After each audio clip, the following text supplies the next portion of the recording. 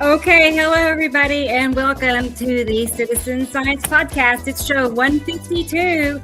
I can't believe it, and I'm happy that we're all here getting to make all these memorable videos together, because to me, it's just like a huge documentation and collection of, what the show is about, which is the binary solar system, how we have many planets, several passing around Earth at all times, and we'll get into it more during the show, but that is why the sky looks the way it does. And I was telling Sam Hofman before the show that I recently got kind of brave and started going into the geoengineering groups on Facebook to share our information. And I'm actually making a little bit of progress, surprisingly. You'd be surprised how, that doesn't really add up, the explanations that we're being told as to why the sky is looking in the way it does. It doesn't match up to what we're seeing. So anyway, before I get off on another tangent, let's go ahead and get Sam on here with us and see how things are in Montana. It's 22 degrees here in Tulsa, Oklahoma. Let's find out what it is in Montana. I'm curious. Hey, Sam. How are you? Hello, everybody. Glad everybody's here. It is now 46. It dropped 4 degrees here. I don't know why in the last hour or so. It's like 46. Right? The forecast is calling for 52, 53 today. And we may yet go warmer, or we may have hit that earlier and I didn't pay attention. But yeah, people in Montana right now, we're supposed to be 10 below and have 4 feet of snow out there, and we don't have any snow at all. So do not argue with the evil facts of climate change, because they are freaking here. And then everybody on the East Coast, east of the Rockies, is in dire straits. And I'm sorry for all of you out there, but I got to chuckle. I do have to, put in a little bit of humor here, or hyperbole. Welcome to Montana weather. And you guys are all getting to experience what we normally have in Montana. And of course, you're not, Rebecca's not as bad as we could be. But again, 10 to 20 below, and if not February, 40 below. And so it's like spring-like conditions. I heard the birds calling out the spring song here. I saw today, this morning, before sunrise, I saw the largest herd of deer go through my yard. There was over 50 deer, and I have never, ever seen 50 deer in my yard. And they ran through the neighbor's field. I mean, you see 5 of them, 6 of them, 4 of them, 2 of them. But there were 50. And they kept going by, and I was going, oh my God, I've never seen so many deer gathered together in one group. The cats are acting weird. Something's going on. We did have an earthquake yesterday in mid-Montana, and over on the other side of the state, up by Stacy, up there in Great Falls area, in Black Eagle mountain range area. I have to relook that up. But yeah, there's earthquake activity all over the planet, and lots of weird shit happening, and we'll get into all of that in the next coming hours. I know. As always, we got so much to look at and talk about. Coffee in hand. 7 hours, because there's that much stuff to go over. Yeah, they're really, and we don't ever get to everything that we pre-lay out per show as well. I mean, I have notes from last week sitting in front of me that I didn't even get to cover. And I did do a deep dive this week into the universe, and took a really interesting view into what I do believe is happening with Mars right now, and we'll talk about that later. And there's some cool shit going on Mars right now. And I was looking again, and there's literally nothing about 3I Atlas that's going on, even though we know it's there, and yet all of a sudden the media attention is gone. I think they stomped it out. I think they stomped out what they found out about 3I Atlas, and they don't want to talk about it. More government cover-up. Oh God, conspiracy. I guess that's what we are. I mean, we are not conspiracy theorists. We are digital. Definitely not. We're career digital media journalists by this point in time. 16 years. We are career. I have discovered, because I went through the conspiracy theorist phases. I studied all of it. I went up and down every one of them. Anyway, only to find out that it's like a big distraction all in one. They cover everything, and everything points to who. And it's like that's the last place you really want to be, is in the rabbit hole. Once you see it for what it is and how controlled it is, and there's it's controlled opposition to take the attention away from the real things they don't want you to know about. Right, So including what's going on in Minnesota right now, including what's going on with and then we'll of course talk about the weather that's going on the East Coast right now, and everybody down in Georgia that is enjoying snow, and Alabama and North Carolina, South Carolina, and what's going to happen later on tonight, and and there's going to 10 inches of snow going to be on the East Coast, and that's another one of those rotational storms that's going on that they're not talking to you about, and we'll cover all of that later. Okay, right. Well, let's go ahead and keep moving. I know Gillian is here. She's here, but she's in Scotland. It's like that's so cool that we're all joined together. I noticed that you put the logo underneath your name, and I congratulate you on being the executive director. I would point that to everyone because this is Rebecca's show. I'm only a guest here, so this is her show, and you had to convince me of that. Forever, but you're doing a fantastic job, and I love you dearly, and you make all of this work. Too, and I don't know where we would be without you. So you're right. I feel like it's all of us. Of course, it is all of us. Because it wouldn't be the same with just one or two people. But you work hard. But everything that is presented is something I've put together, slideshows and videos. It is a lot of work. So, about 3 o'clock this morning, I turned on YouTube and I noticed that we've gotten on our disco clothing, and I want that suit. I want all the planets in the purple suit. I really want that suit. I know. I made so many of these, and I couldn't find a favorite. There was like so many cute ones, but I gotta talk to Japan and see if they can make me a suit like that. Look at all those planets, man! I'm telling you. I like how they changed your T-shirt as well. It's a Led Zeppelin, but they changed the design of that. I didn't tell them to change. That's really close to an actual Led Zeppelin T-shirt. There are only so many out there that are, they're very particular about their licensing when it comes. If you can find a Led Zeppelin T-shirt, buy it because they're rare. And I have about maybe 8 or 10 of them that I wear regularly, and I get mad at the kids when they wear my Led Zeppelin T-shirt. No, that's my shirt. What the heck? Right. I know, and I digress into silliness, and let's get everybody in here. Let's go ahead and keep going here. Yeah, let's get Gillian in here because it's already 9:15 p.m. for Gillian. Uh-oh. Here she is. Well, you know what? Gillian? She's like, it's time to go to bed, and we're starting a party. A party, not really. It's kind of like a party. Hey, it's a disco hanging party. Out. It's a disco party today.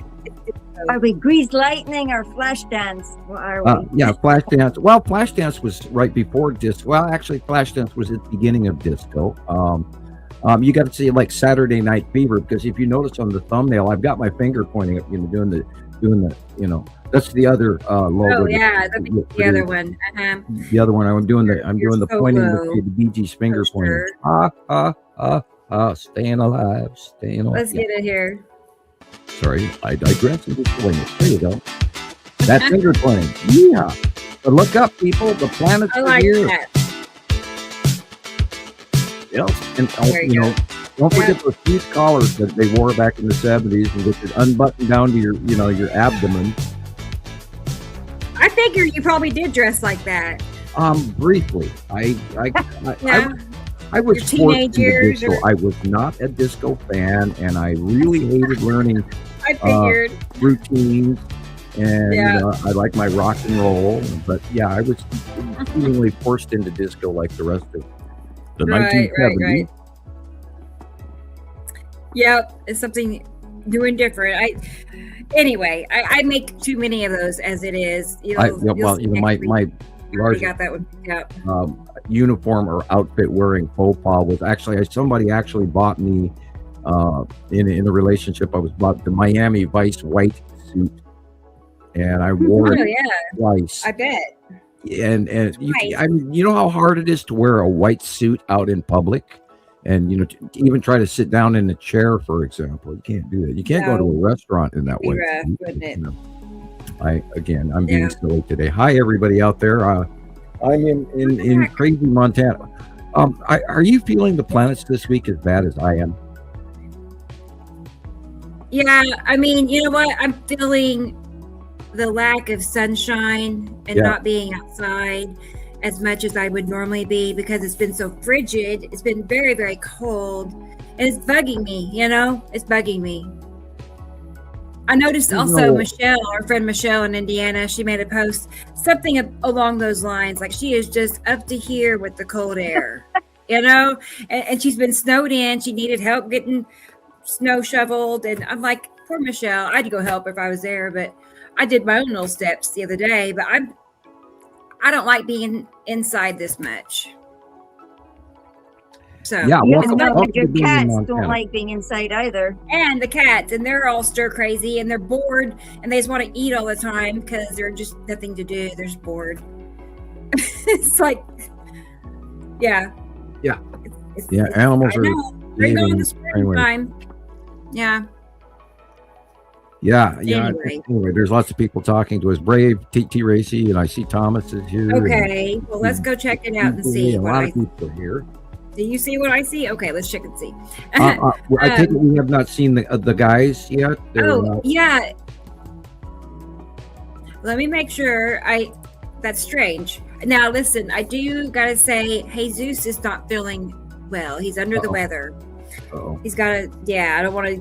You know that flu is going around. A common illness. We'll just say that it's common, but he doesn't feel very good. He sounded like he had a headache. Right. Yeah, I got one right now. It's like hachoo, hachoo. Yeah, and then Sharon might hop on later. She had something come up with family with her dad. She needed to take care of. I hope everyone's well there. I think it's all okay, right? They're taking care of business or something. Blessings, if not, or even if. Not yet. Okay. No. I didn't even. What was I going to show you guys? Oh, we're going to look at the comment section. Let's see here. First on my end, at least, it changes. It's subject to change. But I see DJ here. DJ, it doesn't say user anymore. And that's straight. It changed again, you guys. The name. A lot of things changed again. I noticed little subtle differences. Oh, I love these. Click on headings and talk about new terms of service use and all that crazy stuff. Good to see you, DJ. And you actually worried to press the yes button in case. Right. In case something in the future you didn't quite catch or figure out. I bypassed it today as well. Mm-hmm. I had trouble signing into Facebook this morning. Okay. Well, eyes to the skies, Dennis. Okay. I'll message him. I don't see that he's here. Well, we know Christopher put out a little video earlier that said hello to everybody and then see everybody later. And well, he'll be here. He'll be here. You know how Chris is. He wouldn't miss the show. But Dennis wouldn't either. Dennis is here. Good to see you, Dennis. He's always right there. Like when we go live or when I go live up at the field, he's right there. He's waiting for us. He's like, and Blackberries is here. Awesome to see you, Blackberries. Very good, very good. And T Racy, yay! T Racy's here. I wish me and T Racy could go have dinner. Wouldn't that be fun? I think, or a bunch of us actually. Too bad we're so spread out. Really, but I would if I could. T Racy, it'd be fun. We could wear our little alien T-shirts, and hang out. Planets. Do planet talk. Okay, here. Hey, here's Sharon. She's here. Hi, Sharon. Good to see you. Actually, she checked in earlier. I don't know. She might be here, though. Okay, good. Glad Sharon is here and Ann is here. She commented first. Good idea. We talked about that last week. If you're first, say it. Say first, So it was first. Yay. Ann gets the... My bad. I know. It's like, where's my little sound effects? Too bad I'm so slow at it. But there. That's good. Good to see you, Ann. How fun. Okay, which one is this? DJ is patiently waiting. He cannot wait though. That's cool. That is nice. Isn't that nice, y'all? I mean, really. I tell people that. I'm like, we have people from all around the world, and they will never miss a show. Like, it's dedication beyond your imagination. It's like, and they'll watch it from start to finish, a lot of them, if at all possible. I mean, I just love it. I don't want it to ever change, And you sent a bunch of emojis down the line there for you. I know. Love your emojis. I do. But good to see you, Sharon. She's in Scotland too. Let's see. Oh, look, he's counting down. Yeah, almost time. Let's see. Oh, look, here's a new name. Here's Marcus. Marcus is here. All the way in the Netherlands. That's pretty cool. So I have a vision that it's just really, really gorgeous where Marcus lives. You know what I mean? I just have this Holland is very beautiful. Nice. It's very flat. They've reclaimed a lot of their land from the sea. They're on the coast there between Belgium and Germany. And beautiful lowland country. I'm gonna go look you up. Not you. I'm gonna go look the Netherlands up.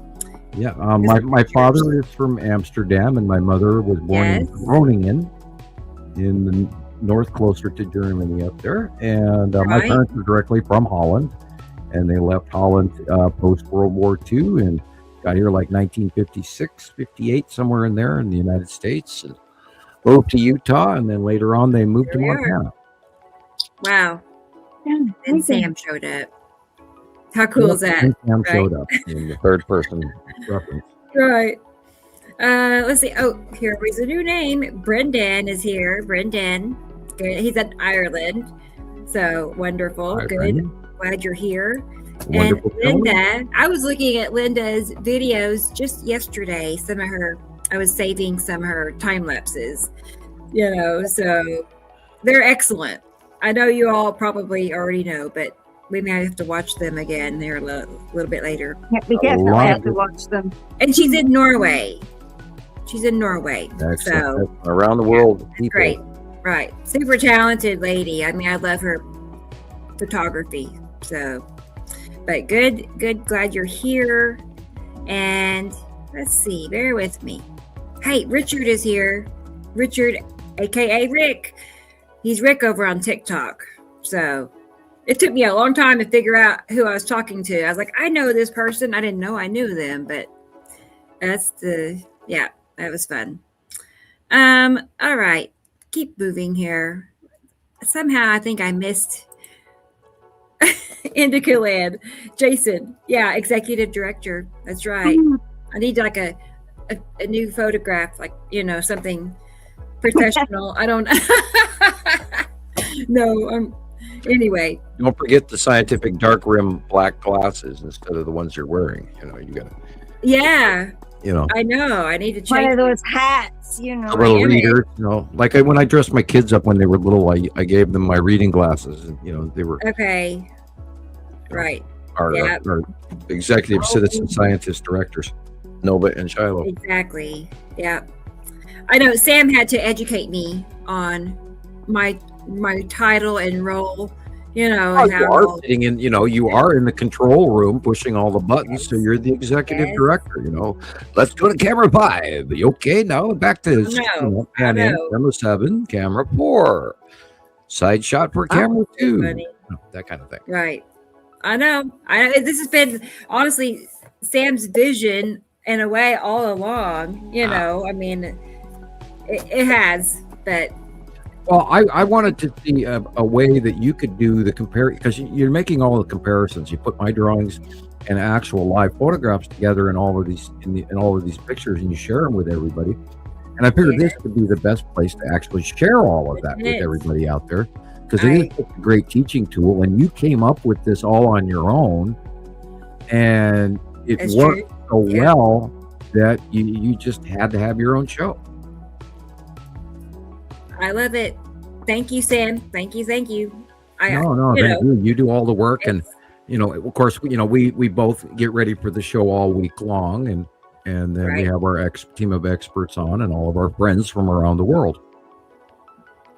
Isn't that great, y'all? I know they all think the same. I know they all do. So, and Asteroid and Happy. Let's see. Here's Heather. Hey, Heather. Yay. She wouldn't miss it. I know she wouldn't miss it. So good. Glad you were here. Yes, suits. Okay. Are you talking about the disco suits? I don't remember. The white suit. Yeah. Okay. 88 Dragons is here. Pisces. Wonderful. They are from Lemuria. Well, I don't know where that is. That's cool. Isn't that the one that had the cat population? Is that true? I don't know, but I hope so. That'd be neat. Maybe I'm from Lemuria. I don't know. Let's see. Let's see what Sharon has to say. Happy full moon. It's 5 degrees, Glasgow, Scotland. Just saw was full moon on the weather app. Thought was February. Okay. Yeah, I was going to ask that if because I saw the moon in a really odd place last night. It was it was due west. In my north window, and I was surprised by that. And I was going to ask Gillian to look up whether or not we are at full moon or if we've already gone through it. But I think the full moon is tonight. Yeah, well, tonight when I was coming home, I was actually quite shocked because I've looked for the last couple of nights and it's in its different phases, and suddenly, bam, it's full. It's full. But it's actually in cloud cover. I put it in my reel what I saw, but it honestly looks like the moon's got little buddies up there with it tonight. So yeah, well, there's a lot. 2 nights ago, I was outside taking the garbage to the can and coming back, and I could see a planet overhead in the northwest sky in the middle of the evening, roughly 10, 11 o'clock at night, and you could blatantly see the planet there. And I know what to look for, and I was just in awe that nobody else sees this. I love that capture of Saru. Yeah, it's beautiful. It's almost like wings, isn't it? Yeah, well, we got a really cool shot in that I sent Rebecca a copy of right before the show of what I believe, and Rebecca did a comparison, and we're still in debate over it. We'll share it here in a while. I don't debate it, but I could be wrong. Whatever Sam says. Audrey's here, though. I gotta say hi to Audrey. Hi, Audrey. So good to see you, Audrey, all the way in South Africa. Wonderful. Glad you're here again. Jason said the sun shifted its magnetic poles again. 12-year cycle. Okay, that's what they're.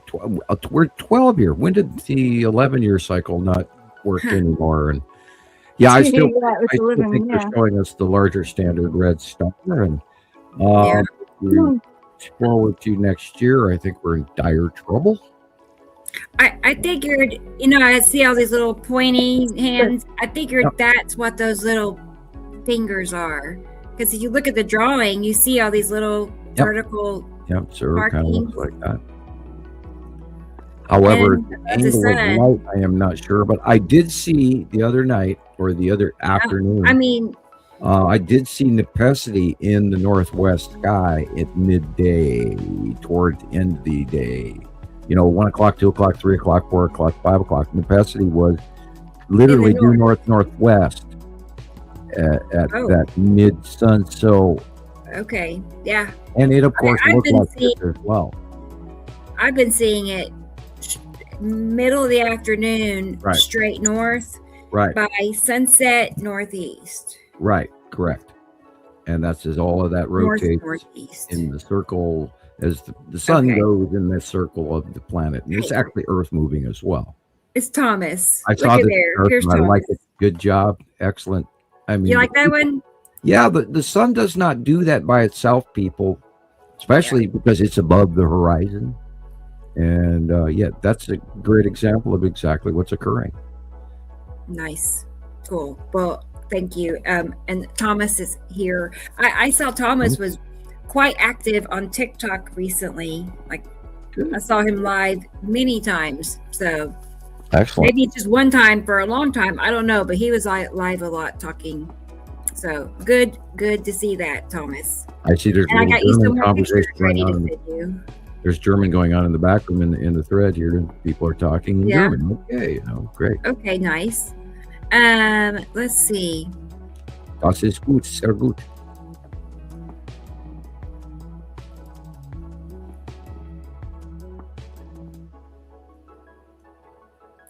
I'll just respond to DJ. Some conspiracies are relevant, like the deep underground military base conspiracy. Correct. Well, correct. I can wholeheartedly admit that they do exist. I have been. Yeah, I agree. I agree that they probably exist. I'm to the point to where if I can't be there myself and see it with my own eyes, I'm just to the point to where I just can't eat up whatever they hand me. It's a very long elevator ride down. Yeah. But here's that picture, Sam. Yeah. Oh yeah. I got sent something this week. It was very interesting. I don't see the cube in this shot. I do. Do you? I should have included. Yes. Well, maybe on the left there. I mean, on the Earth to Brain on the right. Yeah, that would be the long box. That big cube. long one. Yeah. Look, you see the obvious round circle. Yeah, but wait a minute. If you look in the upper left corner, behind that long skinny thing is actually probably the Texas cube. But I believe that you have the lead asteroid and Pappy right next to the light pole on the left, just under the sun. I'll have to show you. Pan asteroid and Pappy. Yeah. The size of that circle just to the left of the light pole there screams to me Pan asteroid. And the smaller circle in front, if you go to this month's night drawing, it's a little bit different. But right. In my opinion, I think this is Pan asteroid Pappy.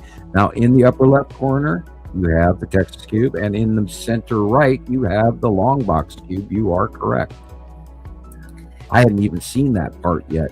I don't know. I've got the wrong slide in there, but give me a moment, and we'll cover this one a little bit further. Okay, I want to show you. We can describe it. There sits the Tan asteroid, to the left and lower of the sun. In this capture, it is a little bit farther over to the right, but that the size actually fits. Now we know that Matim is bigger than the circle, so it can't be Matim. It's too small to be Matim. Right. So it has to be the Tan asteroid, and then Pappy. We know Pappy is on the left-hand side of the Tan asteroid, and we know that Lorraine is on the right-hand side. So, that's my question, is Lorraine, because if you look at the drawing, it's directly lower left of the sun. Yeah, now out view, if we see Tan asteroid, Lorraine can be to the left and behind, and Pappy can be to the right and in front, depending on where you are on the planet. Yeah, but they are in personal proximity to each other and have been for well over a year. Are you saying that Lorraine is smaller than that orb? No, Lorraine could be up to the left of the sun, just near the cube there, or that could be the side orb as well of the cube. But Lorraine should be behind the Tan asteroid or beyond it, either to the right or left in this outview. It's probably behind and not visible. It's probably directly behind the Tan asteroid, whereas we're seeing Pappy is directly in front of the Tan asteroid in this outview, where in the drawing it is not. But it is in proximity to the sun, just to the left of the sun and below. Because I want you to see the other comparison I made. I need to make a correction to it, but anyway. But that's a really amazing picture, isn't it? I mean, wow. But overall, yeah. You were correct when you pointed out the long box cube on the right-hand side, and the Texas cube is in the upper left corner. Yeah, behind that squiggly thing that looks like a gherkin. Yeah, that amoeba or whatever that's there. Looks like a gherkin. Let me show you the diagram, and I'll show you what I'm looking at, and you can tell me what that is then, because it's very square looking. Hey, Thunda is here. Thunda. Awesome. Glad you were here. I'm just waving over the name. Knew she'd be here. I knew she would. So, Oh, look at the curve on Hey, that. Jenny in Germany is here. Our friend in Germany. Hi, Jenny. Good deal. Good to see you, Jenny. Let's see. Oh, hey, there's Maria. Hey, Maria, all the way in Alaska. The air smells terrible. Any reason, Sam? Why would the air smell bad? Well, what does it smell like? You could be smelling sulfur emissions and methane, which I could take a real quick look at what the geologic activity in Alaska currently is. Let me first look at ANS and harmonics over the planet. Everything looks pretty normal. Nothing's going crazy except for New York State. Get out of that. No. Earth to Sam to Earth, or come in, Sam. Okay, where is my latest earthquakes?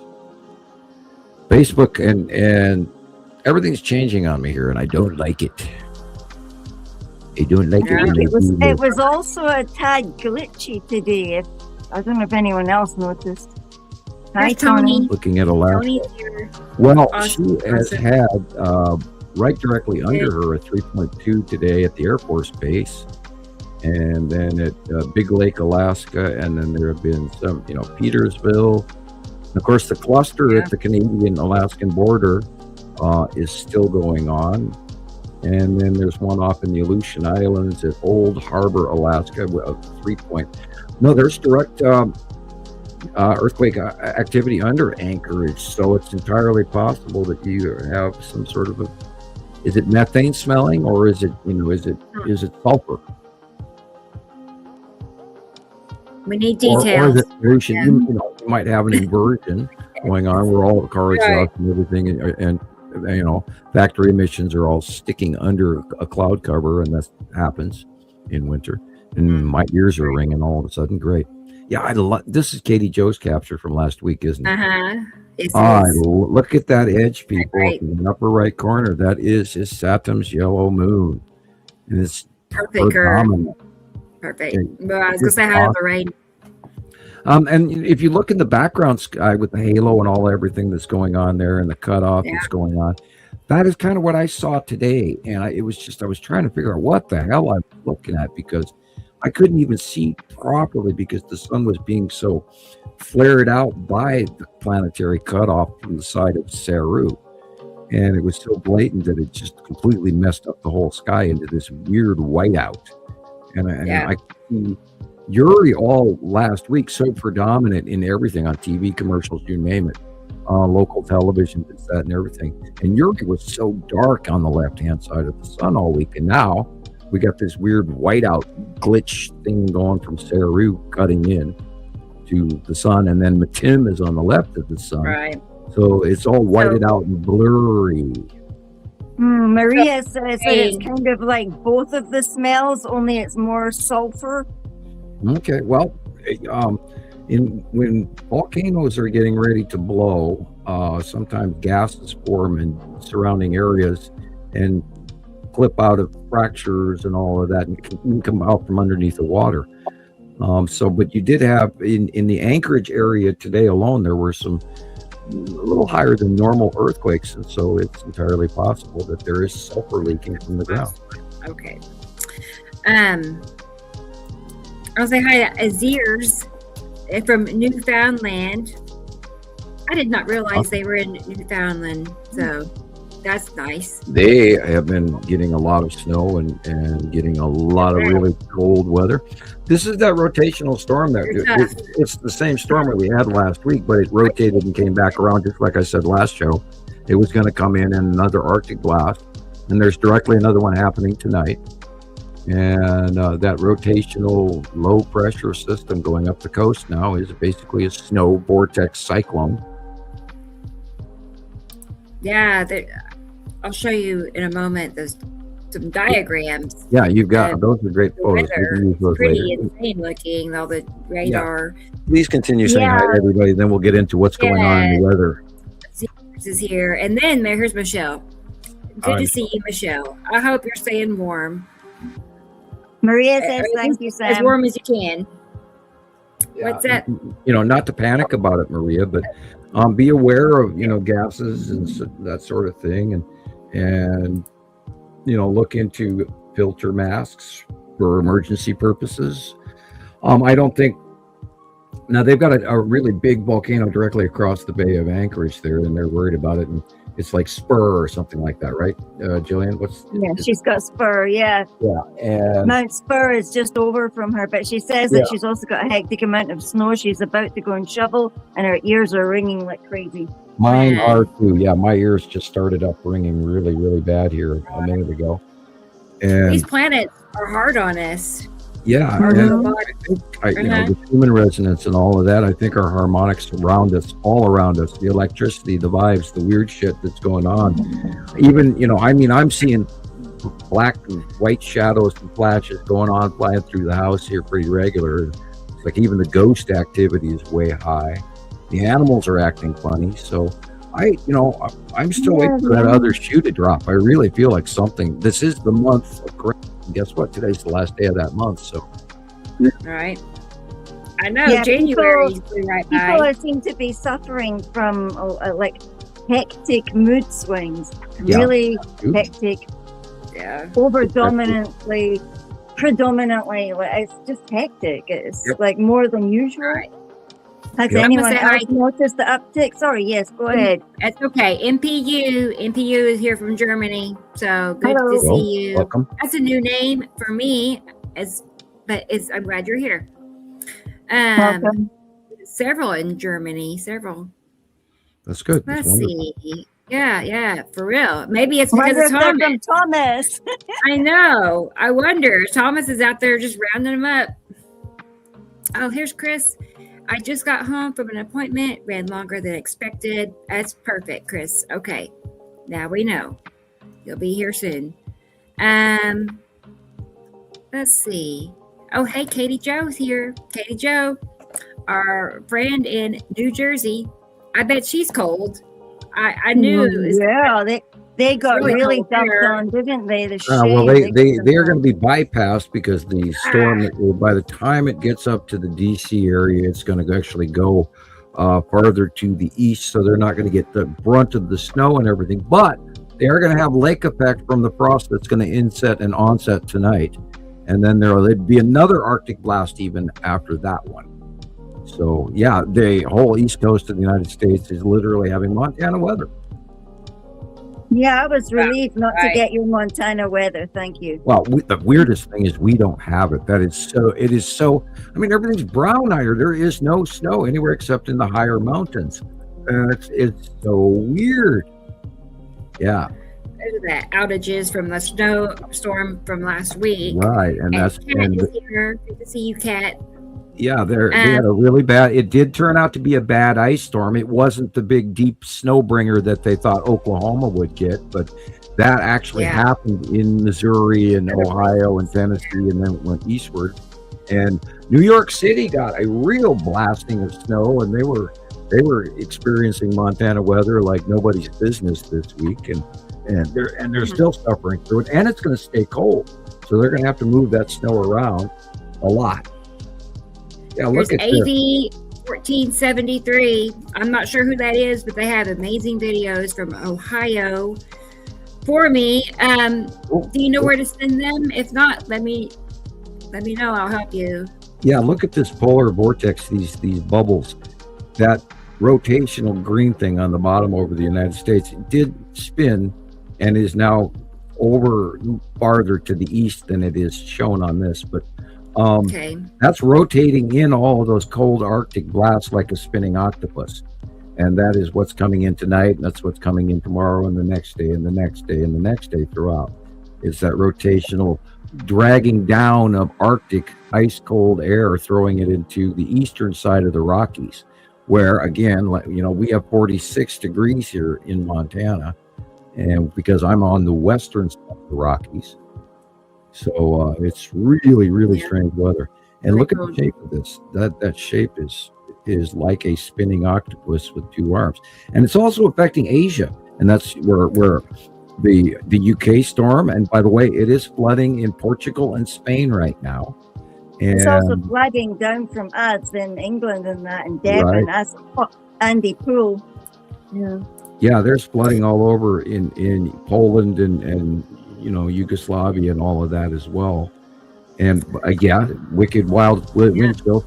And of course, watch for falling iguanas at this temperature. Yeah, that's personal is here. That's another new name for me. So welcome. Good to see you. Hello. And your ears are ringing. Yeah. So, and as expected, Katie Jo, frigid, she says, in New Jersey. I thought this was interesting. Look, it's warmer in Florida, in Alaska than Florida. Right, it's 46 here right now. We're here in Montana, when it should be 10 to 20 below right now, and it's not. And we should have 4 feet plus of snow. We don't. And I keep thinking, well, we know that the planet is tipped, and you just take that Juneau, Alaska, and drop it over to your left down a little bit, and we change that angle to make it a little more horizontal. And I think that Earth has tipped. And we are no longer in Kansas anymore, Toto. I mean, we're in a different geographical region, geographical. And I think we're, south of where we used to do. God knows the sun is bigger than it used to be. And I keep trying to remind myself that it could be that just we're farther south than we used to be. But we know that the sun is acting really, really weird and behaving, and it doesn't look like our sun. And we believe, from what we've seen since January of last year, that the second star is in front of our smaller soul star, and I think sort of headed our direction. And I really think we're going to fry this year. And even Nostradamus talks about a huge climate change issue in the year 2026. Oh, really? I had a strange thing happen this week. It's my bike. It doesn't seem to keep its charge. It just started. Well, that could be the end of your battery, or it could be that your alternator or your generator on your bike is no longer functioning. It's one of the two. How old is your battery? 3 years old. Does it have a 5-year or more? Does it have open ports that you can open up over the top of each cell and look inside? No. Okay, so it's a sealed battery. 3 years is probably the end of your battery. Oh, joy. Yeah. Unless if you buy a diehard from American company, diehards last really. Now you pay more money for them, but they last a very long time. Don't buy a cheap battery. Get one that will last. Right. I wasn't sure if I had to get one that's exactly like my bike, like made for that bike. Well, it is important that you stick with the company. If that's part of the standard rules, that you buy a battery made for that specific bike, then I would stick to the rules, service, rules and everything. I would think as long as it's the same voltage, that's compatible, the voltage. Oh, you take it to the dealership and you say, fix my bike. And I guess that's the best way to do it. I was going to glum about that because it's actually got a 5-year warranty, the battery. Well, then you go back and tell them it's not working. Give me a new one. Yeah. Yeah. AV is asking where to send their pictures, and you can send pictures pretty easily on our email address, but videos not so much. I don't know if you're on Messenger on Facebook, but you can send them to me on Messenger if you are, and that's easy to send videos. I've had people say on email videos are having trouble coming through. So you tell me what's best for you. And then Irene is here in Florida. Hi, Irene. You see that, Irene? It's going to be 20 degrees or feel like 20 for Watch out for falling iguanas. Do you have a winter coat, Irene? Oh, boy.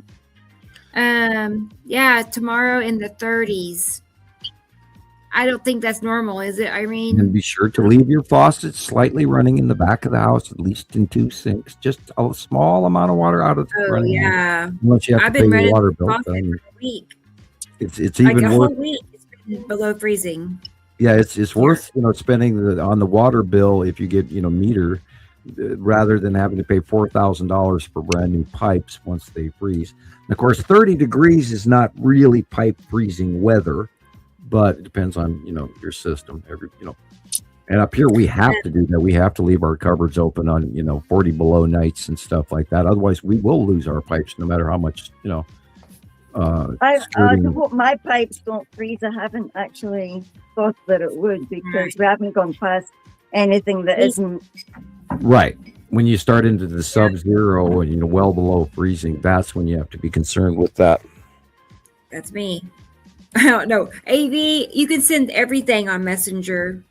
Go ahead and send it all, pictures and videos. Okay, and then we'll get them up here. Okay, cool. I can't wait to see it.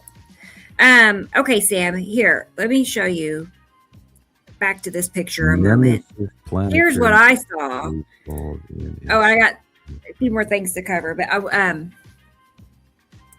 forgot to do this. Sorry, guys. Let's take that down.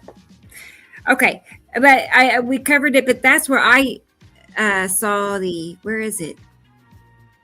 There, the cube. Right behind that orb. That's interesting. Okay, so I now think look at it. If you look in the yeah, but it's kind of, you're right. But it is a little small.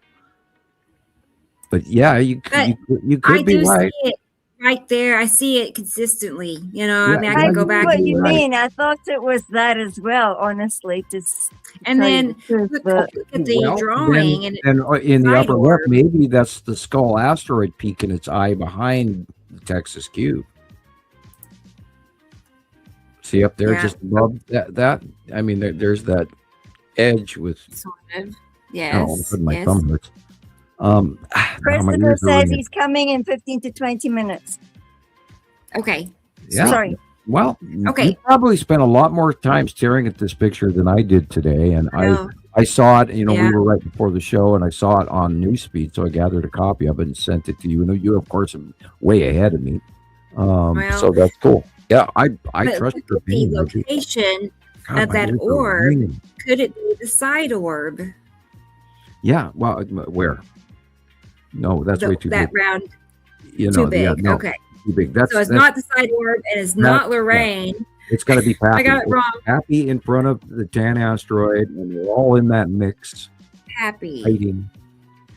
Pappy is the lower left tan asteroid. It the labeling in your bottom drawing, and that's the lower left one to the tan. I was busy looking at all the blue shapes up there, like the way the sun's all squashed in a shape like that. The drawing size is accurate. The tan being bigger than Pappy and Lorraine, and it's possible that Lorraine is directly behind the tan asteroid in the photograph, because at the angle of capture, it is highly possible. Okay, is this bigger or smaller than Lorraine? Which? This round shape that we're seeing, is that? Well, there's two round shapes right to the left of the light pole. There's a circle in front of a larger circle. The larger circle is the tan asteroid. Yeah. The smaller is Pappy. Oh. Okay, I didn't see it like that till just you said that, and then it popped into Pappy vision. Is directly in front of the tan asteroid. Wow. Okay. So Lorraine should be right there behind the tan asteroid in this angle of view. All right. Yep. Well, there you go. That's awesome capture. A lot in that photograph. First I did this. Yeah, first I did this comparison, and then I went back and looked at it, and I'm like, that's the long box cube. And if you see the long box cube, you'll probably see the cube. In the upper right corner, you could see Saturn's yellow moon and the edge of it starkly in the curve, and then the darkness, right there in that upper right corner. And then there's an asteroid up there, and of course the long box cube, and And I didn't see the long box cube until we started the show, and you pointed it out, and I went, boy, I didn't even know. And there it is. You know, it's right where it's supposed to be, compared to the, you know, the moon and the yellow moon and all that. And yeah, there's a lot in this capture, and thank you very much for the use of your photograph. Right. I totally agree. A lady in Georgia in our group caught that. So, yeah. All right. So let's go back to this real quick. Can't drop that down. There it is. Guess what? Jason donated $10. Thank you. Thank you very much, Jason. Let me find something here. I didn't have that all ready to roll, but and I also heard that Australia, where Jason is, he's in Tasmania. I don't know if it's exactly where Jason is, but Australia is having like a mega heat wave. If you heard that or not. Yeah, New Zealand, there's flooding. Yeah. You're either frying or you're drowning. And oh no. Yeah, the weather is just absolutely insane around the planet. And, you know, I'm not sure of the Australian bushfires they were having in the middle of the desert region. And then there's areas of Australia that are flooding. They had the huge storm that went through last week. Right. You immediately forget all these storms that are happening, you know. Like I've got a list on my list. Once we get into the news, I'll bring all of that information out. But Sharon, thank you. Thank you. Awesome. She's on the road. The weather is insane. I'll be right back. I know. You know, I told you I've ventured out into the geoengineering groups and such, and I had that comment a couple of times now. Thank you, Sharon. About if the planet was that close, you already know the rest. You know, we'd see it. We'd see, right? We'd be feeling the effects from it, and gravitational influences. We would have noticed by now. Oh God, I've heard that. You know, if I had a nickel for every time I heard that, I would be a wealthy man. Right. Yeah, they throw that at you, and then, well, you know, that's just their standard science ratio. Well, we'd noticed by now. Well, hello, people. We've noticed a long time ago. You didn't. Yeah. And I don't want to be, you know, brash or arrogant in saying that, but I mean, my God, I still don't understand why the rest of mankind doesn't see this. I do not understand that. No, Thin Man, thank you very much. A super sticker, wonderful. Thank you very much. Brought to you by viewers like you.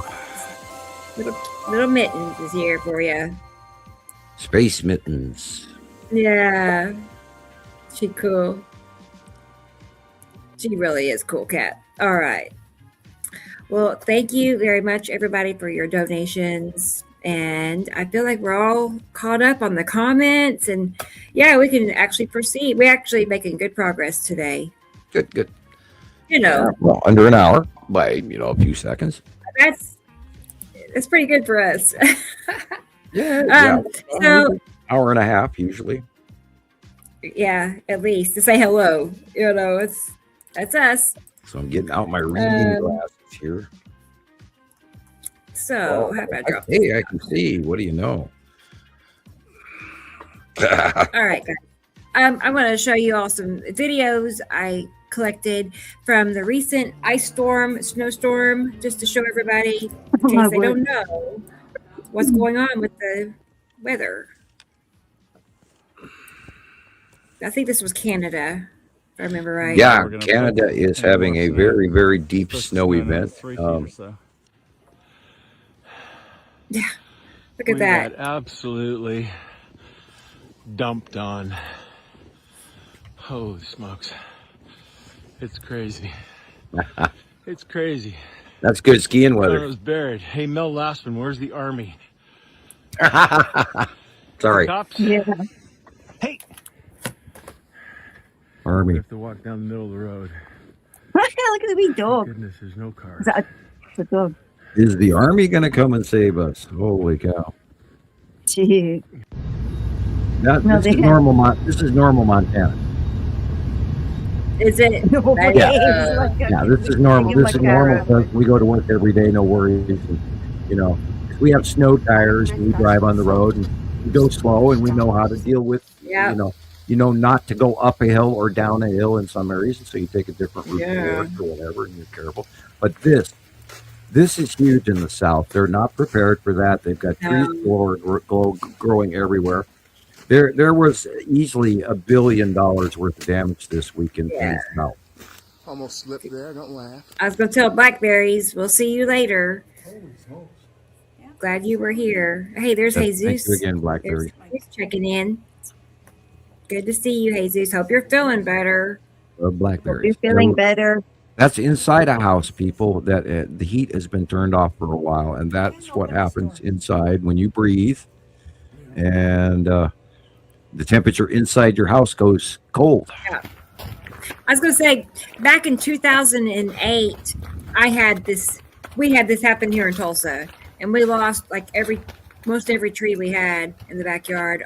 It looked, we had big trees like that. And sometimes when the sap gets frozen inside a tree, it becomes explosive, and trees actually wait a minute. explode. How come I'm like almost going on 60, basically, and I've never heard of exploding trees till this year. I'm like, you live in a warm area? Yeah, they actually explode. Seriously, I'd never heard of exploding trees. I grew up as an African child, so I haven't seen any videos of them exploding. I'm curious. You can go to YouTube and type in winter storm exploding trees, and there'll be videos on it. Anybody else heard of that? Because I'm like questioning my, memory. Because I'm like, I have never. Sapping runs in some cases if it's a direct center sap tree, whether it goes up the center of the tree. That too freezes, and then the ice inside the sap expands, and it'll actually make the internal pressure explode the tree. And it sounds like a bomb going off. It really like gunfire. Yeah. There was one video I saw, DJ, and it looked too good to be true, and I checked it, and it came back AI. So, but I know the one I checked would be AI, right? But it was. I'm just saying, I'm going to investigate this because I don't have to check. I'm not easily fooled by AI. I automatically see AI right away because the glitches are just See the house. Yeah. Tree. Goodbye, car. I hope your car is insured. We got power lines. I don't know. I mean, I work with it quite a bit, and it's pretty impressive how realistic it is. It used to look funny, but on that power line sitting there in the mud puddle, and hope it's cable, not power line. Something just fell and hit the end of our house. I'm just gonna look and see what the. Now, these guys who have really normal street tires or highway tires, this is catastrophic, and they cannot drive through this because their tires just spin out. And they have no control around corners and all of that. And there's a process to learning how to brake on snow. You don't stomp your foot on the brake. You brake slowly in step, and you slow down. You don't stomp on the brakes. And that's when people who don't have experience driving in snow cannot drive in snow. All right. It was pretty deep here. Now, right there, Thunder has started exploding trees. I'm just looking at it on YouTube, exploding trees. Right. Hey, and good night, Ann. We'll see you next week. It sounds like gunshots or a war going on because it goes pow pow pow pow pow pow pow pow pow pow pow throughout the neighborhood, and you can hear it happening because it's happening up here in Montana before. Sure, they'll be happy. That car looks expensive. Ow. Not anymore. Ouchie car. Ooh. That car got a good old ass. Have a visit to the auto body shop. At least for the mirror.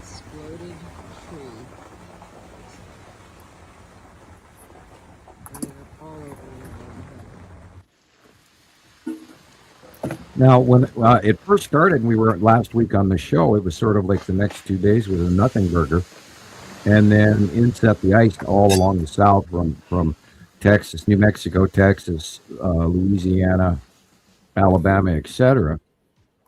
When that set in, it started, just freezing the shit out of everything. It was actually like 12 hours, 15 hours late.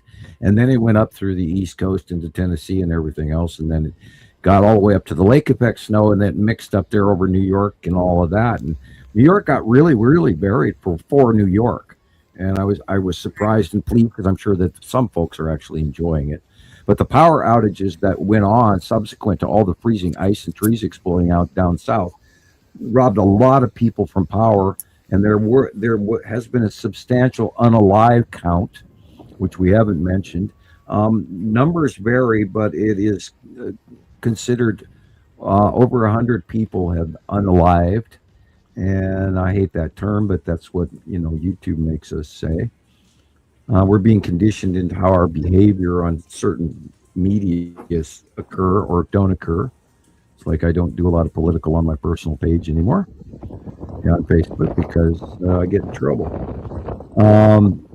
This is going to continue for the next week, people. This is not going to go away. In some areas, it's melting, but for the most part, we're going to get an Arctic blast followed by another Arctic blast in the week ahead. So, hope your chainsaw has plenty of gas so you can cut all your trees and out of the way. And look at that. Yeah, don't go out when it looks like that outside. Stay home.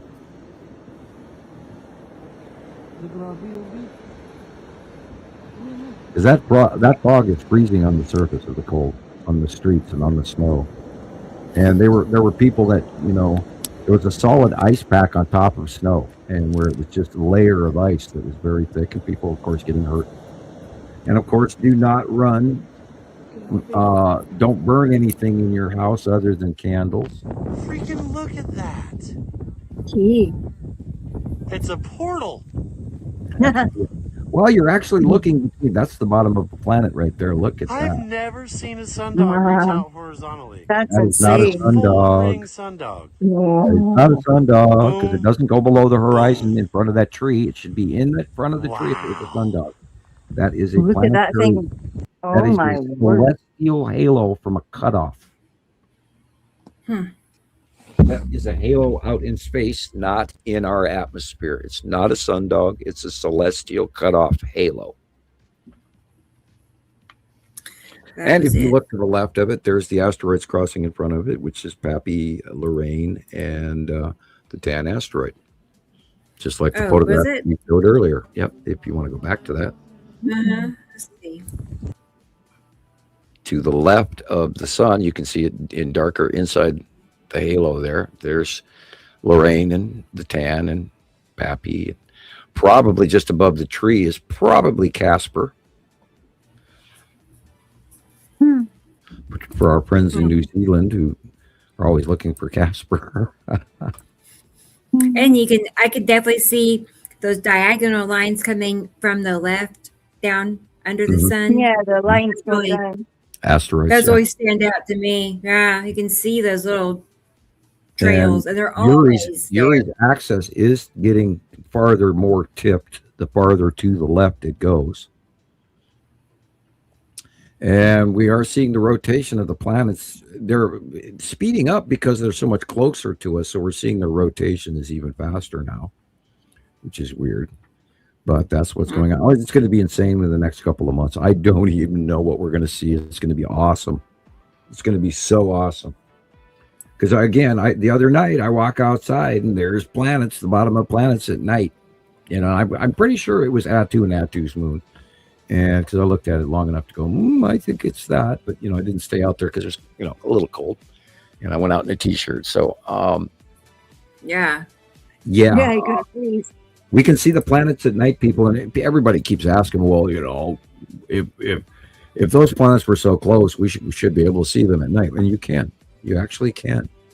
And we've been talking about it a year now, year and a half, 2 years. When Nibiru went by, and then Nepenthe moved from in front of us to now beyond us and in the evening sky, and I'm sure Nepenthe is going to be illuminating at night very soon, so that should be a very interesting green show with her open core base cloud and all. That should be cool. And this is all these wonderful things we're expecting to come, because they're really there. Those planets are freaking really there, and we know that.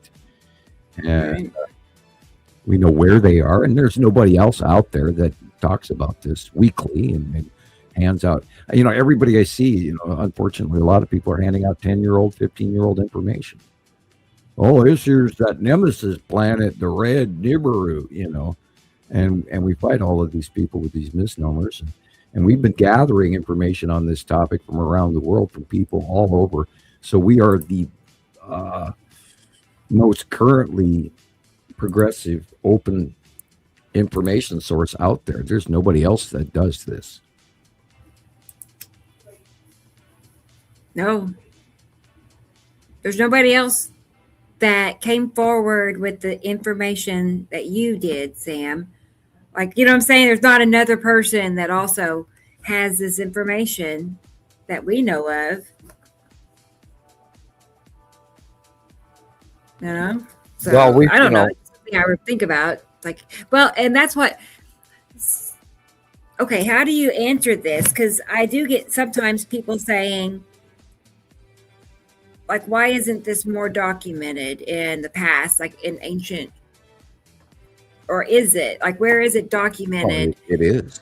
It's it's in stone tablets everywhere. It's in tarot cards. It's in legend. It's in the legend of China, the dragon, and they talk about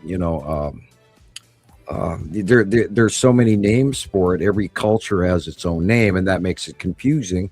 And then we gathered all of those photographs from around the world with this stone stele or this carving on this mountain wall from this culture or that culture, or there's the red sun over the top of people's heads in Egyptian tablets. So tell me, why didn't they make a yellow sun over the top of these Egyptian people in hieroglyphs? Because they were telling you that the red sun was coming. There, and the King David drawing with all the planets coming, and he's got his finger pointing out, and all of that. There's culture's been telling us that this is happening, including Angkor Wat and all of these carvings and temples all around the world. It's there. You just have to interpret it. And if you go to the Coburn Bible and you take into account the binary solar system, it tells you that this is happening.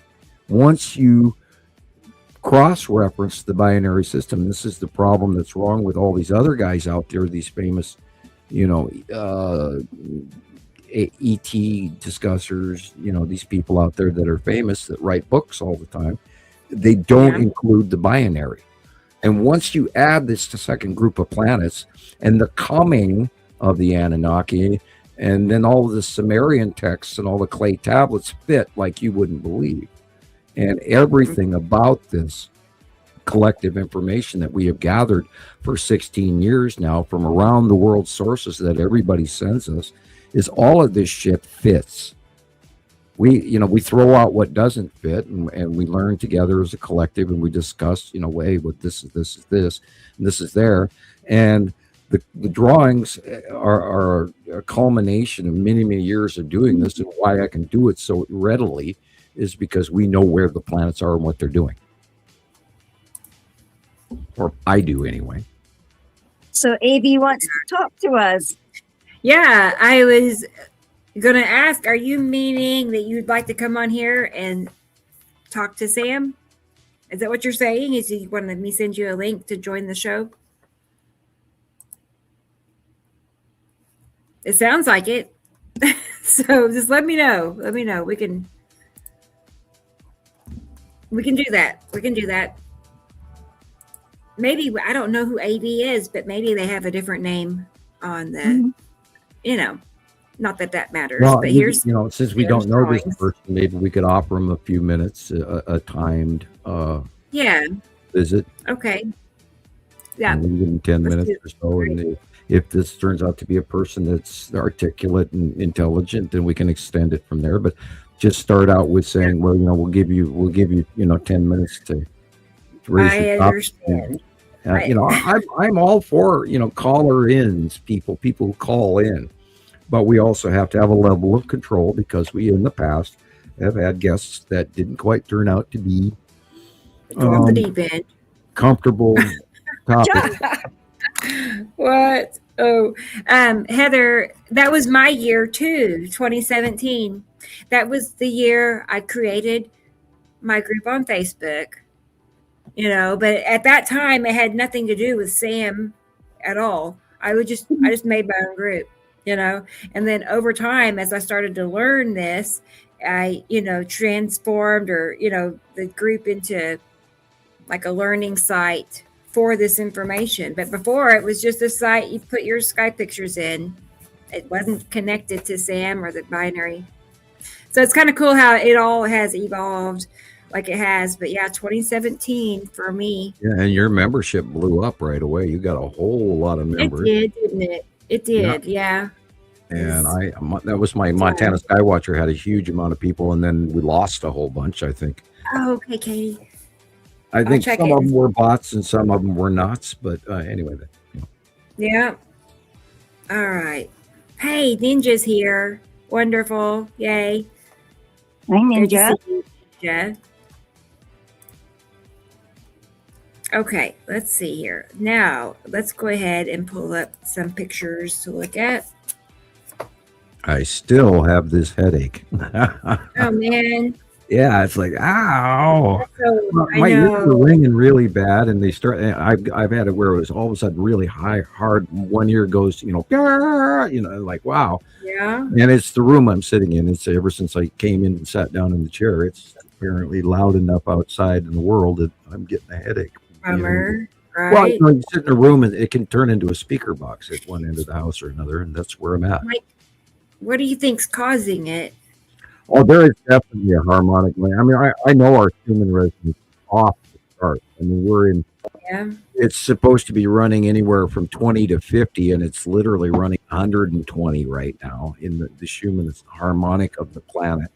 Yeah. That's why these volcanoes and all the tectonic plates and everything are moving, and there's a hum in the ground, and there are times of the day when, like right now, my ears are really ringing, and I don't have per se tinnitus or tinnitus, depending on how you pronounce it, which side of the country you're from. So that that's not it. My ears are ringing like crazy, and ever since 3i Atlas went by and did its thing, which it's still doing, by the way, it's still around. It's been one crazy banana ride. This is just insane what all of us are going through in our bodies. I mean, even my kids are going, God, I'm so disconnected and I'm depressed and I'm exhausted and all I want to do is sleep and I don't want to do this and I don't want to do that. And it's like, yeah, I understand. And we're all feeling this. And that's part of, the message that's embedded in, even in Revelations. They call it the birthing pains that we're all going through, and our bodies don't feel good, and we're uncomfortable and achy, and we're a little depressed, and we feel older and alone and isolated, and that's not what's going on. I mean, we are united, and we should all feel a level of peace and tranquility, and don't let the fear take you over. You have to fight through, because tomorrow's a new day. Darkest before the dawn, as they say. Pip pip straight, stiff upper lip, as the UK, the British say. But we're all uncomfortable. I think a lot of how uncomfortable we all are is the human resonance. We are animals on this planet, and I think we're all feeling it inside. Something's wrong, and we're all edgy. Plus, the current political situation is not so great either. There's a sense of war in the air because idiots are making threats. When we should be, if we actually realize that the extraterrestrials are parked and blockading planet Earth right now, if people actually knew that, I think it might have been. I'm kind of hoping for that. I'm hopeful. that is realization strikes home for the populace, because there are extraterrestrial cubes and craft that came out of the cubes. The parking garages came through wormholes and then arrived and then hid in front of the sun for a few years. And then they came out of hiding in April of 2019. Documented people, not guessing, witnessed from around the world, and including by myself, by eye. And they offloaded these ships, and these ships are here by the thousands. There are hundreds of Star Destroyers, but thousands of other smaller craft. And then there's all the orb activity, and the United States finally releasing information that, the UAP Commission. And if you go back and you watch that again, it's on YouTube. The commission that they came out, it was like a year ago or a year and a half ago. I could be wrong, but I rewatch the testimony from time to time, because I do, watch congressional testimony on a regular basis. What again? What was it for? The UAP Commission admitted by the government. It was a public release of information. Okay.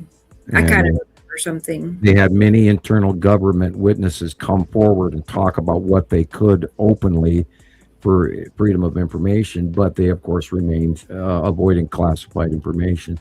Not only that, on top of it, if you were to realize what really is going on, and I do cross that line to the point where I'm saying that, we're blockaded by cubes from another galaxy, or from an intergalactic, another solar system, I should say. An intergalactic force and a galactic force of our Anunnaki binary cohabitant civilization are also here. And then, of course, we have the Three-Eye Atlas, which is a third faction from outer space, coming out of Sagittarius, from another part of the galaxy, in our galaxy. What's going on is absolutely insane. We're being visited by more than one faction here, people. And I mean, that should be base knowledge for everyone, and yet no one to this day comments on it, because I'm sure that they fear it, or they think, that Sam Hofman, he's a nut job. I'm telling you, this is really freaking happening. And we've proven this so long ago with the sightings counts, with the thousands and thousands of Texas Cube and Longbox Cube sightings going back many years, people, that you really should realize that the extraterrestrials are freaking here. And everybody spends their life going, I wonder if ET is real. Well, holy shit, look up, they're here. They don't have to invade, because they already own Earth. And their technology is enough that all they have to do is threaten the governments, and the governments are going to fall in line. Meanwhile, they're distracting the crap out of us, hoping that we don't see them. So, the aliens, they're controlling the governments. Are the governments like... They're not controlling the government. Or are they hostage? They're forcing the government into turning over the Earth commodities. That's what I'm saying. I mean, are the governments working with them, or are they just kind of like have no choice? They have no choice. I imagine one or two governments is working with them. I imagine China's in bed with them, like you wouldn't believe. They have a star ring in one of their cities, for God's sakes. So, I'm sure star ring. Yeah, what? They have galactic, like a Stargate. There's Stargates all over the planet where God, do you guys remember all of those craft sightings where they were opening wormholes and squirt through it from, like the Canadian spiral, for instance, and which was banned. I had a copy of that. No, I wish I had saved that and downloaded every second of it. But all the way back to 2010 and 2011, when the first arrivals, the Empire orb, the Norway spiral orb, came through in 2009, people. And it was literally like the Star Wars Death Star, except it looks exactly the same, with the exception that the one that's really here has an square array of lights around the central iris. And I've seen that sucker by eye as well. So I can absolutely tell you that it is very real. Now, Rebecca has a video, but I don't know how available that is. Yeah, God, you're quick. That's it. I read your mind. Right. Yeah. See that flash of blue light. I actually saw that by eye. So I knew now this, I believe, is a 2018 capture. But when I saw it, it was well back in 2010 was when first time I saw the orb. And it literally, if you see the white band and there's an iris and that light came and turned and looked at me, and it was on blue exactly like that. There's smaller ships right there. See, those are support craft and fighter craft. It's incredible to think that's real. It's real. It is real. I've seen that sucker drop out of the clouds, change direction, and then oscillate to where that light came over, and that blue light shined my direction. I saw this exact same thing, except the light was on longer. And there's no art. I knew that when we saw this live capture, because this was actually fished off of TikTok. But when I saw it, I went, that's it, because there's that light. This is before AI, before there's no, we dove in on this one. There's no photoshopping going here. This is an awesome capture. Where was that? Well, look at the roof right there. That looks European. Europe gets amazing sightings. All those European countries. They're near the spiral. It could be Holland. It could be France. It could be Belgium. It could be the UK. But that roof looks European. Yeah, we usually have more chimney things. Well, it's got clay tile roofing, and it's not Spanish or Spain or Portugal or Mexico. So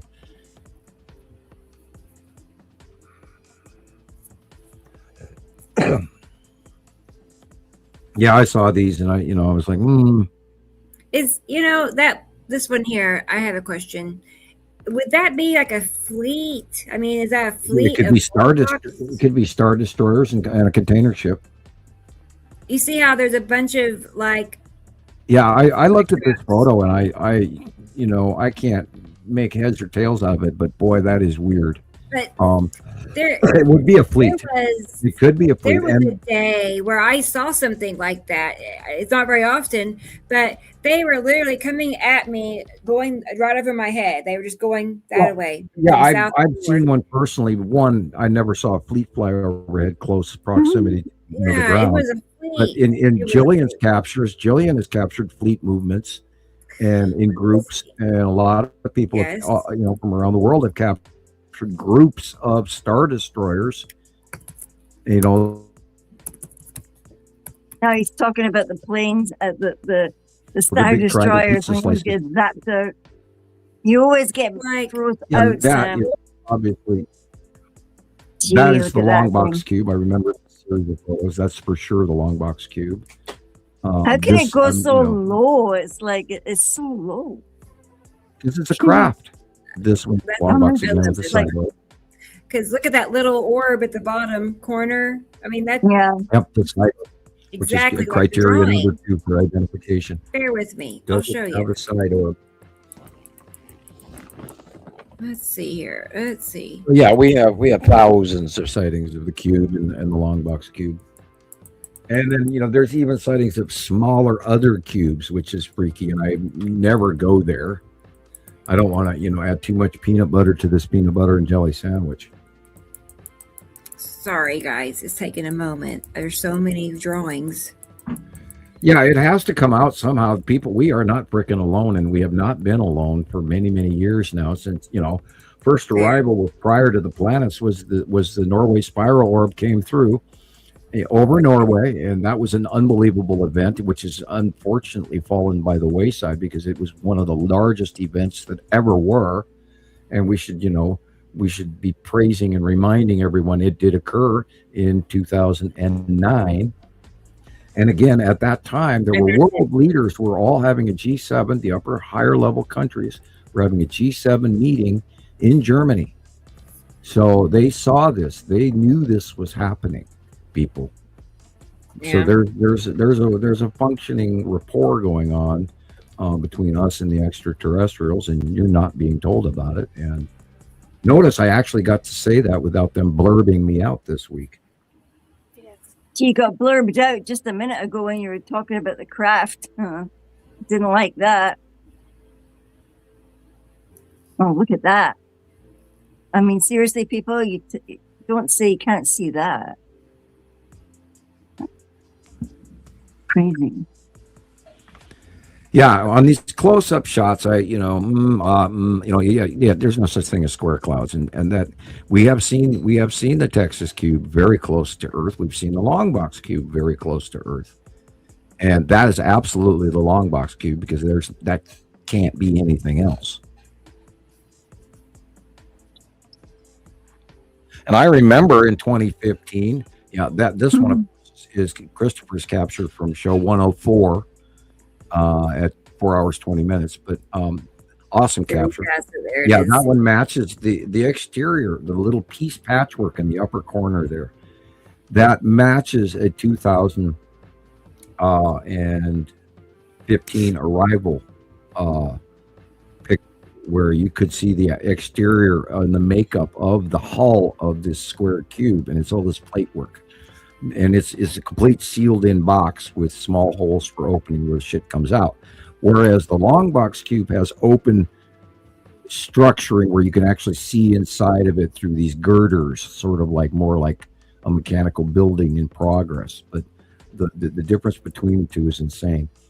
But Christopher's photograph matches exactly the 215 capture to a T in facial markings.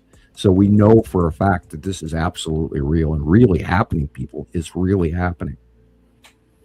That could be both the Texas cube and the long box cube in a rare side by side, because they do cross paths when one side does the one thing and then the other does the other, and then they literally are right next to each other for brief periods of time, and we've seen it over and over again. I was going to show you this old not even TikTok. It's an old YouTube video I made. 2021, and at that time, I was still I didn't know a whole lot still at that time, but to me it looked like a fleet. It looked like a fleet moving by. I was going to show you this and tell me what you think. I love old footage. Christopher says he's trying to get online, but his internet's gone down. Oh boy, see that? Yeah, look at that. I don't know how everything is moving in unison, and they're flat bottomed. See, they're squares. Yeah, they're shadowy. Yeah, it's possible. It's possible. I don't really see much I could absolutely attribute, but I mean, I see several. It's entirely possible because they go over us, right over our heads all the time, and you can't hear them. The animals know they're there.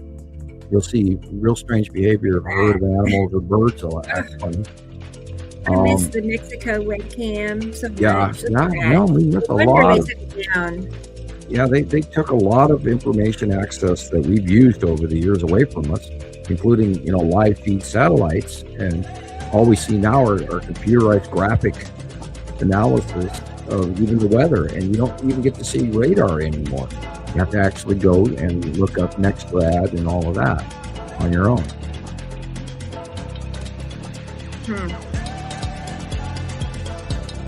Yeah, they do not want you to see this, people. And every time I say that, it just rings like a bell in my head, and I don't want to believe that, because I just want to believe that this is normal, and they're not going to point it out, but they're really trying to stop it. Yeah, look at that white above it. Yeah. Okay, at that time. This is one of those videos that I made, taking like 1,000 screenshots and piecing them all together. Yeah. Alexandra is here. Hey, Alexandra. And 1,000 Acres. Wonderful. Good to see you. They love this channel. I love that. Good to see you. Look at that. Look at that. I mean, that was really happening. Yeah, that is the illuminated tan asteroid on the side of Uri.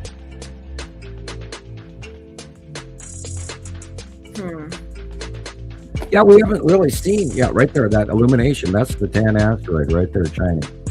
Is it? Yep. And then there's Pappy and Lorraine, and that whole area, the side edge of Uri gets illuminated.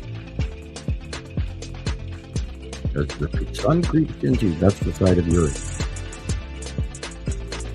See the stripes? Yeah, I do. And the illumination is Atu's moon? No, Atu's moon is to the left. See the purple and the dark what's blue? making it so white?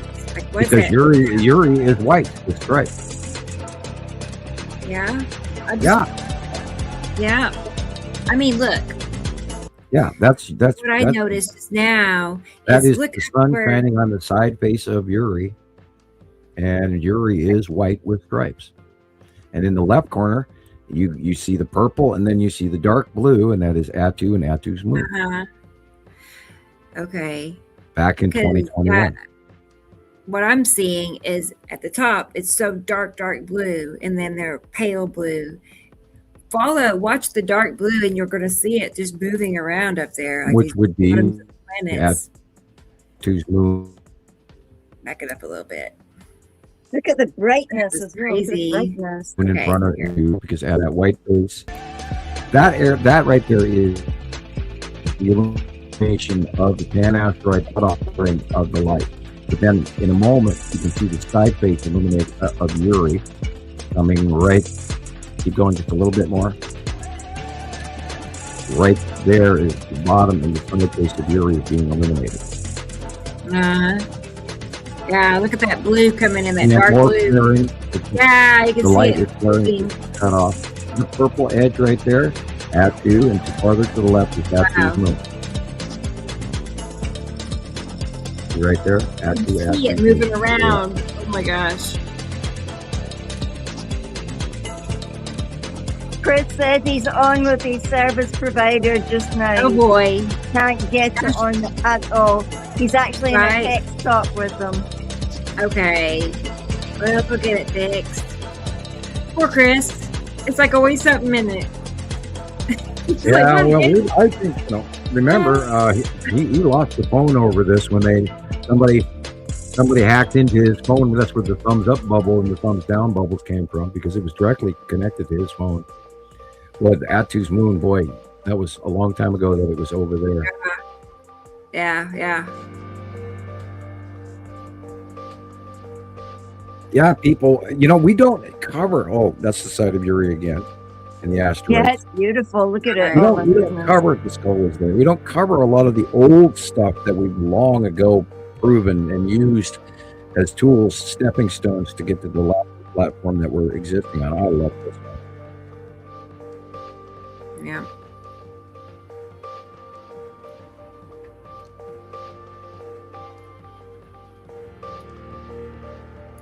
And the little dots of the green asteroid.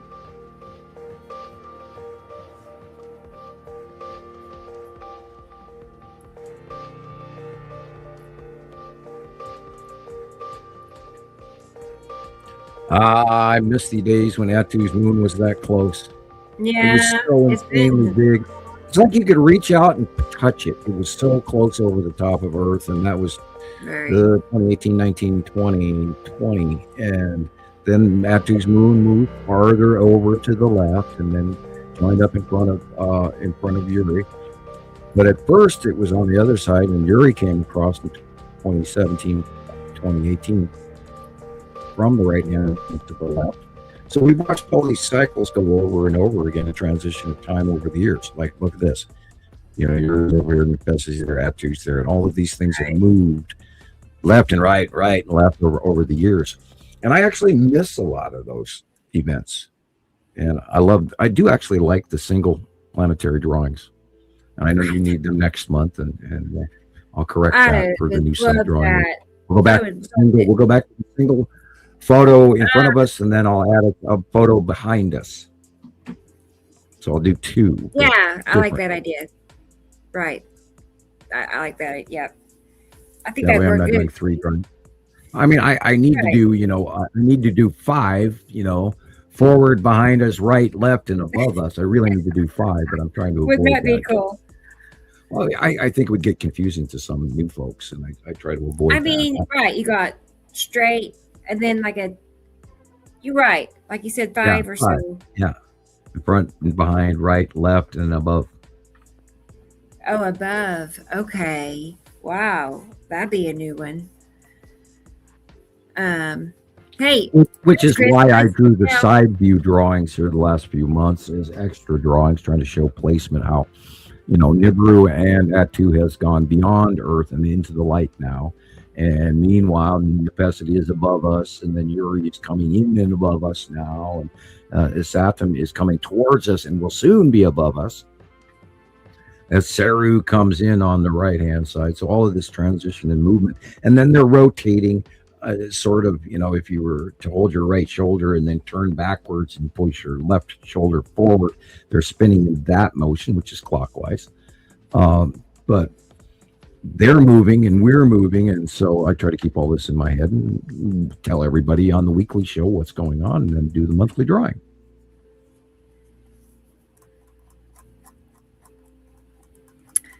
I was gonna say I'll be here before we know it. It's like already after the month has gone by. Tomorrow is February 1st, and we have a short month next month. And God, it's amazing. Thank you, T-Racy. Yeah, can 45 people hit the like and subscribe and forward to your friends? I like all of that. Thank you, T-Racy. I appreciate you guys, really. I mean, it's all because of everybody. It's like I said earlier, it's not just one person. It wouldn't work, unless it was all of us. One person trying to share all this with you guys. You got to get it out there and share it yourself. And, then you can, you're allowed to say, oh, you got to listen to this crazy guy. You're allowed to say that. Right. Maybe they will. Oh, is Thunder here? Thunder? I have some pictures that she sent me last week ready to show, and I want to make sure she's nearby when we do that. So, and Sharon said it's raining and very humid. Sorry, the skies are gray. Bummer. She was going to hop on and show us the sky where she was today. I hope the rain does some good, and I hope it's not too much. Because any rain in Australia is good unless it's too much, and then that does happen in Australia. Okay. All right. Good, on the good, coastal good. I'm getting those pictures from Katie Joe. I'll get those saved, and we'll look at that. But in the meantime, while I work on that, I'm going to show you some slides of eye candy. That's what I call it. Mm-hmm. But these are just pictures I've rounded up since the last show. Basically, it's where it starts off. So for the last week, these are pictures floating around Facebook. That's not it. I found an all-sky cam that's actually working in Scotland. Wait. Sent links to a friend in Australia. Wonderful, Alexandra. Okay, good. Thank you. She's doing her duty. And I see Thunder. Oh, more pictures. Okay, I'll get that. Now I see why you weren't in the chat. She was on the backup channel.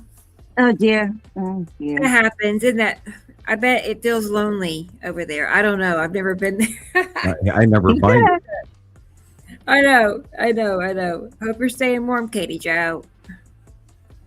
Yeah, just wait. It's going to be there for a while. We've got more coming. I appreciate that.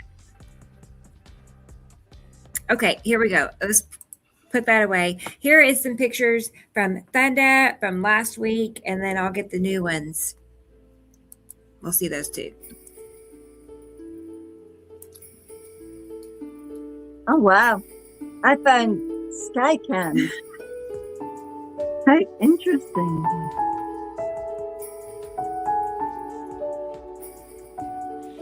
Oh, boy, look at that edge. I love it. Is the edge of Uri in the left. And Matim is just also to the left of the sun, but it is partially behind Uri.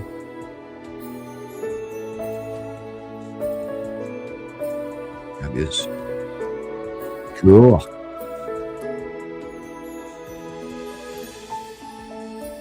And to the left are asteroids, underneath very much rising up Uri. That I would call, God, I'm trying to find the sunlight. Where's it coming from?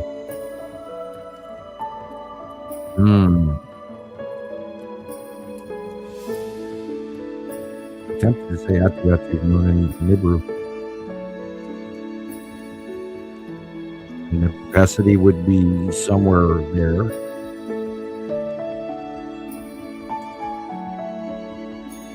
Or okay, we're on the left side. So that would be Uri and the Tan asteroid.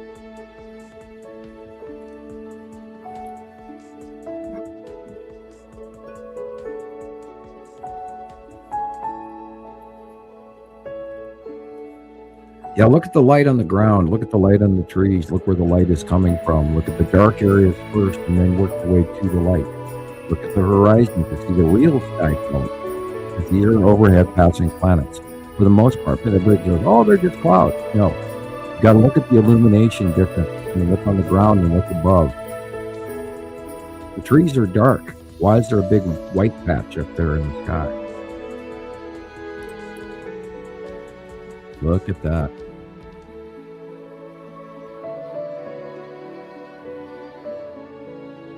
Look at that. You still see that? You see that huge curve going up? Yeah, that's the edge of Uri with Atu. That dark blue line is the edge of Atu. Yeah. Oh, that's to the 4 here. That's amazing. On the left. You got Uri and Atu. The dark curve. Atu, and that dot next to the blue line is the Skull asteroid, staring just slightly higher than center of the picture is the Skull asteroid. Let me blow that up. That's an awesome capture. That's the Skull asteroid, absolutely. Right where it belongs. It's right. If you look at the drawing, it's right between Atu and Uri, and that's where it is, and it's been there for months. It's tipped at the angle, and can't get any better than that. Oh man, and that's a scary son of a gun. When you see that sucker close, it scares the life out of you to see it up close. I'm glad you made it, David. I also noticed the little lines around the sun. Those are the asteroids, all those little streaks and lines. Yeah, and now if this is a recent photograph, then we got to point out that half the sun is missing on the left-hand side of the sun. And that is the cut-in of Matim, which is the blue area just above the bottom of the picture. Center. Let's find a drawing that matches it up. That's why half the sun is missing without light shaft. That light shaft is because Matim is cutting in front of the sun on the lower left. That's why half of it's gone. Which also matches that pinch-off comparison drawing that you posted earlier, where the light is being pinched from both sides. Okay, yep. Trying to find one that's for the left side of the suns. I can get to where I need to be. Yeah, skull. Here, there we go. That's kind of it. It doesn't include that too, though. Right, correct. Yeah. Because Atu currently is behind us, but it is on occasion right before sunset where Atu moves right back next to Uri again. And it's because Atu and Uri are right next to each other always. So they kind of move together. And when Uri goes to the north sky in the evening, from Earth Spring, it's in the south sky in the evening at sunset. And when it goes overhead, Atu becomes visible as well in front of it, just like that. Yeah. Right. And the skull asteroid is directly between Atu and Uri, and that's why we didn't see it for years. And then now that the angles of Atu, where Atu is, now that Atu's out of the way, we can see the skull asteroid more regularly. And Halloween last year was awesome. We've seen it larger before years ago, back to 2015-ish, something like that, years ago. But if that circular dot, if you would go back. Oh, sure. That circular dot, dead center, just an inch or so above center of the pick, is the Skull asteroid. And it's staring right at us, man. Oh, shoot. Sorry. My hand was on the cursor. Like and it. Okay. Let's go back one more picture, because I just wondered if there was any others like that. Let's see.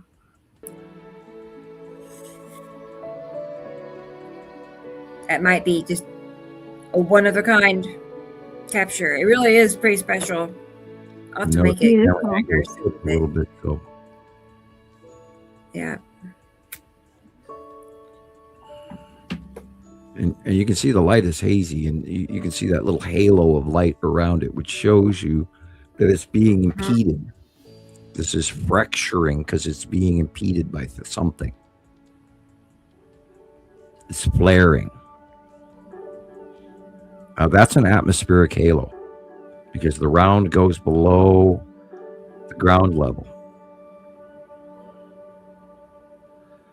This is cut off from the top. See the flat line on top of the sun? This is probably Saru cutting into above the sun. If that picture is like a week or two old. Atmospheric through the, ice haze. This is an Earth halo.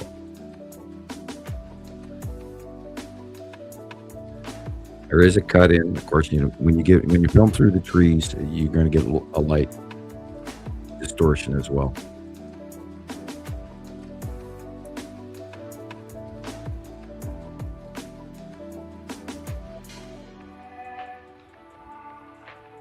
Pretty lovely. I mean, it's beautiful stuff.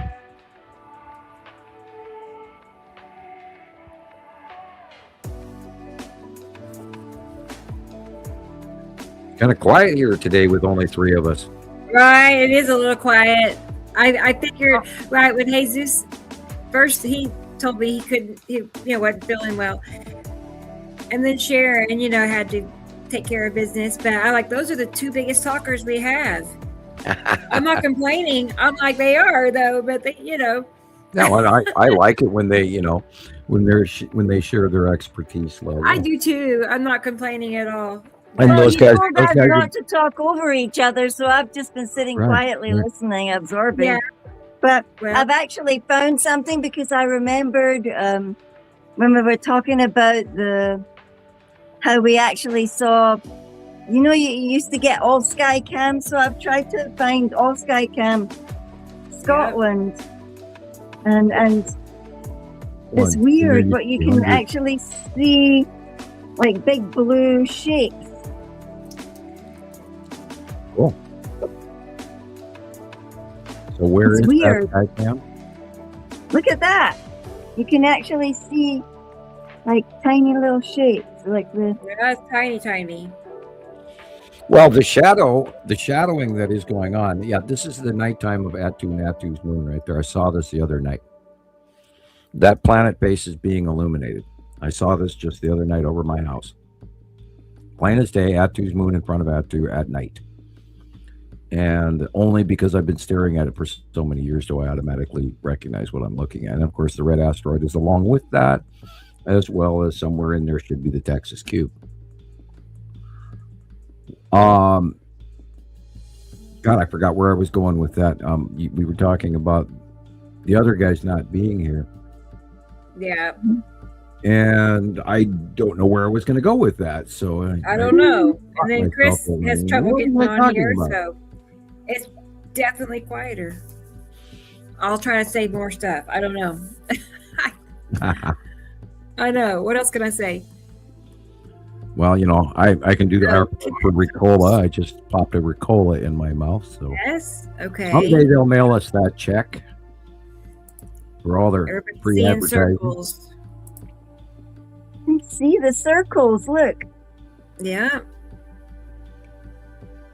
And the all sky cams, the Scottish all sky cams. It's like Pretty wild. Yeah, I was going on about the dark shadowing. Uri has been amazingly easy to see all week on the left-hand side of the sun. And of course, Asatum and Saru are doing some cool shit to the right-hand side of the sun. Now, the lead asteroid has not been quite as easy to see for some reason because it has to do with light and all this crazy stuff. But then again, we're back to looking at the Tan asteroid being highly visible, and Pappy and Lorraine and all the other asteroids underneath Uri, because Uri is so transitory and moving in our faces over throughout the day. And that is, of course, the show on the left-hand side of the sun. A great deal of Nibiru sightings have toned down a little bit over the last 2 weeks, although we were getting fantastic sightings of Nibiru prior to that, being beyond the sun and facially illuminated now, knowing what you're, like you were all your live shows last week, couple of weeks, Rebecca, and seeing Nibiru and not being able to see it for a very long time. And now we've got a good view of Nibiru for past Earth, facially illuminated, which has been great. And it's going to be very disappointing if it gets harder to see. I do think it's going to rotate more than go away. So we have to be, mindful and watchful for that. Yeah. It's interesting seeing what's coming. And again, I'm still waiting on the arrival of Matim, which this summer, I think Matim is going to be in our faces big time. Oh yeah, well, it was one night recently on my one of my lives, because you were chatting, I think, on Messenger with me that time. But anyway, Matim was the largest I'd ever seen it. It was too small to be Uri or Atu's moon, but I wish I could go back and get a copy of it. I think it was on TikTok, but anyway. Yeah, there are people still talking about that in the comments section, and I had noticed that. That one sighting or several sightings over that live week period that you were very busy out up on the hill, and Matim is insanely getting bigger quicker. So, like I said, by this summer, it's going to be in our faces, and it's bright blue. So, wonder what it's going to do. What's our skies going to be like at night? What's it going to do? And we've never seen Matim close to us before. Matim used to be this tiny little blue dot that was absolutely so bright and so blue it couldn't be anything else. And we watched it in its weird orbit between Uri and Saru, and currently it's in between Saru and Uri. And it has a separate orbit than all the other planets, which is weird. And it's also the smallest of all of the planets. So we don't know what it's going to do in a close pass. We've never seen it this close before. We've been waiting for it for years to even come back. And literally, what do you say, about 2 years or a year and a half, Rebecca, that Matim finally came out from behind Uri? How long ago was that? Yeah, about a year and a half. Year and a half, That was what I was going to first say. Somewhere a year and a half to 2 years ago, Uri moved. Now, before Uri, in our out view horizontally, we were only seeing the upper half of Uri for many years now, since like 2021, 22. We were right next to Uri, and it was beside us. We only saw half of it, and it was the upper half of it. Now, she has moved and changed and transitioned as all the planets are rising up and going beyond us, which is their normal pathway. We're going through them. She has risen to the point where we're now, like in this August drawing, you can actually see the bottom of Uri. Okay, right. I believe. Oh, Pennsylvania. Okay. Yeah, here's a Matim video. I love that paper tearing thing. That's stuff you can do with computers now. Yeah. It's pretty cool. Backward crescent flare of Matim. That's perfect. I haven't seen that one before. Now, the light rainbow on the other side is the light that is going through the atmosphere of planet Matim and out the far central side. It's because it's back illuminated. The sun is behind planet Matim. Just like that. Interesting music. Great capture. Yeah. Beautiful. Whose captures that? Where's that? Look at it. It's completely round. Well, yeah. Oh, beautiful. Look at Take that. that, flat earthers. Yeah, look at that thing. Now, we have seen close-ups of Matim. This is, of course, way back when Saturn used to be small. And that is the flare on the far side as the light goes around the object from behind it and central outshining of an atmospheric cutoff crescent flare. Thank you, Louise Parker. And welcome to the Electric Universe.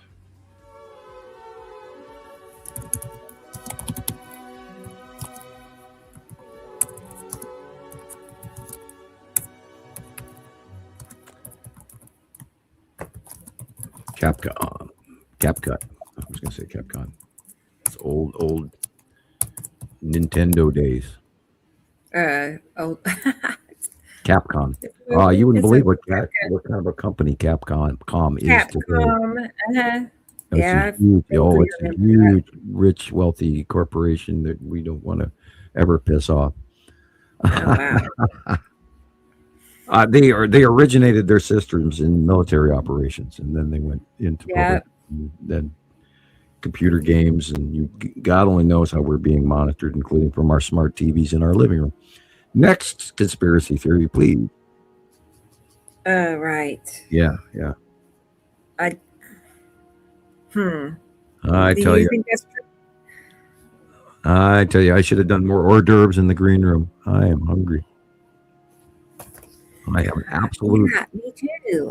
gurgling stomach. It's one of the pain. days where I didn't really eat before the show. I was I kind of didn't either today. I was running late myself today. I was behind myself a little bit. Hey, Andrea's here. Hey, Andrea, is that chemtrailing or asteroid trails? Won't be surprised if they were spraying to cover all that, throw the eye off the planet. We did not have any pictures that had any sea trails in it whatsoever. There were no sea trails in any of those photographs we were looking at. Yeah, I none, think so. Zero, zip. I would have mentioned them if they were there. Most of what we see are planet and asteroid related. Yeah, you have to think bigger. Okay, think bigger. I would be generous if I said 5% was sea trails. Okay. Really. So, anyway, seriously, I mean, I could say that because of the hours and hours that I spend outside at a time. You know, I'll go out there at like 1, 2 o'clock and stay out there at 5 and 6 or 7. You know, and I'm out there counting the planes, keeping track of how many are out there. It's usually different. You can tell the difference instantly.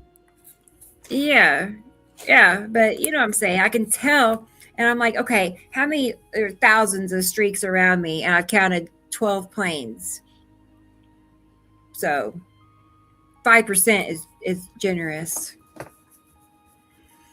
I was going to just tell everybody that y'all remember we collected money for Sam for Christmas funds, and it has successfully been delivered. I just want everybody to know that. Remember this? Yeah, it does. Remember that day? It does take a long time. Yeah, it took a while to get, YouTube to hand it over. It takes about a month after it gets donated. And again, thank you everybody that donated for Christmas. And yes, and the girls did have a good day. I overspent, and we are recovering from that and waiting for that check to arrive. This will help out. Right. Oh yeah. Out. I did bottom out my bank account during Christmas, and those silly parents who overspend for their children, that would be me, and they're spoiled rotten, and thank you very much. Okay, let's see. I have Katie Jones. She has some very interesting pictures, really.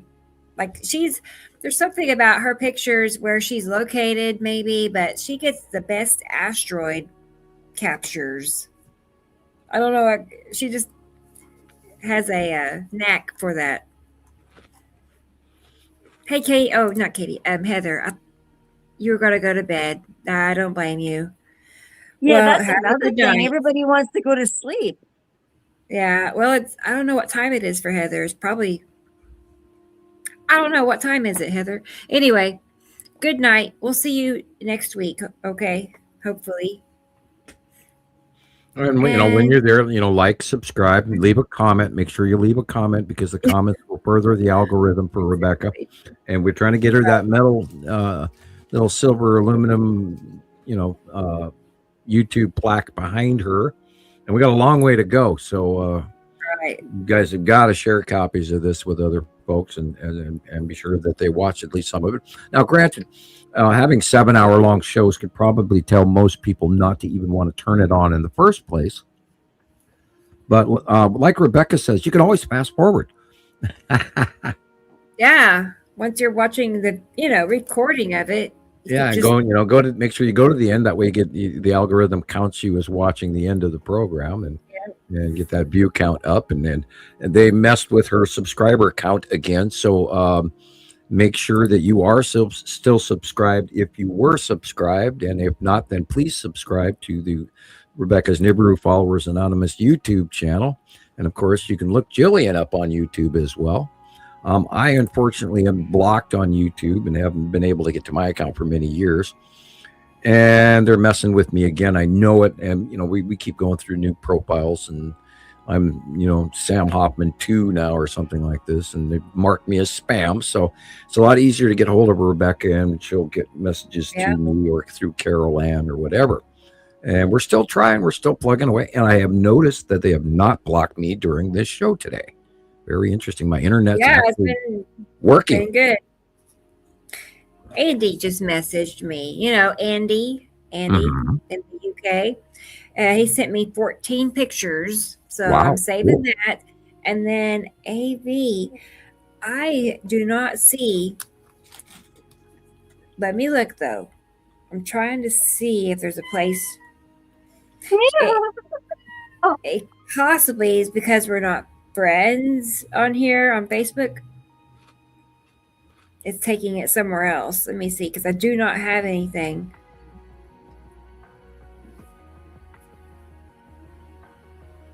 But you know how sometimes your messages from people that you weren't friends with goes to a different notifications rather than and maybe send me a friend request. That might help, because I do not see anything from you. We'll get it. I haven't looked at my friend requests in a couple of weeks. I'm falling behind. Okay, bear with me. I have Katie's almost looking up stuff. Yes, new measurements of the galaxy and all of that through James Webb. Yeah. Well. Yeah. Who controls the James Webb telescope? The government, NASA. They allocate time for that. Yeah. And of course, everybody's trying to share the information and use it, and they get their special time, and they only aim it here and there. Right. Yeah. And it's an infrared telescope, and it's changing history. They're throwing out. They thought they knew this, and they thought that they knew that, and their math equations weren't turning out so perfect, and yet they didn't know why. Well, they have found out that the size of the galaxy is different. Our distance to the center of the galaxy is different. Our speed through the galaxy is different, and I have all that information. If anyone's interested, we can go into that a little later. But yeah, we're learning that they don't know what they were talking about. And I think 3i Atlas has a great deal to do with that, of course, as well as the James Webb Telescope. And their measurements are a little more finite, and they're finally realizing that there's a lot they don't know. When they've been very arrogant for many decades now, thinking they know everything. And, they kind of shoved me to the corner and made my life a living hell because I came up with something that they didn't even know how to fathom. And then I think it took them several years after that to even look at my theory, which we have proven into fact now, is that the passing planets are here. We have a binary system. There are 2 stars. That's why it's, 46 degrees in Montana right now.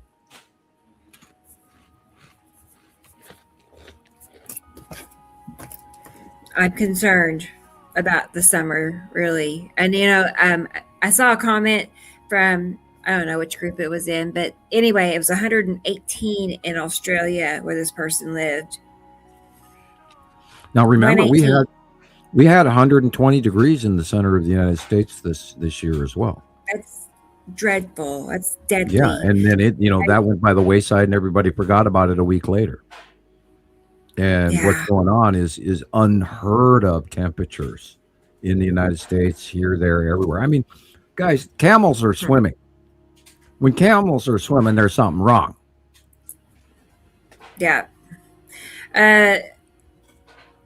Is changing history a Mandela effect? Oh God, don't get me started. I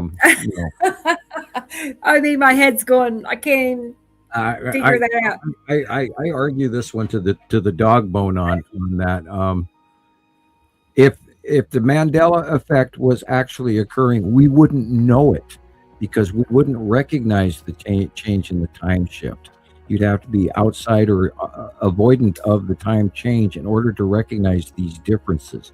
So therefore, every time anybody talks about the Mandela effect, I want to go, because it's sort of, it's like trying to talk about the Hadron Collider and the fact that their particle, every time they turn the machine on, they blow something out and don't know why. It's because the particle arrives before they send it.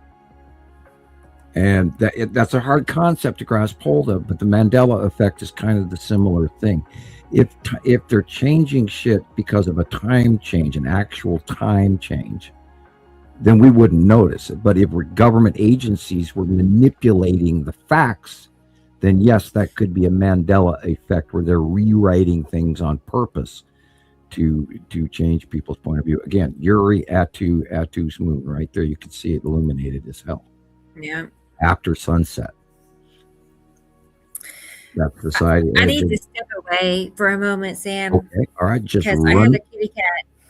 I need to go get inside because it's going to get dark in a little bit. On TV. Roll that beautiful bean footage.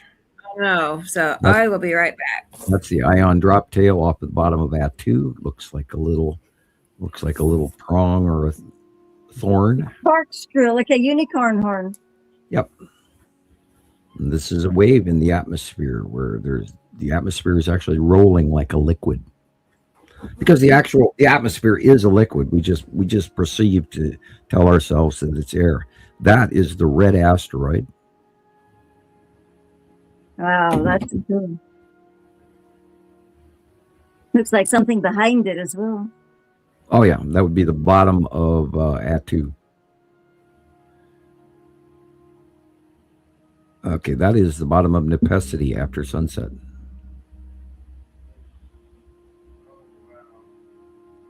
And the yellow area is the open core of Saru, and the blue area in the upper is the side of Uri. You can see the white dot over to the middle left. That is the Tan asteroid, Pepe and Lorraine in front of Uri. Have a breath, Sam. Okay. That is the bottom of a Saturn, which is going to be very big and very large, just like Atu's moon. Incoming in the upcoming March, beginning of the 180-day cycle, we are going to be eating Saturn's yellow moon. It's going to be right over in our faces.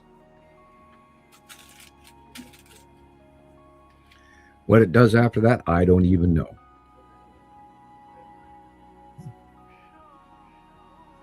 Sunset. Oh, wow. Reminded of Fiddler on the Roof. God help us. That is Atu's moon, and after sunset is behind us. That is Isatum's yellow moon, the lead asteroid, and Isatum and Saru cutting in all the way on the left. Oh, that was beautiful.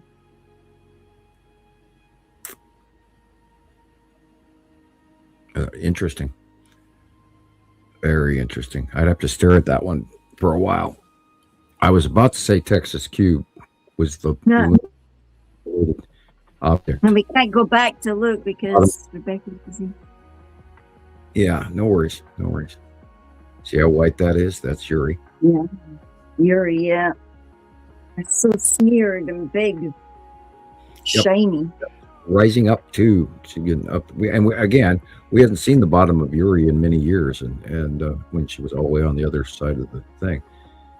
This is most likely a lot of people had this rib effect this week. That's And they were bottom. I think that's the bottom of Nipesity. And this again is Atu in front of Uri after sunset. See the purple? Yeah. Direction of the light. Atu. Okay, this is the bottom of Isatim yellow moon, but it is a post-sunset Atu purple effect from Atu being above us and to the left.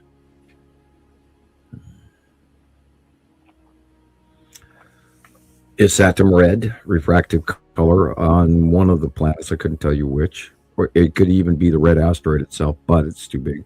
Wow, look at that. That's cool. Yeah, what's that? Look at that little thing. Well, the rainbow area that's Casper. See that little zip with street? There's a circle right there. That's Casper right there. That's one of the best captures we've had of Casper in a very long time.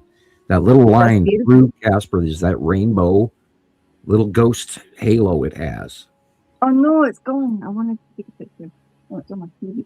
We'll have to remind Rebecca at 2 hours, 17:10. Picture 10 in that area. That, of course, is the Tan asteroid. This is more Atu refractive past sunset because the sun is still shining on Atu, but we're in darkness, so we're seeing the color refraction off of these planets. This is probably Nipesity green, being Nipesity is probably overhead at this state.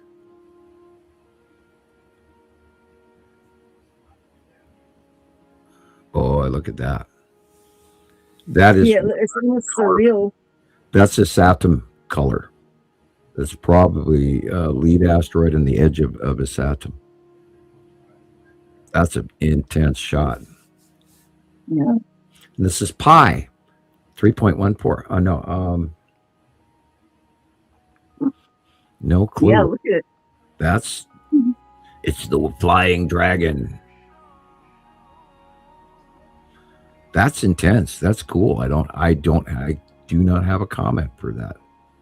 It's the skeleton crawling out of the wormhole. That again is the Tan asteroid and smaller asteroids in front of it going at that angle. Looks like someone's beard, man. That looks like a beard. And Uri is the striped object on the left. Overhead planet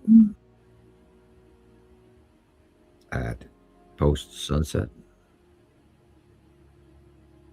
Again, that is all that blue area in the upper is planet after sunset. Could be Saru for that matter. And Saru is getting bigger and sky filling.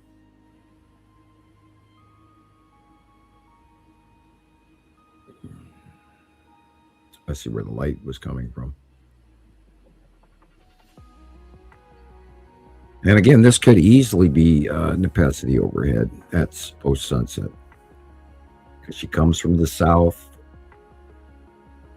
at midday, late day, and then goes over the top of us right at sunset.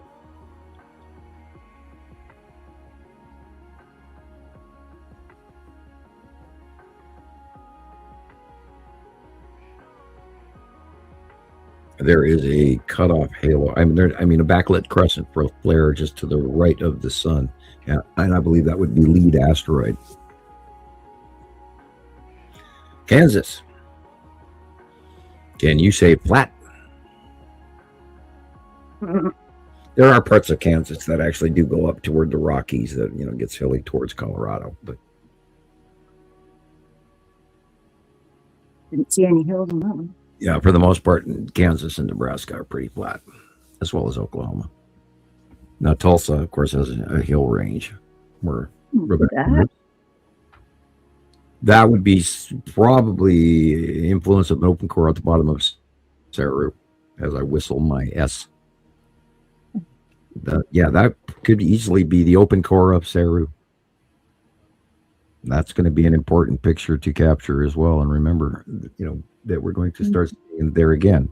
There's the open core of Saru again after sunset with another planet in front of it, but that illumination circle is the same. That is Saturn's yellow moon. Bubble, bubble, bubble. It's like Eurobars. Very flame-like. Now remember that Saturn's yellow moon is more bubbly, flame-like than Atu's moon, which is really bubbly. That's more like cotton candy bubbly, where Saturn's yellow moon is flame-like. That is the tan asteroid inside of Uri.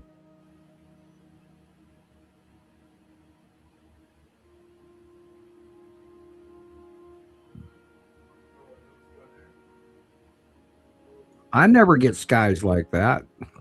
I got mountains in the way.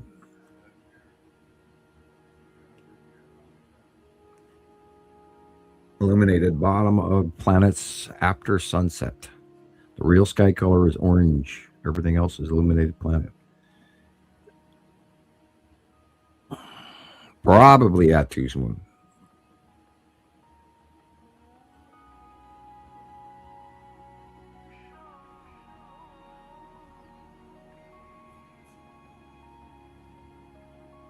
Probably the red asteroid.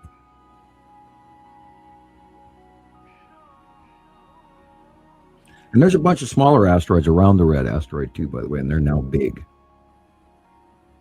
That's the ion drop tail of something.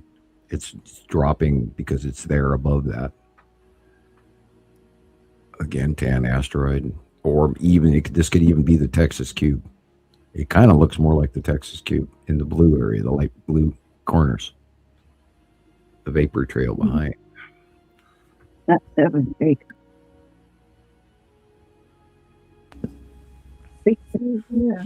Yes, people, we are swimming in between the planets and the ships and all the other stuff, and it's all real. Nighttime illumination, bottom of a planet. Kind of looks like Uri at night. Ooh, look at that. Yeah, people were saying that they caught illumination at all different times of night. Well, that would be, if this could, that would be the red asteroid in front of Atu and Atu's moon at night, just like we saw the other night myself personally. I am seeing, wow. Yeah, the shape says red asteroid. Amazing. That's after dark, people. That's a great capture. Is that not a filtered one? No, that's probably Atu. The purple is, and the yellow off of his Saturn's yellow moon does affect the light as well. I'm going to say Uri. Bottom of Uri. Asteroids are in the upper part, and you can see them swimming along over at the top. Look at that big old farm irrigation system. That is fun. That is. Looks all Christmassy. Man, I tell you, Christmas came and went. Gone. Yeah, it's been busy and hectic, and now it just seems quiet. Quiet. If we have an early spring, and I was listening to, like I said earlier, I was listening to the birds. I can kind of judge their yearly song, and they sounded like they're pretty happy. It's nice and warm at this time of year, and it sounded like spring calls. And I was like, no, we're not having early spring, no way. And I don't even dare hope for that because in Montana sometimes in February we go 40 below. So, and here it is, in the 50s last 2 days. It's insane. I mean, it's just weird. I'm only wearing one coat. Some of the birds here were actually like nesting, like they were mating and making. Right. Like, yeah, there's activity. nesting. And I saw 50 deer run by my house and yard today. And it's like, whoa. And I've never seen that.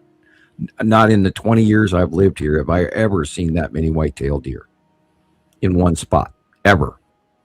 all doing what my dad called twinkle pated, all running around like. Well, they're acting like a herd, and usually there's 3 or 4 or 5 of them in a group. They run in these little small groups, but there were 50 deer. Yeah, that looks like rocket spiral. Wonder if that was the China one. Yeah.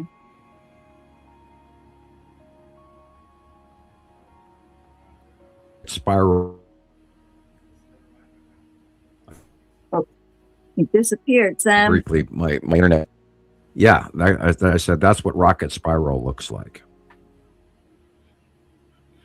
First time tonight, they muted me, man.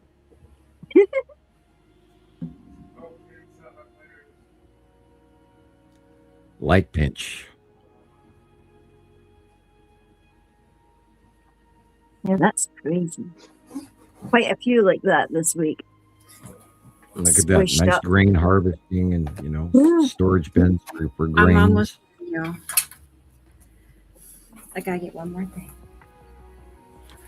Yeah, we saw some cool stuff while you were away. I heard you. Okay. Rebecca, Sharon says she sent you a video of where she is at just now in your messenger. Okay. Like a short video where she's at. Yeah.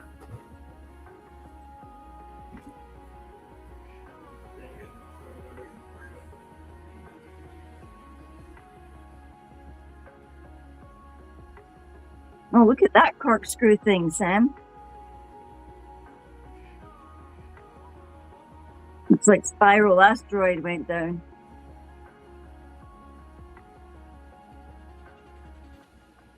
Oh, and I'm all by myself.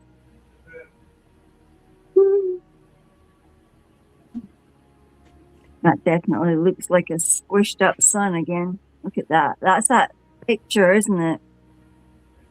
The one that you used, Rebecca?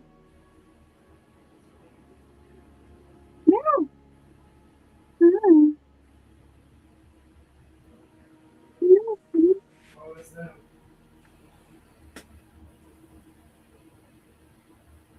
Don't know if you can hear me or not, but I'm being fudged with here.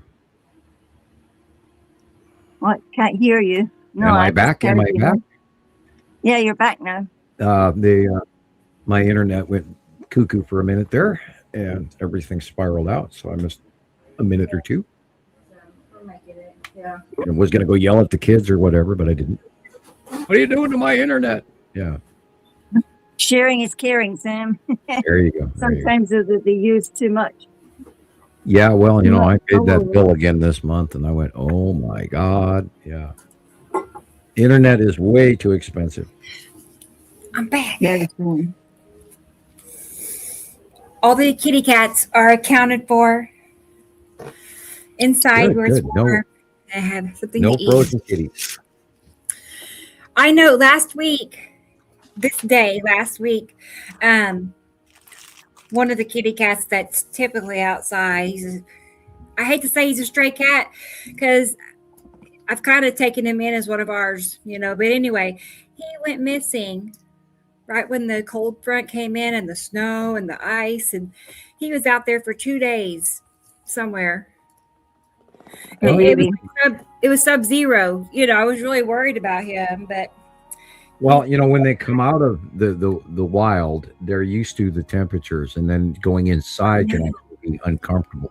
I had that when I was working for the Bureau of Land Management. We were up in the mountains all the time in the winter, and when I would come back into town to the mall, it was way too warm to even go in the mall, and because I was used to walking around in very, very cold temperatures, and so I could see that. Yeah. He was going to go, okay, I'm going to hide under here. Well, it's sort of cold to me, but I don't want to be in that hot box. Right. Yeah. I can't believe he's getting used to it. I kept telling myself he's a tough old cat. He is. He's really old. He's probably like 30 pounds. He's huge. He's he's plenty warm. They've got, What did you call this one? Did you say? That's Big Guy. Big Guy. Yeah. Big Guy. I know. Big catty cat. I'll show you all a picture of him. But which reminds me, I did not feed the outside cats either today. I should get the kids. Oh, you've got your own babies as well, haven't you? Well, we had neighbors that live a few doors down on another street here, and they moved, but they left their cats, and there's 2 of them, and we know them, and they know us, and so they visit regularly. And then we've got a third one from the next door neighbor immediately next door to me that left that cat about 5 years ago now already, and she's still around. Poor little pitiful thing. And so I see them all the time, and I feel horrible, so I feed them. Not all the time, but I do throw food out pretty regularly that way in case there's somebody out there that's hungry. And I haven't seen any raccoons in a few years, so that's a good thing. Anyway, speaking of which, I'll go feed them, and I'll be right back. You guys those kitty cats. Yep. I put food out like twice a day out for the outside kitty cats. Just dry cat food, but there's a couple I feed, a little bit better because they're consistently coming by like almost the same time every night. So, I won't be able to stay up much longer than 12 o'clock. I have to go and sleep because I'll be passing out soon. Did you? I apologize, Gillian. I don't know if you sent me anything or not. I haven't. I've been kind of busy with stuff other than this, and I didn't. Well, Sharon sent you like a short video. I'll watch that while I'm busy go and get some pictures for you too. Yeah.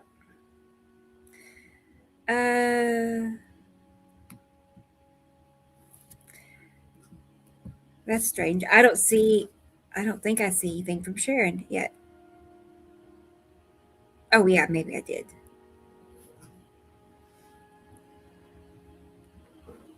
I don't see anything new from Sharon. I don't have anything from AV. Remember they were trying to send me. Yeah.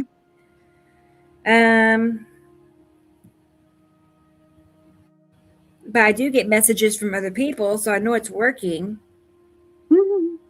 I'll send you some of I took some screenshots of the old sky now, so I wonder if and I have more from Thunder. Let me get that. I see those here. I just sent you some as well. Cool.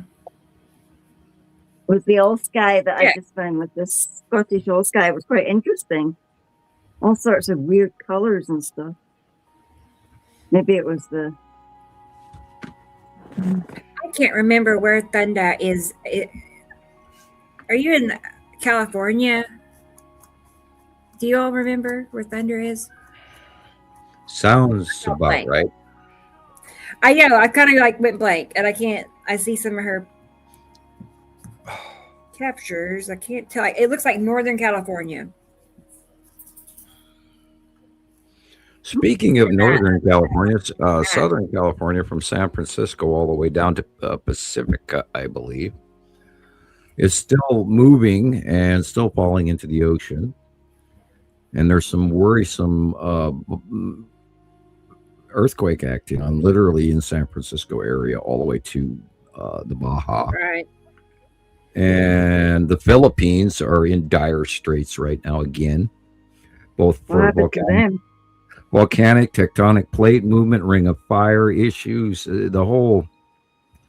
Everything is humming. And it's just, there's so much going on. I mean, I've got pages and pages of earthly notes of what's going on all over the place. I should pull out my glasses and actually read at least one of my note pages this week. There's James Webb. Flooding in Turkey, in southern Turkey this week, starting like 2 days ago, and they got some severe streetwide flooding in the southern area, which is good for the desert, but overall not good. Saying that's hard. Like it's frequency machines, but it is frequency. But that's the kind that they think. Like they don't know what it is, and just label it hard. Yeah, well, the atmosphere is warmer. I mean, our planet is warmer, and we talk about this all the time. For every degree average yearly degree temperature that we go up on planet Earth, our atmosphere will hold 7% more water. Now, I personally believe that we're upward of 3 degrees above normal per se. I know that, for example, in the East Coast right now, they're 25 below normal, if not more. And for that, the atmosphere is holding more water. And so we're going to have a lot more flooding this year and next year. My ears just started ringing again really bad. We're going to see more severe storms. Absolutely. This climate change is absolutely full on freight train this year, people. And 2024, that train left the station. And we are now in a dead run in a high speed train running into climate change, whether we like it or not. And that is an example of what's going on in the East Coast, and what's an example of what's going on outside my window right now. It's 30 degrees way too warm here. And you guys are 20, 30 degrees too cold. I mean, this is just insane what's going on in our weather. Yeah, we're warm here as well, I would say. I don't know. It's pretty cold here, but it's probably warmer than it is. Red asteroid. Definitely red asteroid. I figured, yeah. After sunset, underneath Atu's moon, post sunset. There it is, people. It's being illuminated. It's showing you it's there. You can't argue. Yeah, what's it? This is wild. Which one's it? Is this now Yuri? Boy, that's vertical. Yeah, that could be the stripes. That could be the vertical stripes of Yuri as she rises up. Yep. Yeah, because I got that kind of wild thing. Yeah, well, that shot could be Nepenthe coming in and over. This again is Atu-ish. Okay, yellow moon. Oh, look at that! Let's go back. God. Sorry, guys. Bear with me. I did that. Okay. I was thinking yellow moon. Is that not? Okay, where is the light coming from? Is coming from the left, so that would be yellow moon. Yes. Okay. And probably green asteroid. Yeah. Just above the right area there, over to the right, there's several objects. One of them should be the green asteroid, just above the third boat. Count from the right of the page, count the third boat in, and then go straight up and up the top of the mast, and that should be the green asteroid. You can see it. I see something that, I see, it's really strange. It's, pretty much everybody's pictures, like the halo sun pictures. Anyway, it's, I'd say 3 o'clock position of the sun over to the right a little ways, and you always see a little green dot. You'll see it. It's a green dot. So once you start seeing it for yourself, every picture to be like, then you'll green dot, green dot, green dot.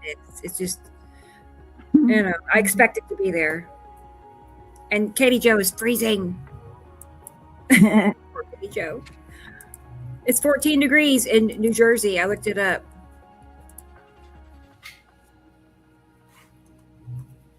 Okay, Katie Jo. Okay, I have Katie Jo's pictures ready.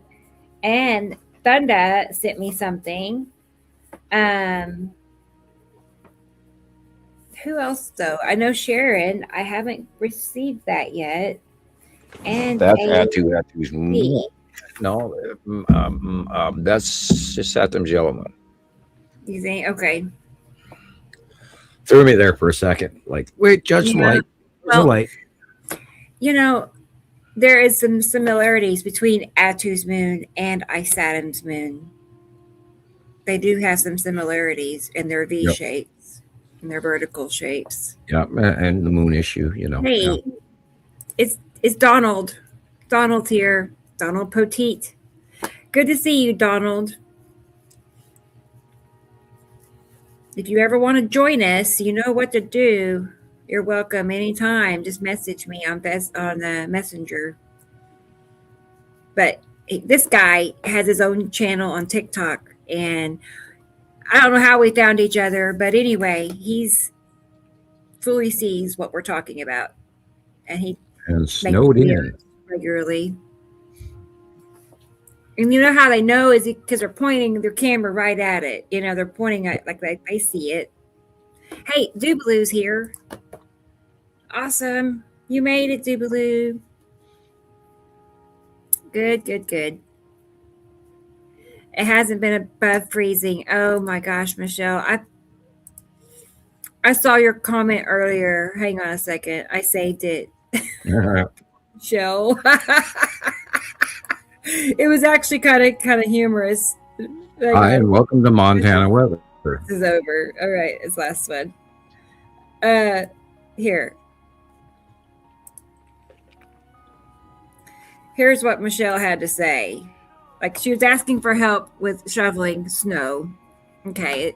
And then she's like, oh God, can you please get us out of this deep freeze? Because I'm really tired of the cold and being cold. I feel her.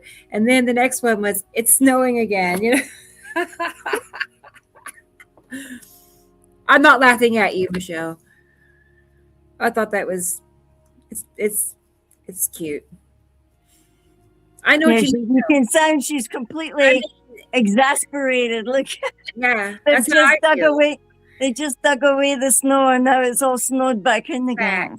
It must be like we had snow on the ground for a whole week, so it's not been able to melt it off in a whole week yet. But next week it's supposed to be in the 50s every day, almost 60 every day. So I can handle that. And then I can go back outside and, do what I want to do. I just get cooped up too easy, I guess. Okay. Is Katie Jo here? She isn't. Yeah, there she is. She's there. She's just chilling, right? All right.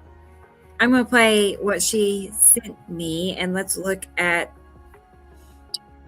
I sent you some of my pictures, and okay, Ozzy turned too. Like, awesome. Just looking for my reel now.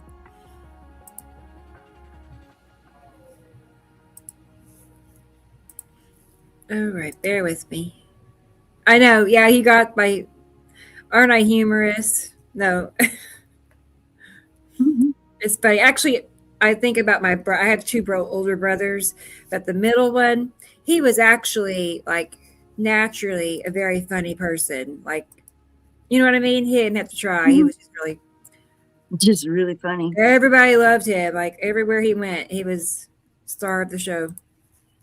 Okay, here we go. This is from Katie Jo. See what I mean? Asteroid and a planet clipping into the sun from above. That's crazy, huh? Jeez. Yeah. You can see the planet. You can see it going straight across the sky, how it's darker. And right where the sun comes out to a point on both sides is where it's clipping into it. I know, Michelle, you have to laugh or you're going to lose it. That's how it feels, doesn't it?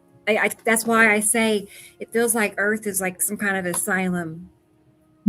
Yeah. The nut house has been active all week. I'm telling you. Yeah, when you see it for what it really is and how things are working, and it's how is this possible and how are we here? It makes no sense. It doesn't. It's really strange. I'm just thinking about all the belief systems that they have instilled, and it's like this place is really kind of crazy.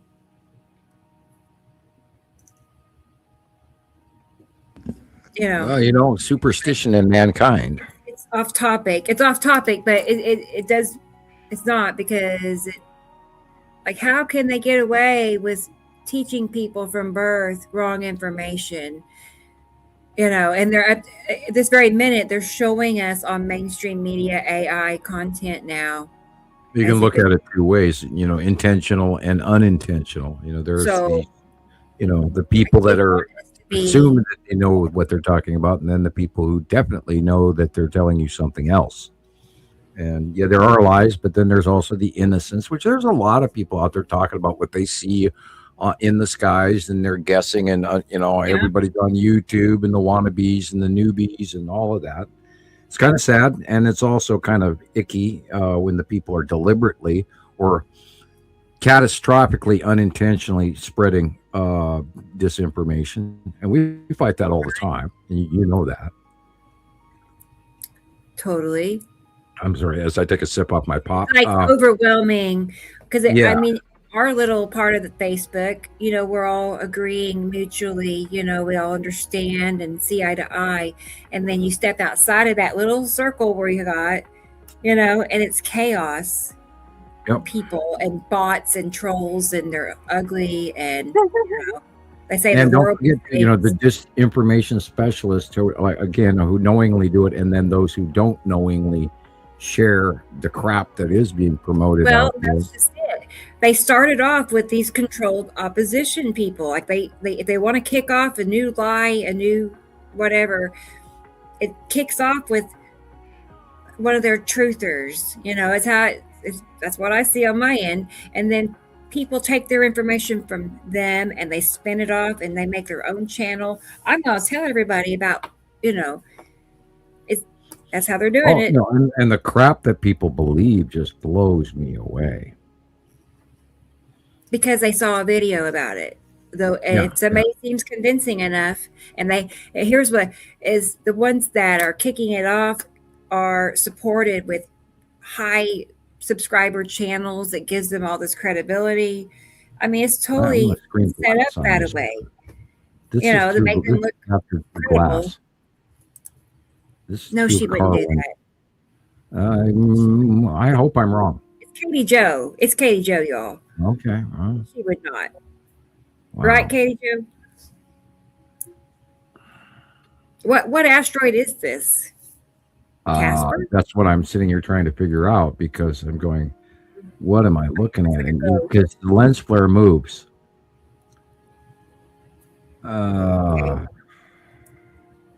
That literally, right there doesn't make sense. Oh, yeah, maybe so, Donald. Let's look and see. Is that green? You see by the pole, that green dot? Yeah. It's hard to say in a still picture. Well, it's a moving lens flare. There is a moving lens flare in the lens flare. series.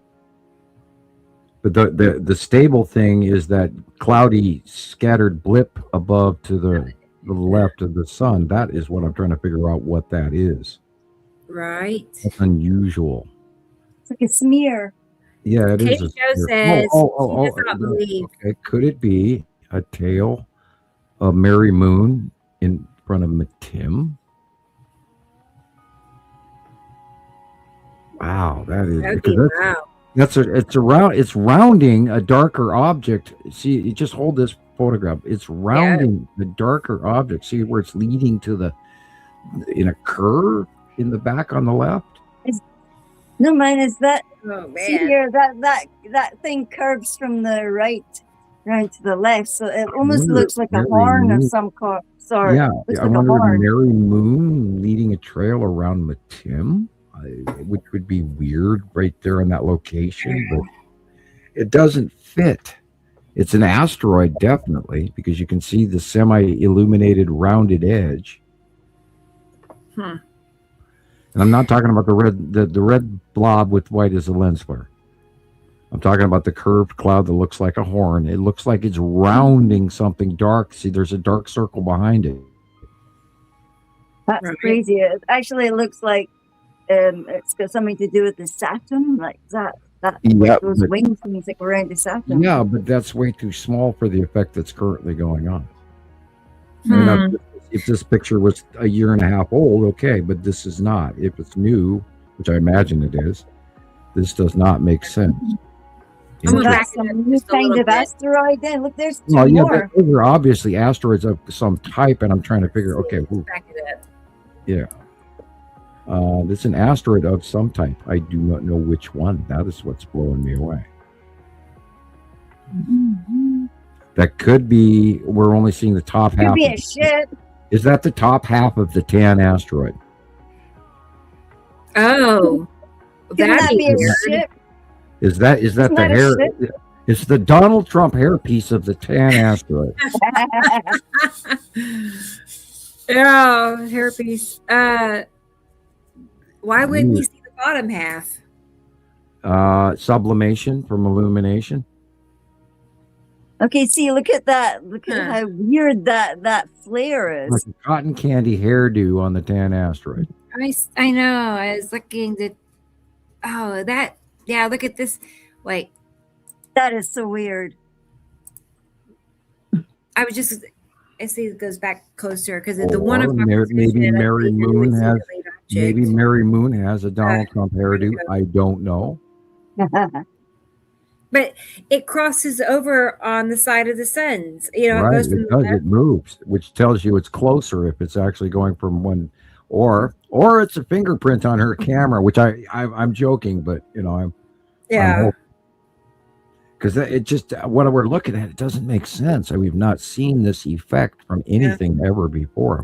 Well, only half of it is showing, but the sun is below it. But if you look at this picture, the bottom of that cloud, there is a darker, rounded. There's a curved object underneath it. Inside that, and this is like it looks like a hairdo placed on top of a dark circle. It looks like one of them little berry things, those little hats on top of something. So I am again going to have to pay a second time. Astro hat. Astroman. A hairdo on the tan asteroid. Yeah. That is cute. It's really cute. Okay. And then there's, what's that over there? That little, look at the side there above the car mirror thing. There's something that looks like a wee bird, but it's also like a cloudy thing. Well, look there. There's a sea trail going vertically, and then there's a smaller asteroid with, going from. And you've got a spiral asteroid trail, which is just leading into the front of the sun. But yeah, I'm going to say that's the tan asteroid with a hairdo. Tan asteroid's got a little hat, hairy hat, a really hairy hat. Sun's shining on the bottom half of it, and it's getting warm. And it's moving. It would have a hairdo of cloud. That's the shadowed side, so it's sublimating into gases around the atmosphere of the tan asteroid. Never seen this before like this. Never. This is unusual. But in all the photographs, you can see that it's going around a darker object that's round and below it. Yeah, there's something inside there. Dark circle. That's a visible, perfect circle. You can really see that planet stretching across the sky above the sun, too. That would be Peru, of course. Look at that. And then there's another one in front of it, right? Half of light that goes from the sun all the way to the left corner because the light is breaking underneath the bottom of Saru. Oh, Katie sent you videos, Sam, just so you know. Okay, thank you. Mm-hmm. I will try to remember and catch them. All right. Go back to smaller screen. Ooh. Yeah, that slant above the sun. Wow. 43-inch screen right there. Yeah, you can definitely see it's mostly like half of the asteroid, top half. Hey, here's Caroline. What'd she say? -16 feels like. Oh my word. Holy fuck. That hurts. That kind of cold hurts. Yeah. I'm glad you're here, Caroline. Good, good, good. Now we're complete. Right? If I were you, I'd probably stay in bed and put a ton of blankets on me. Just try to stay warm. That is so odd. That is so odd. You're welcome, Caroline. Yeah, I was concerned for you, about you. It's like, where is she? Burning that coal. Yeah, right. When she mentioned she was burning coal, it just struck me as so odd. But then in Pennsylvania, they have lots of coal. Really? That's how they do it. Yeah, we don't burn coal in Montana at all. No, in one of our power plants way on the eastern side of the state. But we don't have coal that we burn in our homes. We burn pine trees and that sort of thing in our homes, and gas, electric. And then she mentioned that she burned coal, and I was like, oh, cool, lucky you on one hand, and environmentally icky on another. But I guess somebody's got to do it.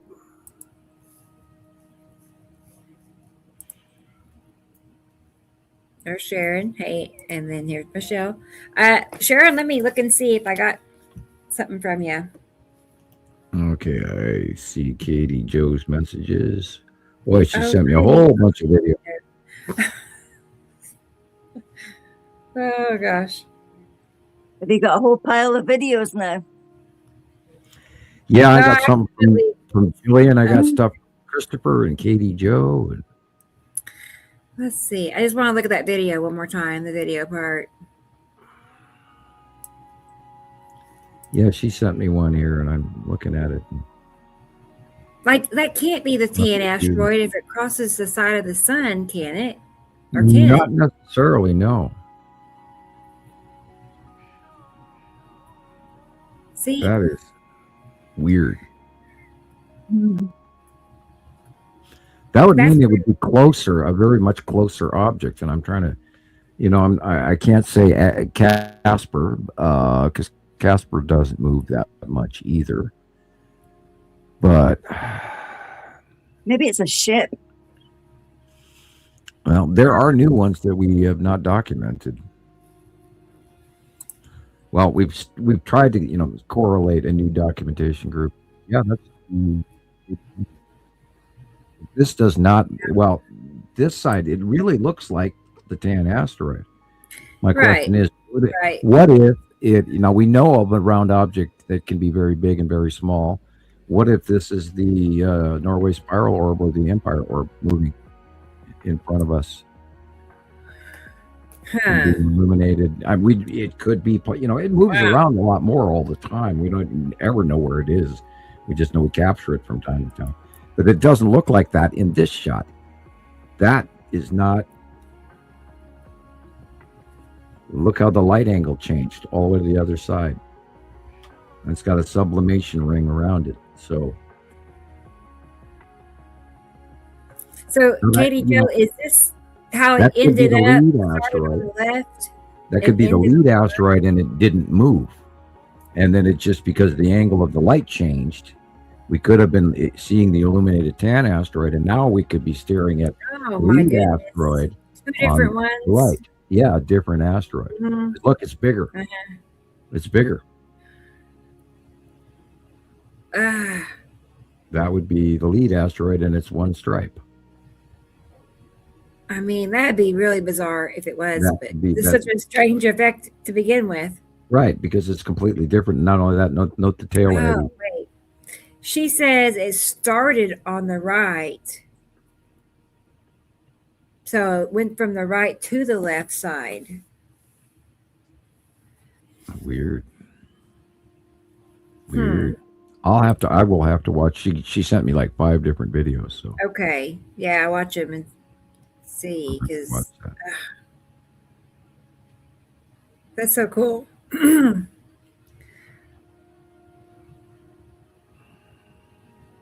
Like the very, you know, that front right hand or left hand tip of it. It looks like that's the asteroid. I don't know, it looks hot. You know, it's glowing. And there's a dark circle around it. There's a very large one. It's here. It's a very large dark circle behind that. Well, okay. So I would say we have discovered that asteroids can have hats. You know, that's what we're seeing. Or Donald Trump hairdos. That's a new effect. So, right. Yeah. Well, you know, we're always learning something new every day, every week. We're seeing something we've not seen before. And that's what's, you know, that's why we do a show every week. And with, you know, keep everybody up. You know, if we tried to do this once a month, we'd bomb people with so much information. It would be, you know, 10-hour show. That's not hard to do. That's not hard. Okay. Is Thunda here? Thunda? She is, isn't she? And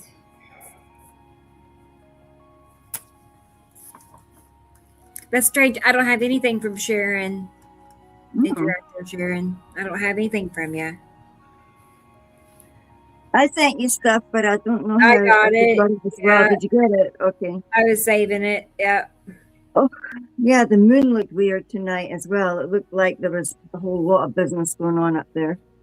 Well, I believe it's a full moon tonight. You can look that up if you'd like, Gillian.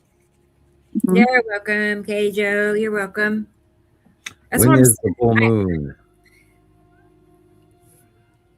Is it tonight, you said? I believe it is. I noticed that it was very bright last night and literally full, and I didn't know if I'd missed the full moon or if tonight was the full moon. And I did not look that up before the show. First but that of February is the snow moon, it's called. Of course, right, there's the accurate answer, Sam. February 1st. Right, yeah, the full moon. Yeah, it says here it's called the snow moon here. February 1st. It is right before the full moon. It was almost full last night. Only the right edge was not full. Waxing gibbous, today's moon is 92.17% visible. And this crescent. 2 days left to the next full moon phase. Thank you. See, our wonderful researchers were always doing science, people. Thank you, Carol Ann, also. Right. Does the full moon affect your mood? Well, yeah. I'm a Cancer male, so you have your answer on that one. I'm elated and having too much fun every full moon. Says here, it's long been believed that the moon can affect your mood. It's certainly true that environmental factors can play a part in the person's mood swings and act as a trigger for anxiety and depression. It affects the tides on Earth, and it'll affect your brain as well. And, the water in your brain. Yep. When is Groundhog's Day? That's a good question. I'll see. Every day since the last election. Monday, February 2nd. Oh, yeah. Let's get this coming in. I always forget your question. Thank you, Kat, in a birdcage. Yeah. God's shocking us into reality the next holiday. No. I still haven't got over the last one. I've had my heaters running constantly for a week. Yeah, I just took my readings too, T. Racy. I just took them too. I'm also dreading sending them. I just oh no. I happily paid my gas bill last month and went, oh boy, it's pretty low for this time of year. So I am pleased that it's not 40 below outside right now like it normally would be. I know what y'all mean. It's just we're all holding our breath. It's like me. Well, again, it was high last month already before it got good. I hope most of you were aware that yesterday was Strike Day, National Strike Day, and the protesters in Minnesota, in Minneapolis yesterday were out in probably 10 below or more, braving the rapids of that huge protest that went on all over the United States yesterday. And I did actually boycott shopping or buying gasoline or going to work or going to school.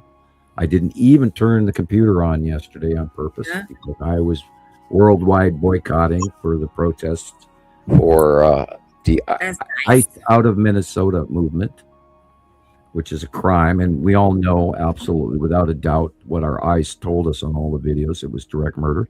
They shot that guy 10 to 12 times in the back on the ground for helping a lady. Yeah. That's definitely off topic. I know. I can't not say anything. I have to say that it's wrong. I can't. I know. I agree. But that's, not what people are here to listen to. The fact that there was a very large protest yesterday, and those were the reasons why. Yeah. And we're reporting the news, and we're also according to the First Amendment. According to the First Amendment, we're entitled to our opinion, and this was my opinion. And I think it's horrible and callous and hideous, and we can't allow it to continue. And that's all I have to say about that. Here's Rodney. Wait, where did you click the wrong one? Rodney's here. That's nice. I'm glad you made it, Rodney. Hey, and Anissa's here. Anissa Arabian. Oh, my God. No, nobody's getting paid. Oh, I didn't see what she said. Protesters paid. Well, no. You got to be willing to look at both sides of the situation and not just. There's thousands and thousands of protesters all over the United States, and nobody's being paid. That's the biggest. Oh God, you've got to be kidding me. No, Sam, just be willing to be considerate, because there are things out there really happening. Anyone to go protest? To form an opinion and to create a narrative. Well, okay, all right. Highly manipulated. Everything that we're seeing. Is a violation with people that can stomp up, kick down your front door, take your children, put them on a plane along with your husband, and send them to a slave labor or a camp in Texas. You don't know if that's not real. Even as much as a warrant. Do you know how many people they've already killed in custody? Do you know how many people are dying from this? They're shipping people off to concentration camps. They're setting up all over the United States, and they're deporting people to other countries, period. It's happening. Yeah. And they're sitting indoors without even so much as a warrant. Every citizen, illegal alien, there's no such thing as illegal aliens. Every person that's here is a person. You should not have the right to kick in their front door in front of your children in the living room and haul everybody off to some prison, and your family gets no clue as to where the hell these people have been sent without even so much as a warrant, because their skin is brown. Right, but don't you see what it's like? Highly manipulated agenda. You know why they offered to back, since we're talking about this, they offered to back out of Minnesota if the state turned over its voter registration logs. It's an attempt to stop the midterm elections. They're trying to strike fear into people, and then people won't go out and vote. They're trying to get it ahead of time. They're trying to stop people by scaring the hell out of them. Manipulation is everywhere. Manipulation is everywhere. It's like almost pointless to try to keep up with it. It's constant. It's nothing but psyop, story, manipulation, made up, created, fabricated. I heard a really good description of our personal responsibilities as media influencers from our news program. We have an obligation as news reporters.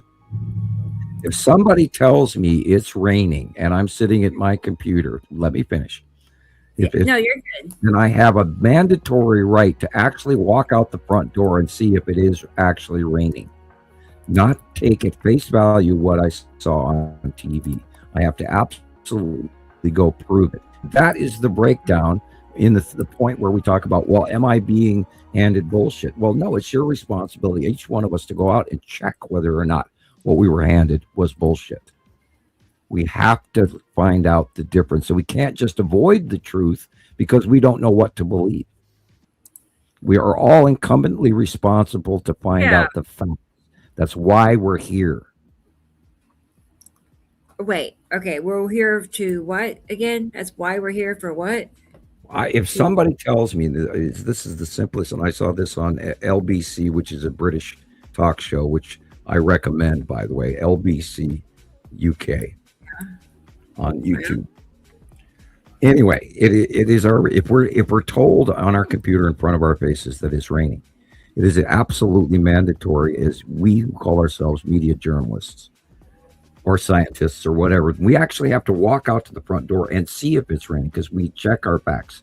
We don't not watch the news to find out whether or not it's raining. And if we do, then we have to make sure the facts that we've been handed are true, accurate, or incorrect. It is a responsibility. And hiding from the news just because the possibility that it might be fake news is not wise. I disagree. I don't believe anything on the news. Like nothing, even the weather. They've got you media saturated. My neighbors tell me the same things. I don't watch the news anymore because I'm bombarded with all this crap. But you have to watch the news. You have to study keep up with it through other measures. But Sam, it's completely in 1939 and 1938. They get a script, and they're all reading the same story. It's programming. The people in Berlin, Germany, in 1937, 1938, did not believe in the atrocities that were about to befall them. Even at the end of the war in 1945, they did not believe in the atrocities that actually happened, and yet it was going on right in front of their faces because they didn't dare believe.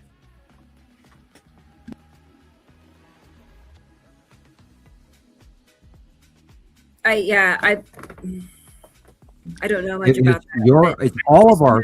If we watch news, you have to watch. Yeah. The news. You have to disprove. I'm not a good man. Ignorant to it. I know what's going on. No, good man who sits by and does nothing is not a good man. You have to stop evil at every turn. You have to. And I am informed. That's why I study every week as intensely as I do. Well, I watch all the world news. I don't take one opinion. I look through the right-wing media. I look through the left-wing media. I look through the independent. I look through the world news. I look through multiple science groups. Right. I don't just watch Brian Cox or Stephon Burns by themselves. No. If I watch Stephon Burns, then I go check other sources to make sure that what I was told is accurate. Guess what, Sam? You're watching this one, and you're getting this opinion when all of them report back to the same people and get their scripts from the same people. They're all being told to create a mass illusion of what's it's just all manipulated. Every bit of it. You're assuming that one bad apple in the barrel makes them all bad, rather than just guilty one by apple. Association. Guilty, yes. Birds of a feather flock together. Right. And see, I know when I'm being lied to because I got this little bell that goes off and says, no, that doesn't make sense. This is a lie. I also know what the truth is because I am informed. I have the video that's being shown on mainstream media, heavily pushed right now, of the person you were talking about earlier, and it's literally AI. It's an AI video. They're showing us something that is, I can't even think what to say, heavily influential right now. Okay, that topic of with ICE and everything, and that individual is real, and they did shoot him in the back 10 times. Do you know he was real, Sam? Yes. You don't. Yes. Do you know him? You don't know. Rebecca, it was national news 5 minutes after it happened. Exactly. And there are people that are there, and there are people being interviewed, and yes, it's real. You have if you don't believe it's real, then you're really in trouble. I'm really lost it. What do you all think? I mean, am I like losing it? Because I see, and then you burying your head in the sand and not wanting to believe the truth because you don't want to believe the bad shit. The bad shit is happening, and we have to wake up now before it becomes even worse and people are being killed. I know it's really bad. I do know. Now let's talk about the elderly. Let's talk about the homeless people that froze to death this week. Mm-hmm. I haven't. See, there's a lot of people dying, and we have a tendency to ignore the poor and the elderly and the sick and the news. And I've taken in I don't know how many homeless people into my house to live here over the years. Well, the loss of life from this storm alone is well over 100, and they haven't even totaled that number yet. Yeah. They haven't even got to everybody. They haven't even got to heartless. People don't even have power yet, and it's a huge snowstorm on the East Coast right now as we speak. So these mounting storms, and this is why I study everything. I keep going through multiple sources, and if I find them not credible, I don't watch them. Here they're busy trying to scare people about World War III and see how people feel about conscription. Well, they're rightly so. They are, and I congratulate the European powers right now for standing up to this current administration running the United States, because it's batshit asinine crazy what one person's opinion is doing to our entire 200 and upcoming 50-year history, throwing out in under a year, throwing down the toilet. You don't screw with NATO. You don't fight with the collective World War II friends that we made. You don't screw with economic powers. You don't threaten people of their homeland in Greenland. You don't threaten to take, you don't take leaders out of Venezuela. That's an act of war. And we don't go to war with the world. We lead the world. And that this one person has sent us down the toilet. And I think we're all feeling this horrible discomfort from it. And maybe we just don't say it out loud, but this is not the way we are. We are not these people. This is not who the United States is. And I won't sit quiet for that.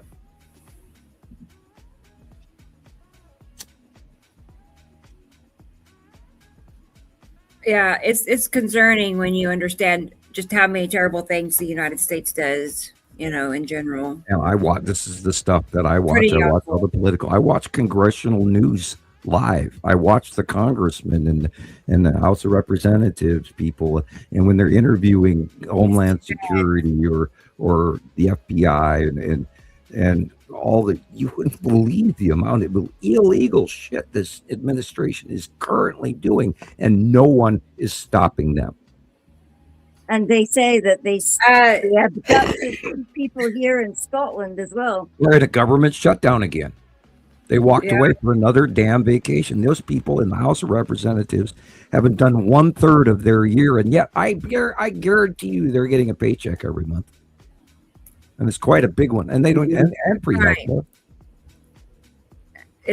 Right, but how I look at, everything is by design for a bigger reason. It's like they just put little blocks together and they're building, a giant. But that doesn't make it right. It's all broken.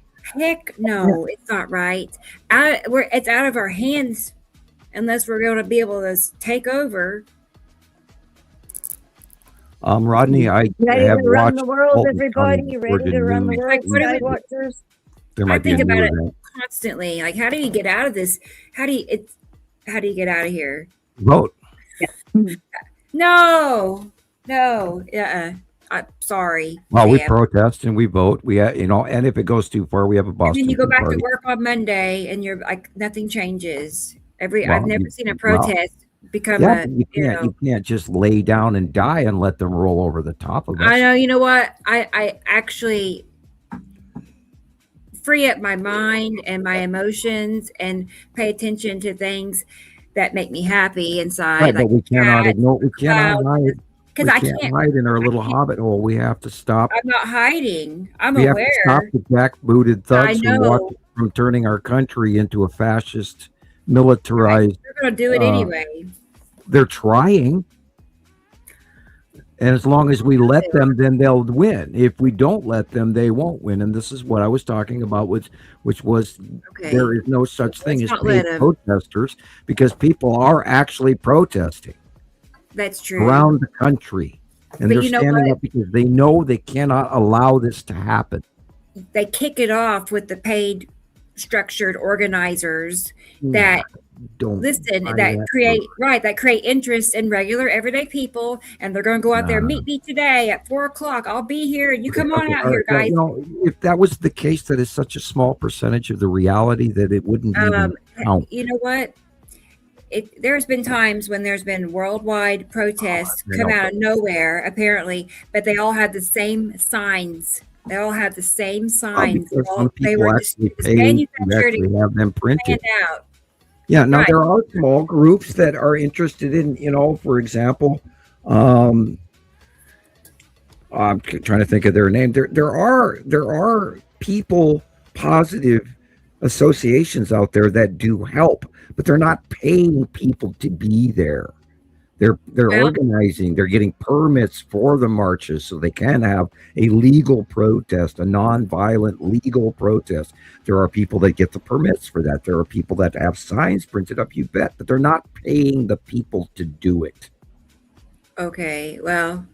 Nobody does that. And that's it's possible. That's a Republican talking point that makes the whole thing move. Well, they're paid protesters, so it doesn't mean anything. Right. And that is a schoolyard fourth grade bullshit story. That's how they get away with being able to do it.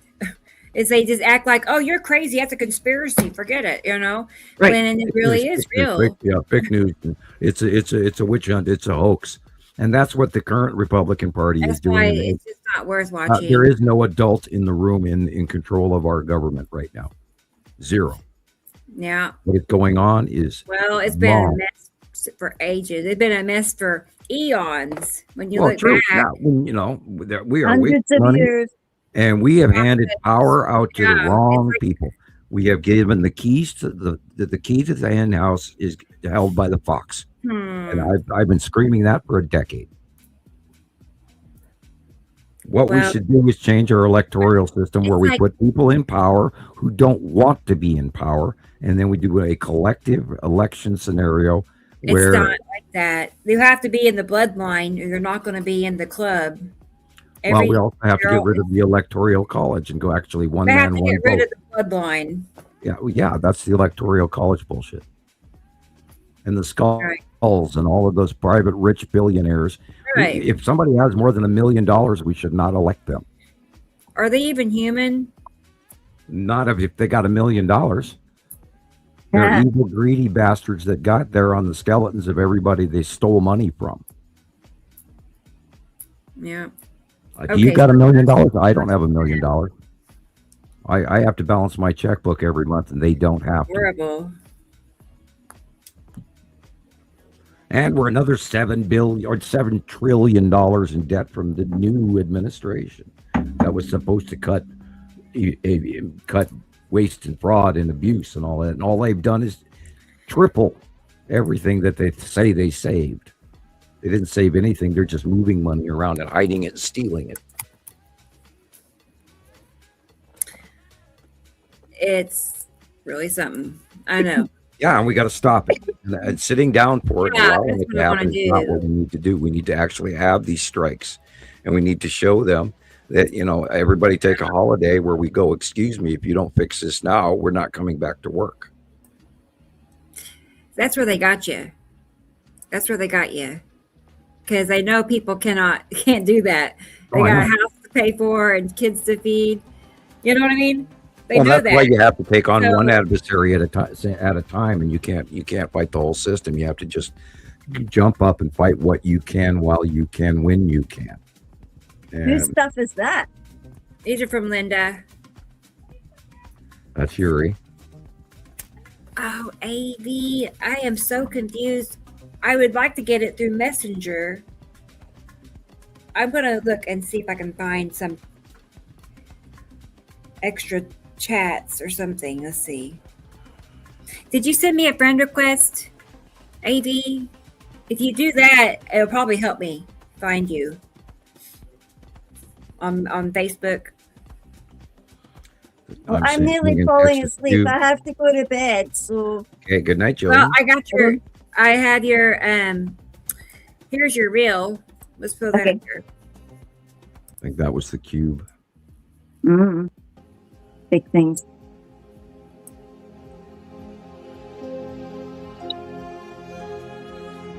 There we are. There we are. I love this shot. It's just beautiful. Absolutely love it. Look at the moon. You can't even see where's the moon. It's just inside some dark hole. There, she popped out. That's a whole moon. And then something underneath there. Swear to God, there's other things in there.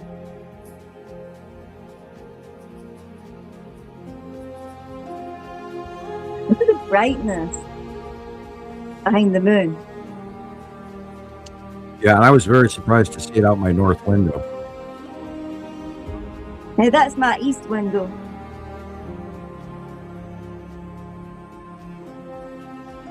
I love this too. It's gorgeous. You have to have a book with all of those in. I don't know. Linda drew that for me, eh? Red shirt, but Fred and I don't get along. Just look like that all day today. And that was the 28th.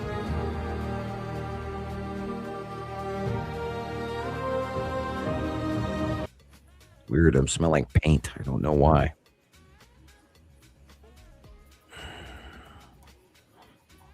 I don't know either. Hey, there's Mittens. Come here, baby. Wonder if the oven got hot. I'm smelling the oven paint. I don't know. Yeah, that's just a cool shot. So beautiful. They've been seeing this in the UK. Look. This glowing. Look. She's Look, all the glowing in the sky. That color. Right. Yeah. That would be the bottom of Saru, most likely. There she goes. There she goes. Don't. That was in the Aurora group. Look at that. Look at it. Bottom of a planet, either the red asteroid or let's see what it really is. There she is.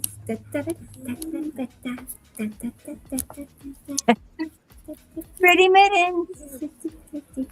Yes, yes, yes. And 3i Atlas. I know. Yeah.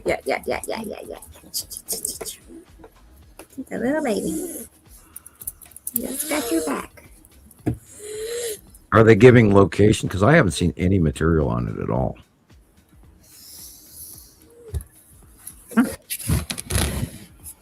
All right. I'm gonna get your pictures lined up. Oh, knock things over. Stop it, you two doggers. Guys, doggers.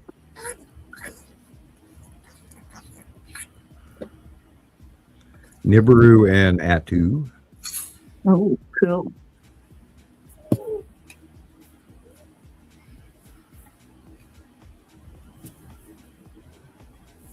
Yeah, look there. It was like a glow up above the sun. Yeah, it's an hourglass shape. It's cut off. The bottom of the sun is actually below the, and it's shining on the bottom of Saru in the hourglass upper shape. And I still have this headache. How wonderful. Hey, Freezy's here. Freezy here. Hi, And Breezy. I agree, Carol Ann. She really is a pretty cat. Like, she's pretty. You know, her barkings, her eyes, the green eyes that she has. She's pretty The kitty. moon. Yeah, I wonder, you know, I keep thinking back. I got this Mars thing in my brain, wondering about the crop dusting of planet Mars here on October 7th. When it's, See, there's that funky thing.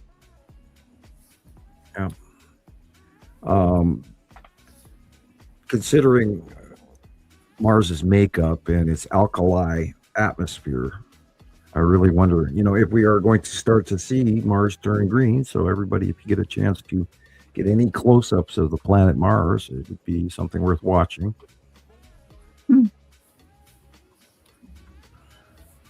How fast can it go green then? Well, that was I was just thinking that, you know, can it be quicker? God only knows what, you know, but they did crop dust something onto the atmosphere that is the building blocks of amino acids. And so that is very likely that it has the opportunity to start growing things in the soil. Now, at one point in time, Mars did have water on it. There was an ocean, or a sea, I should say, that 20 to 30% covered the northern hemisphere with a sea-like amount of water. And that all vaporized out or sank in when the temperature on the planet dropped. It probably froze and turned into crystals, which sank into the surface. There's probably a great deal of water on Mars in subsurface, and it's got a nickel iron core, just like Earth. However, it didn't have the opportunities for life to keep its atmosphere because it was more alkali, because there's more sulfur in the atmosphere of Mars, and it also Mars has more moons than we do, and so that all has to do with the chemistry of why Mars didn't successfully turn into a planet very much like Earth, with even though it had water, and it has atmospheric issues like hydrogen where we don't, and so there's all these, you know, components of that. At one point in time, you know, millions of years ago, Mars was covered with lakes and an inland sea in the northern hemisphere. But then again, is the current northern hemisphere of Mars where it always was? We don't even know that with our Earth.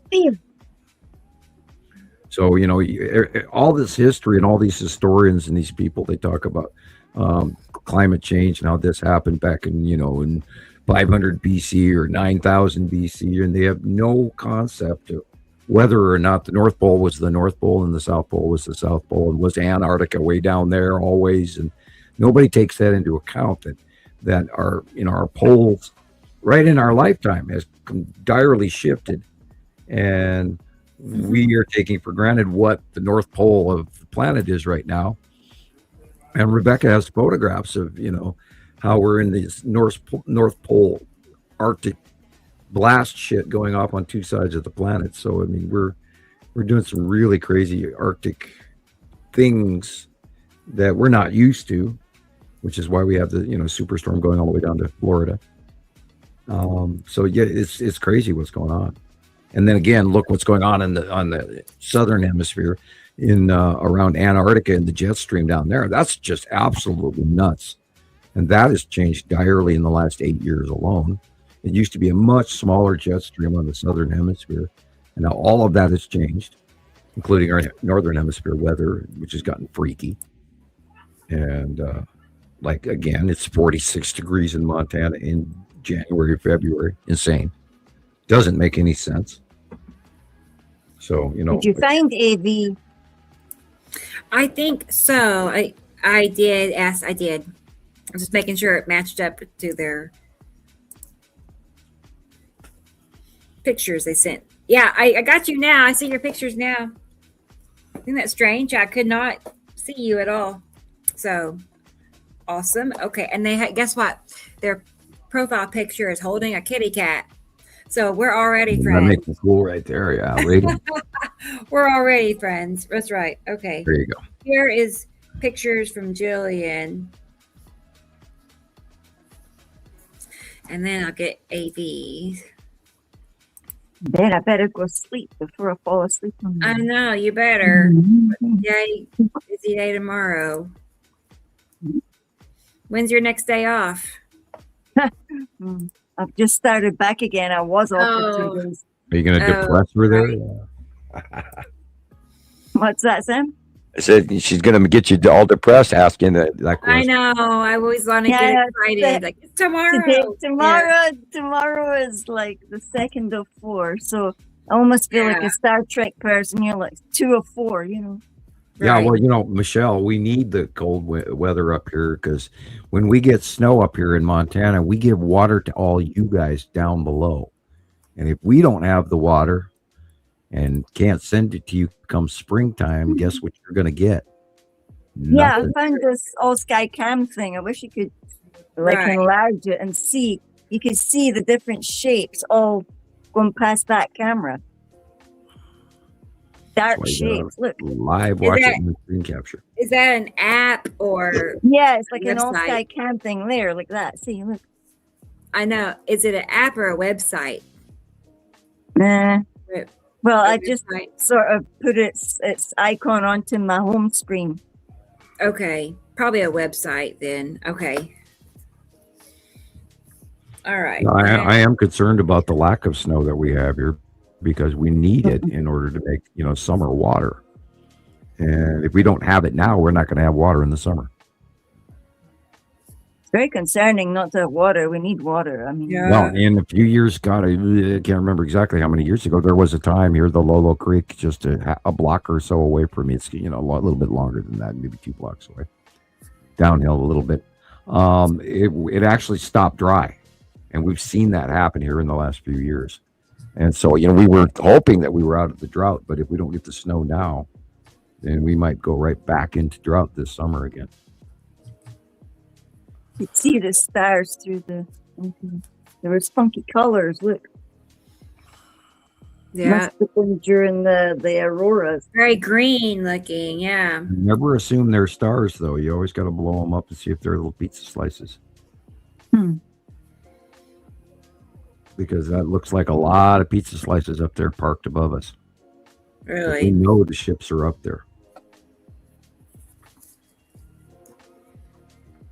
I'm always looking to see if I can find these again. I love these cameras where you could see all sorts of. I mean, I remember seeing Atu's moons fit like bomb parked right on top of one. Well, you can see the wide, craters on it. you know, the fisheye lens is a little bit, but you know, you can learn to see around that. Just amusing myself, Sam. It's like all these pretty little. It's always good to have, you know, things that you can, you know, devote science time to. So I'm always agreeing with that. Yeah, I wish I didn't have a headache right now. Me too. I don't. I mean, for you. Yeah, Right. I wish it's making it hard for me to talk loud, even because when I raise my voice, my head hurts. Like, ow.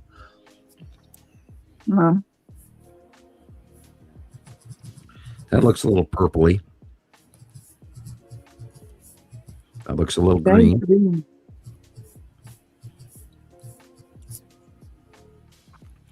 Starting to wonder about that dot in the center of the camera and at the bottom there being a dot on the lens and not a small circle. That one right there. That's in a lot of the photographs. So that's a dot on the camera. Yeah, it's like a dirt on the lens or something. Yep, because it's there and there and there and there. Hey guys, I'm gonna go ahead and keep this playing, but Christopher just popped in the green room, so I'm gonna go ahead and bring him on. So we can talk. Yeah, let's go ahead and get him on here. Is this the basic necessity, Sam? Hi, Chris. Sorry about it today. Gosh, what a pain in the butt. I got home and the internet wasn't working, and it took like two or couple hours for them to fix it. So it's finally working now. Wow. Well, how's everybody doing? Is this Nepicity? Yeah. These are definitely Gillian's. I would think not, but probably Saru, right, Sam? I'm tempted to say it's Nepicity, but it could easily be Saru, definitely. I just find it the little glowing things there, like that's two of those balls, or maybe they are three pretty of those. Wide. The light streaks are pretty wide, where Nepicities are thinner. Oops.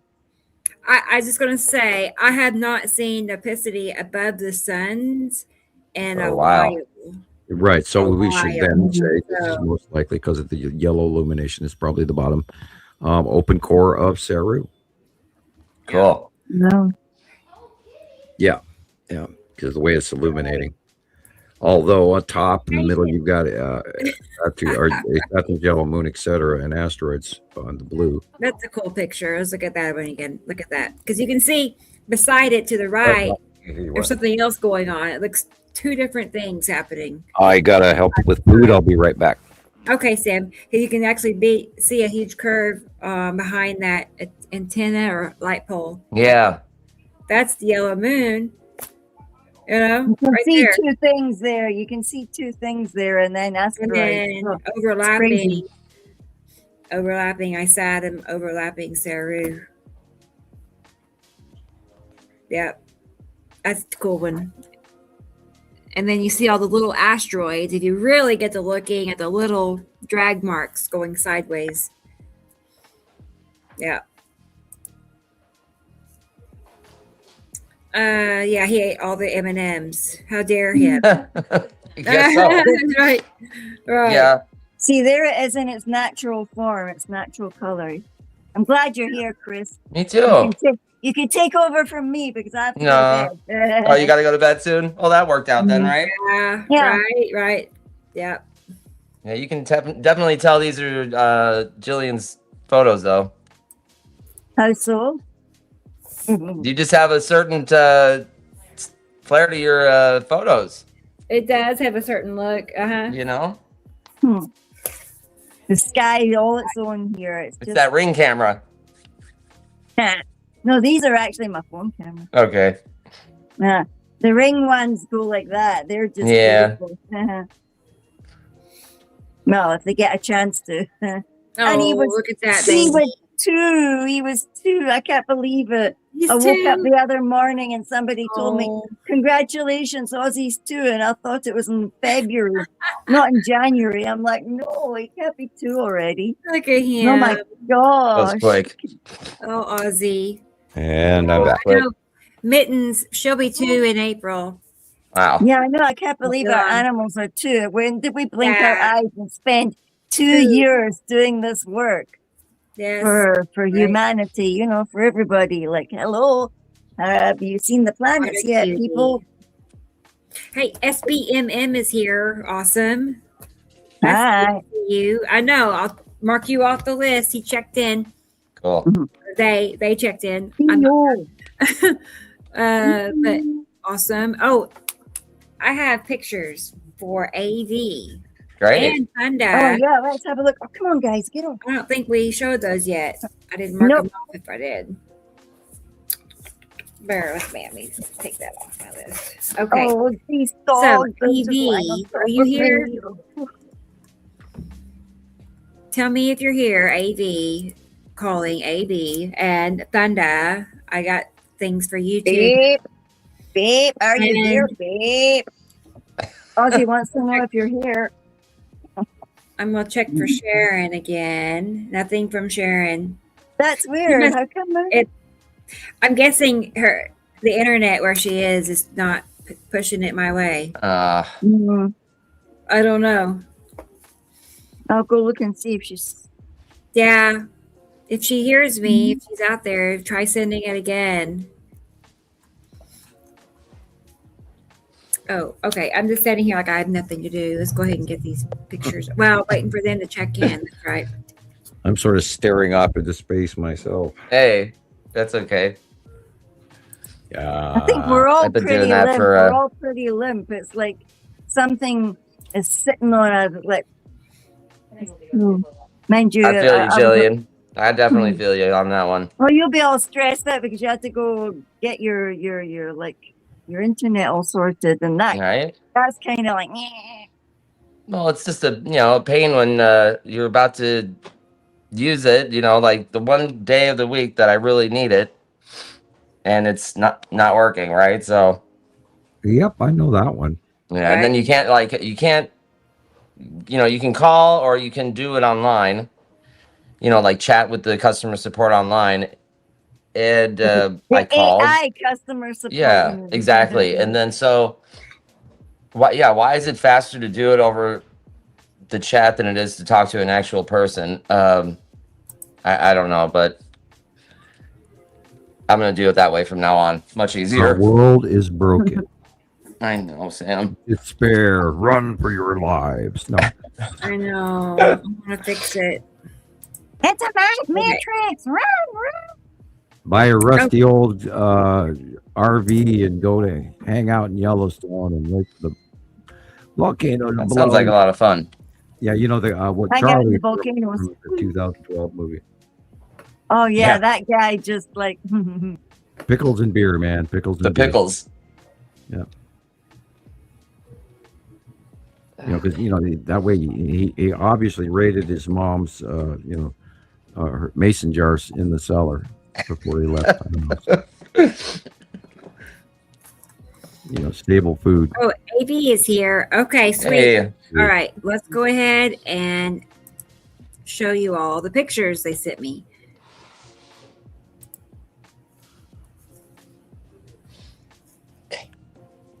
AV, are you like brand new to this channel, or did the name just change and you've been watching us a while? Because the names have changed on here. Yeah.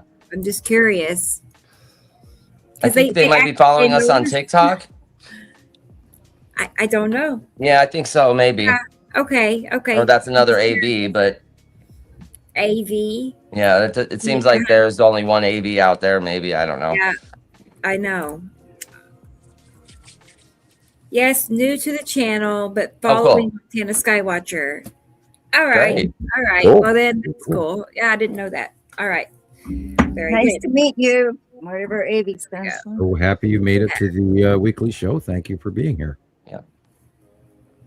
There it is. We did it. We made it happen. Ooh. Oh boy. Ooh. My ship just tipped over on the side. We've lost ballast. I like it. It's like what you do with Matthew. Oh, you like look at things upside down. Oh, okay. Is that you're talking about Chris AV? Chris has been sharing your photos on TikTok. Cool. Yeah, I thought so. Okay. Neat. Yeah, definitely. I'll have to go look at your pictures. Cool. Usually, like people started sharing their photos in the comments section on TikTok, which has been pretty awesome. Now that we can, share photos and stuff there. So I like, right? Oh, can we share photos on TikTok now? Yeah, like in the comment section. I'll show you how to do it later, Gillian. Wow, look at that. Oh, show me how to do it. Yeah. Almost every time I drop Sam's drawings into the comments, I get a notice from TikTok. Really? That's like against their rules. Mm-hmm. And I have to appeal it, and sometimes the appeal they haven't said anything to me. That's crazy. Wow. Yeah, Sam. Yeah, multiple times. No, I bet. They're new hamsters. Poor little new hamsters. So. Yeah, you can definitely see Uri to the left side of the sun, and you see all those asteroids coming in at the angle. I don't know how many times they flagged me for nudity when I put up my drawings. Right. The planets are naked. They haven't got their cloud blankets on. How bad is that? Yeah, there we go, stripping the cloud blankets away from them. I know. Kind of drawing. Maybe they're underage. Look at that. Sorry. That stuff. Oh, and by the way, Epstein files. Yeah. Well, they released about 3 million more files this week. And oh my gosh, they're pretty damning. And of course, there's none of the like really good stuff has been released yet, so they're going to be forced to do that. Yeah, it's like this AV. That look to the right side, and you see those lines. Watch. Now go back to this. You see them. Let's go back. Yeah, look. Those lines. Yeah. Look at them. There they are on the right. And then the ball, the blue ball. And then the diagonal on the left. And what do we have here? On the left is more diagonal. Where'd it go? Yeah, see them. Both sides. Anyway. And this was, of course, October 2024 is the drawing, but it works. Right. Sort of. Yes. Irene knows. She's like old school at this. She's been around longer than me. Yeah. Yeah. Nice. Yeah, I'm hoping and praying that Irene stays safe because there's been some sinkhole issues going on north of her. And I was hoping it didn't spread her direction, but it's seemingly there's a lot of sinkholes going off in Florida right now. There's sinkholes. There's stuff that's just caving in. Like bad weather. Roads. Yeah, the formation of that low pressure system actually came out of the Gulf of Mexico, and they didn't even talk about it until boom, there it was just off the coast of Florida. And that's what's running up the East Coast right now. It's this circular rotational low, which has to do with the millibars and everything. But the arm spin of the Arctic blast came in literally from last week's storm. And that's all linked to a much larger storm than they're showing you on the side of the planet. It's way, way bigger. There isn't a newscast service out there that's showing you the actual real thing that's going on. They're showing you the center of the storm, not the overall. It's half the freaking planet, from going from the equator all the way to the North Pole. And it's rotating, which is why you're going to have another blast of sub-zero weather, Rebecca tonight, and then again through Sunday and Monday, and then it'll warm up maybe. Even though I'm going to go to bed, people. I need to go to bed, okay? Good night. Okay, Gillian. I'm glad I got to see you today. Good night. Just a little bit, Chris, and I seen that you had posted a really cool video, but I don't get to see it. Oh, you'll be able to see it later. Well, yeah. I'm getting ready to play some of his in a moment, so you can watch it while you lay down. Cool. I'll go back and watch it while I'm like, come on up, man. Right. Night, everybody. Love you all. Bye, Love you too. Good night. See you next Saturday. Oh, bye, yeah. Bye. Yeah, we'll be here. Yeah, anytime anybody names a storm, anytime we're tagging a name on a storm, it tells you it's serious enough that they want to distract you by handing you a silly name. Yeah. So am I getting another named storm, Sam? Before I go, you had 4 of them in a row that is still affecting. Yeah, no, I'm not greedy. I don't want another one. Those waters from Spain and Portugal, they're having devastating attack of high winds and really catastrophic weather, and their shorelines are being washed away again, just like what was it, Francis or whatever that went through Italy last week. Oh, yeah, that was bad. The information on Italy is still coming in. It was devastating to a huge area of the Italian and Sicilian coast. Did you see the sides? It's like just collapsing. Like. Oh yeah, and that one, yeah, I'm trying to think of the name of the town. I have it written down somewhere. That whole it's 25 miles away from the shore, and that whole coastal town just sank. And that whole southern part of that island, if Sicily goes kaplunk into the Mediterranean, it's going to be an unbelievable tsunami. Yeah, that storm surge whole region really bad. Just praying that doesn't happen, but you can actually see the erosion. They did upgrade the Pelegre warning again this week, and they're talking about the whole region between Mount Vesuvius, Mount Etna, and the Campi Flegrei, and all of that, elevating it at like something like 4 millimeters a week, where it's just the caldera is filling up underneath them, and they're watching shit sink and crack and break, and there's new gas warnings. So, and that's all this week as well. I wish that they would move away, Sam. I wish. Me too. Oh, please. They're so used to it, Gillian, that they just they need to evacuate people pretty much now. And of course, there's crazy shit going on off in the Philippines as well. Last week there was a worldwide gas event where it pumped out all these sulfur gases that actually affected air traffic around the world, and they put out a Philippine air warning for a very large part of the Philippines area. Toxic gases being dumped out by Mayan, or I think that's what it's Mayan. Yeah, it's Mayan, Mayan. Okay. Yeah. One of our colleagues' kids are there. Her family are there. And it's that thing erupts every 8 years, and it's one of the perfect cones. It's a tourist volcano. Tourist volcano where you fly in a helicopter over and get dumped out on a line. I think beyond the ground. I think, frankly, I would not go around a volcano in a helicopter. Thank you.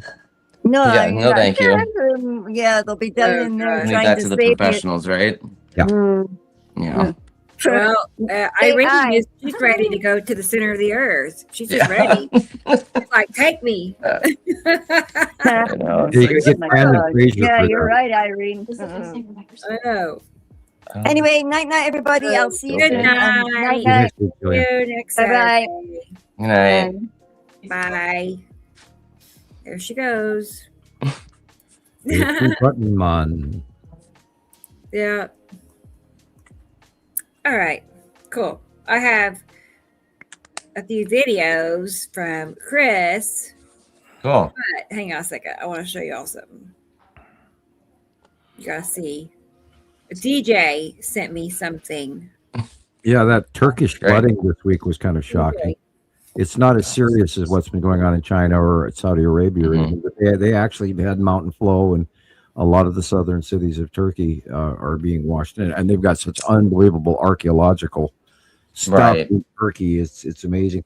And not only that, there is so many new archaeological discoveries going on in Turkey and all around the world, that they're finally breaking out some real information, because they are breaking the 10-year boundaries where, people are publishing papers that they maybe didn't want to publish 20 years ago because of, ridicule from, the standard scientists who were abusive and kept people down. And I think we're finally getting some real science out there, which is what we're doing.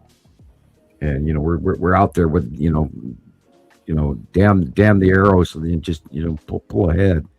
And we're just going to keep going at this and working at it. And it's cool what's happening. There's some real great archaeological science coming out going, well, this city is like 60,000 years old and doesn't fit anywhere in our archaeological discovery knowledge, and which proves that we're not the first civilization to be here, people. Oh, of course. Yeah. Here's DJ's kitty cats. Just cool. FYI. Yeah. This one. Look at him. Yeah. I'm vulnerable. Right? Yeah. That's cute. It's a trap. Fluffy. It's a trap. Fluffy kitty. Yeah, he's onto it. What do you want from me? Yeah. Can you imagine just being a cat and staring at each other all the time? Right? It's like, are they telepathic or what? Because they're so They must quiet. be. They're always just staring off into space quietly, you know. It's like, how do they do that and not, you know, get overly bored? But yeah, I know. Thunder. It's cute. Thunder. Yeah. Kitty cats. They used to have a cartoon in the 90s called Dog Brain. Okay. And you could also cross-reference that with Cat Brain. So, you know, I mean, they just sit there all day long and think dog brain thoughts or cat brain thoughts. Okay. I'm going to first show you some pictures from Thunder. Cool. I say that, and they're not. I know I saved them. Let's try it again.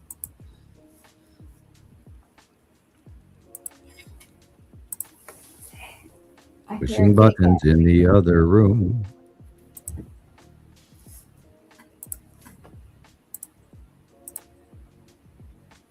I know all those cat people were like, you know, never enough kitty cats. Exactly, T-Racy. There's something about cat people. What are you doing? See, here's my black kitty cat. You can barely see her. Like, she's solid black. What are you doing? She wants in my lap. Okay. Right? Good thing you have that red collar on her, or you know, you never see her at night. I know. The problem with black cats. It's like, well, stepped on them again. You know. Right. Yeah, she's a big kitty cat, like a panther. All right, here we go. Thunder is she here, right? Yeah. Kyra. Oh wait, I thought I saw Thunder's name. That was T. Racy. I saw actually. I don't know if she's here or he. Let me know you're here, Thunder. Mm-hmm. There, yeah, there she is. Okay, cool. Here we go.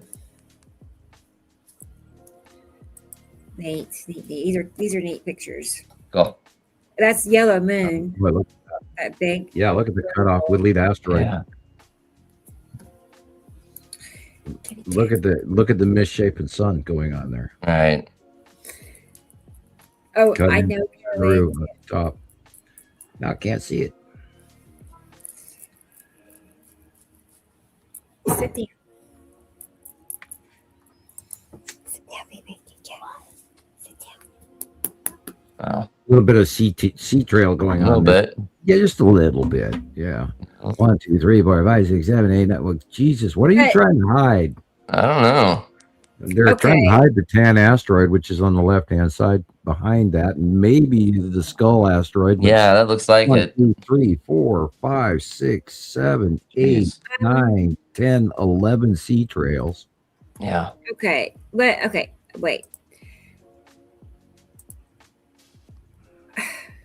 I just have a hard time believing that there's that many sea trails. 8, 9, 10, I 11, look at the 11. diagonal of, and here's the thing, Sam, is 3, I can go through my phone 8, right now and 9, find 10, well, maybe 12.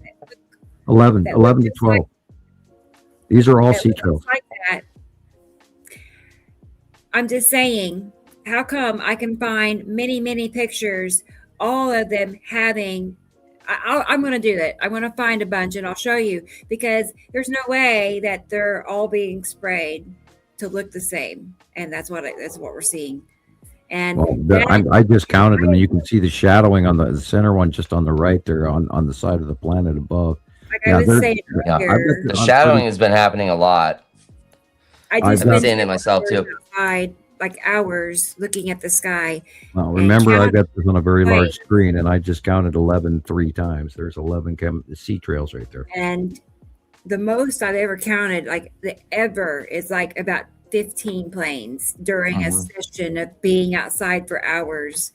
I rarely will see more than 10 ever. So I'm just saying, they don't spray as much as... Well, this photograph, we're currently looking at 2 actually being dispensed, one on the far left bottom and one on the right middle. Those are being actually dispensed as we speak. I believe that. There's 1, 2, 3, 4, 5, 6, 7, 8, 9 older ones, and one dead center just to the right of the sun is a fresh one, which is shadowing on the planet to the right. So yeah, there's 11 to 12 sea trails in this shot. And they're all fresh. Wow. Well, a couple of them are a few minutes older than the other ones, but there's 3 fresh ones in process. In one spot. And like, again, I can show you pictures after picture after picture of it, many pictures that look just like this. So I feel like it's a lot of astronauts. They do it when there's a real big event coming, especially over the top of populated areas, large metropolises. Just like that. Yeah, but those are all vertical, and those are all sea trails. Okay. You can see it in the spiral. You have to look at the spiral. Look how it lays out, and the plane on the middle one, they twist the plane and it rolls one time. Yeah, those are all sea trails. Ugh. And remember, I've got it on a 43-inch screen. Well, I understand. I just, based on what all years and years of looking at time-lapse videos and the sky itself and counting the planes, I have reason to say that. Well, I understand, but I just don't give him that much credit. In this particular case, those were all sea trails. Okay, that's crazy. That's definitely a sea trail on the bottom, and then that one above it there is 10 minutes old, and the one next to it is fresh, and the one next to that is older than the one next to that, and that are older, and then down at the bottom was a fresh one being laid out. But these are all sea trails. They're all coming down at the same angle, right? Just like your drawing. Yeah, but these are sea trails. Anyway, I have to go cut another dinner thing. I'll be right back. Right. Okay. I get what you're saying, Rebecca. It's very repetitive. But I'm in all these geoengineering groups, and so I see tons of pictures, and I'm like, there's no way they're going to spray in the same area of the sky at the same angle, at the same everything over and over worldwide, which is what we're seeing. Like, there's no way they're going to do that, and they can't. They can't keep up with, So, anyway. That's wild. I've spent a lot of time over many years concentrating on sea trails because it is such a big deal. It is such a big cover-up tactic. I'm not saying they're not real because they are. Right. But what you're seeing is not, the general consensus of what everybody's talking about. Yeah. So, it's especially time-lapse videos. That would really, clear it up if you had time-lapse, because then you're actually seeing streaks appear with no planes in sight. That seals the deal. Yeah. And that one video you have on YouTube, it shows like time, just like you're talking about the time-lapse footage, and there's no airplanes, it's a great video. I might have it up here. I'll check and see. But yeah, I don't know. I just don't, not that many planes are going to do the same area anymore. Yeah. Why? They can't hide it anyway. As much try as they might, it's not going to happen. Right. No. It's like, it's more of a mental game at this point. They all you have to do is just spray a few, and people will be like, I seen them out spraying today. I know. What they did to my spray. It's, yeah, I know. That's it. I like that. That was pretty. Let's go back. Yeah. To a second. Look at that. I wonder, did it turn pink or red after that? Sometimes it does. Yeah, that last minute color change. I'm still waiting for my red sunset. You know, like some people are getting just like crayon red sky. Yeah, it'll happen. I'm patiently waiting. Right? It'll happen on a day where you least expect it. Watch. Yeah, I was gonna be. It'd be on a day when I'm like can't get outside for some reason. Oh. Oh no, just a little pink. Okay. Yeah. Look at that. Beautiful blue. That's Saru too. Yeah. You know, back behind everything. That's why it's. And Saru is blue. Green blue. Green blue. Right. And it's huge. Nibiru is dark. I know. One of these days, Carolyn. One of these days. I can't wait. I mean, it is a numbers game. You just got to be out there to, you know, capture it. Yeah, and it changes quickly too. You can, 1 minute can look one way, and then 5 minutes later it looks completely different color, and then 5 minutes later it's gone. Right. And you have to be watching to see it. All right, can you imagine what we miss? Oh yeah. I'm sure we miss so much. And I'd love to spend more time outside, but the government is lying. They're tricking people into believing those super long streaks that we see in the sky are man-made chemtrails. See, look at that. When they're using it the streaks like it's normal. Really being caused by nearby asteroids that are associated with our Wow. twin solar system. They'd much rather for people to think all the trails are man-made than to ever figure out that we have another solar Wow, system I love that when that came out. us about. But don't get that me is wrong. still the best capture of all. When the illumination of Man-made Seth and Jello. But most streaks are actually See, there they are again. Nope. There they are again. Yeah, but I see two sea trails. Maybe 4. The rest are asteroids. Wow. Because they're way bigger and way spread out. Same everything. Look. Talk about a total cover-up and distraction. Here are some examples. It's too repetitive and that concentrating on that same area.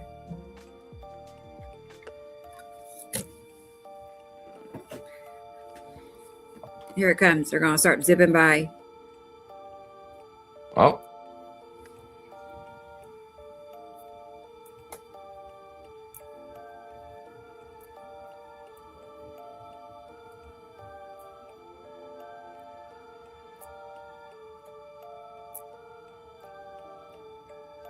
See?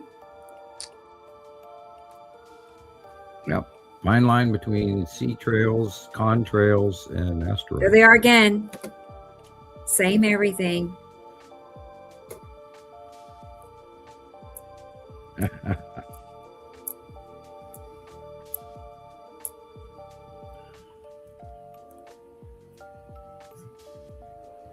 I remember that. Yeah. Yeah. Wow. And I think we're in the Perseids meteor shower still right now. Okay. I can't keep up with them. Yeah, we keep having all these quote unquote meteor showers because there's so many damn asteroids around us. And we're in a different part of the galaxy than we've ever been in. And they're not identifying with that, which is why we have more comets than normal.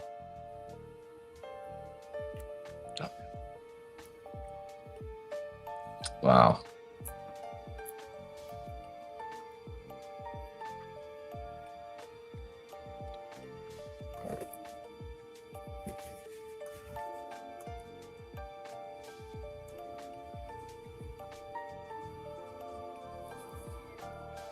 Yeah. It's just not as it appears, is it? No. I know, T. Racy. I know. It's especially taking time watching time-lapse videos. That's what was You know, that I used to be one of those people out there going out to take pictures of sea trails like a long time ago. I was in those groups too. I'm like, yeah, how come they're doing that? Why are they, spraying and what's in it? And I was, up to here in that. And then I started working on this more and doing the time lapse videos and 1,000 screenshots. And, over time, I started to see it's not sea trails. They do it. They spray for two reasons: one, to block out the extra incoming light over populated regions, and to block us from seeing the stuff that's going on above us. It's both directions. It's a double-edged sword, good and bad, and all of that. You do believe? I mean, what I see is it's like mimics asteroid trails. Well, and I feel like it's to get people to thinking all streaks are man-made. Sure. To cover up what's really happening. It breaks up the rounded edge. That you're looking at a square or a line, and it breaks up the rounded edge of the planet. Yeah, right. That too. There's like multi-purpose. They're multi-purpose trails. Yep. Really. And then you don't notice what's also going on behind it. Right. You're looking at it rather than the big rounded long trail thing behind it. Right. And you see how they get people riled up. In that movement, and I know. No wonder they said no one's going to believe you, Sam. I mean, if they had any inkling of what was going to be the plan 30 years later, internet, AI, whatever, they had it all figured out that's how you hide an entire solar system. And I never expected them to be this large and this close. Sure. I thought it would be somewhere out there, a small dot like Venus or Saturn or whatever. Oh, there it is. Okay, cool. No, I did not expect them to be this large and this close to us by any shape or form. Yeah. Okay. AV says we are awesome. I appreciate that. Mm-hmm. And they noticed an iridescent cloud, gasoline cloud. Okay. It brings out the skunks. Wow. Really? Okay. I've never heard that. You're talking about the rainbow clouds, which are asteroids. Light reflecting off of colorful asteroids. Who knew asteroids were colorful? Right. Let me show you an example. We have hundreds. Oh, yeah. Let me see if I got better. It breaks down into a prism and refracts into rainbow colors as well when it's breaking off of debris in space darkness. Right. Wow. You would think I'd have a rainbow cloud slideshow. It doesn't look like I do. I have this. Oh. I know. It's like I gotta add that to my list. You gotta have one in there somewhere. I know. I have so many. Here's one.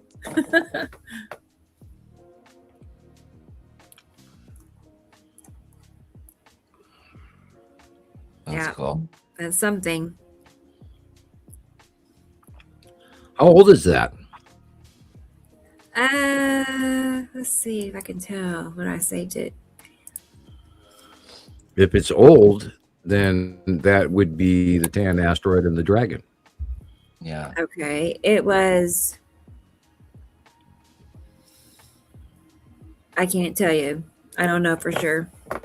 See, because the wings are Lorraine and Pappy, and then the head of the dragon is the tan asteroid, and then when it's shined, the sun shines on it as it rounds visibly the side of Uri.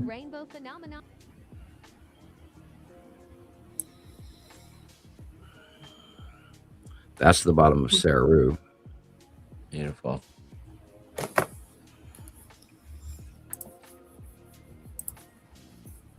Yep. Saru has an insanely large base core circle. We're going to see that this summer, probably quite large.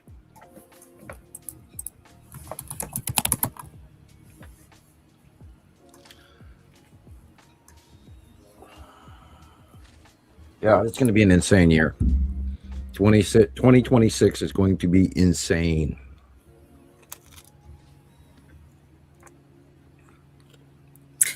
I'm checking to see something else here. What is this?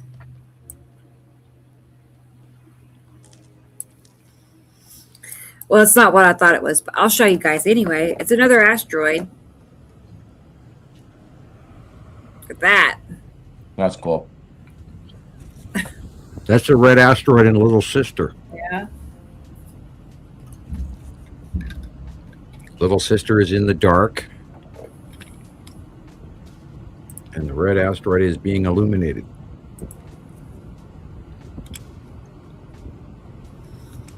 Wow. Look at the trail behind it.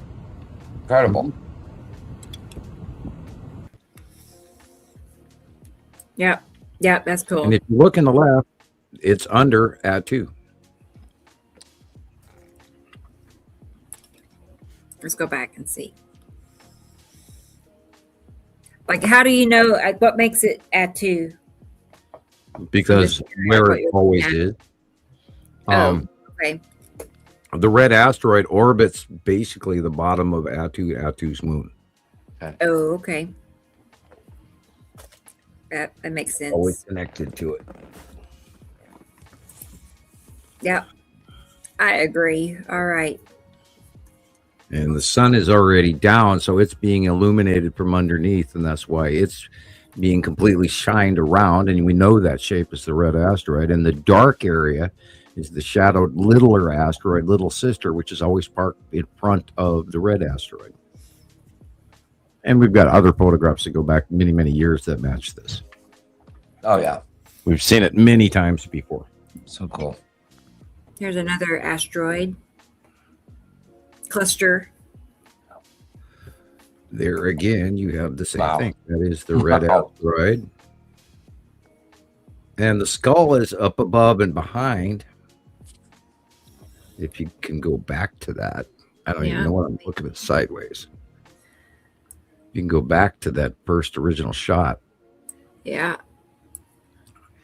And can you hit pause?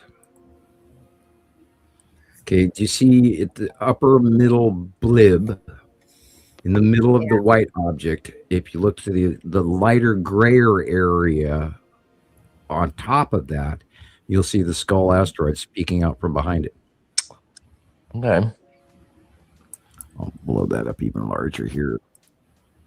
I gotta get something real quick. Right behind the red asteroid. And there's another asteroid over to the right. Over to the right behind it as well. But that's the red asteroid, little sister, with the skull asteroid directly behind it. Wow.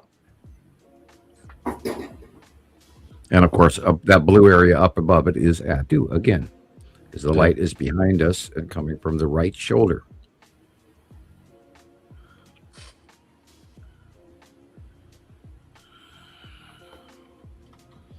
Yes, I can see this stuff. Well, not only that, I remember, all these times over the years watching all of this shit over and over again. So I pretty much memorized most of what everything is up there. And for the rest of it, I just sort of know things.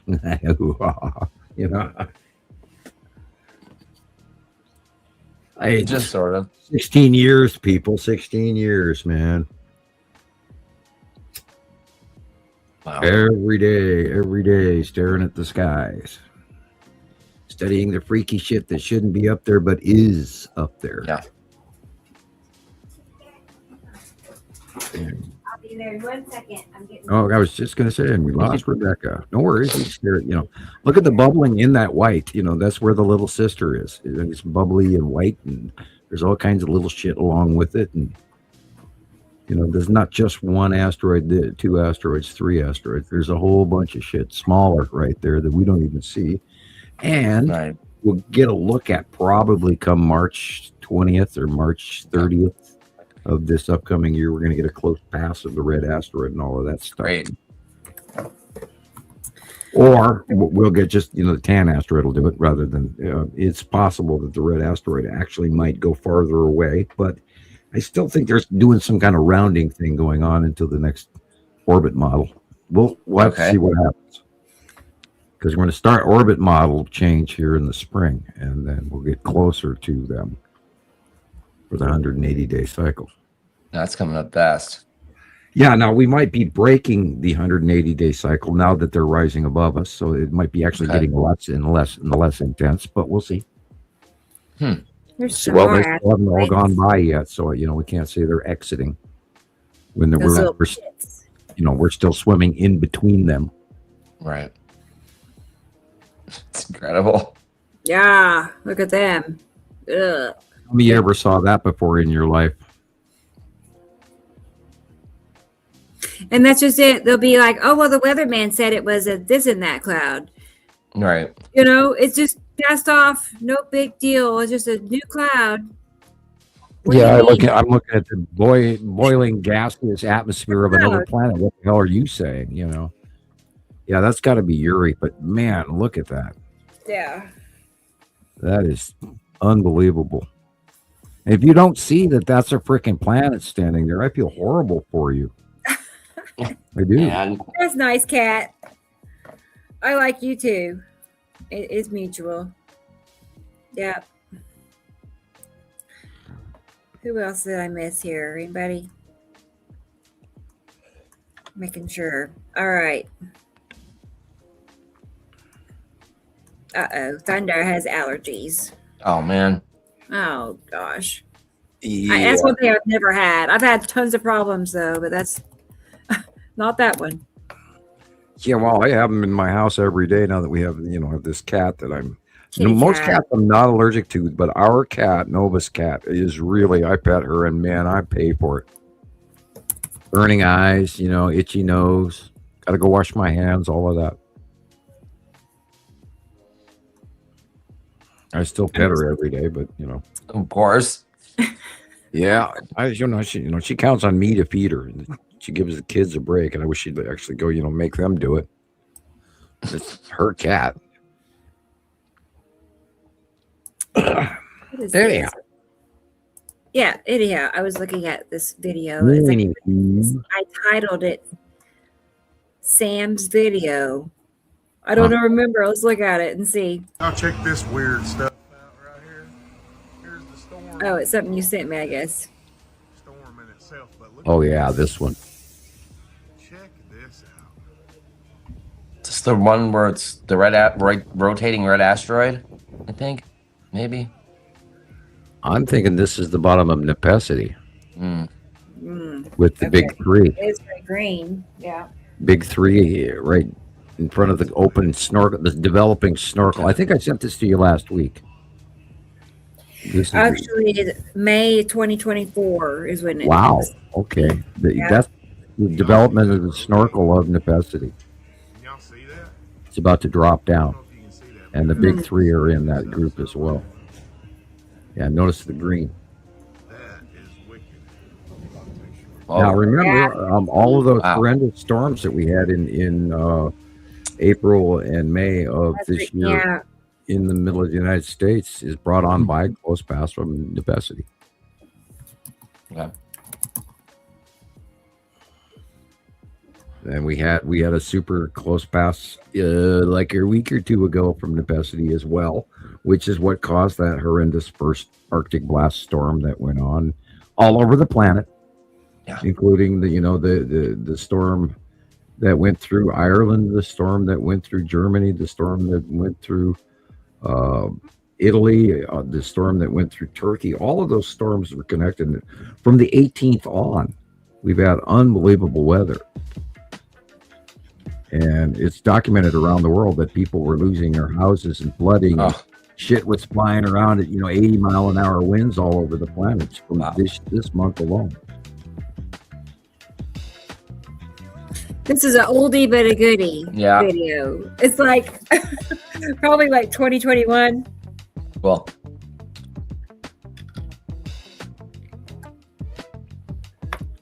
yep, flaring of the light because there's planets on either side of it and above it, just like the monthly drawings.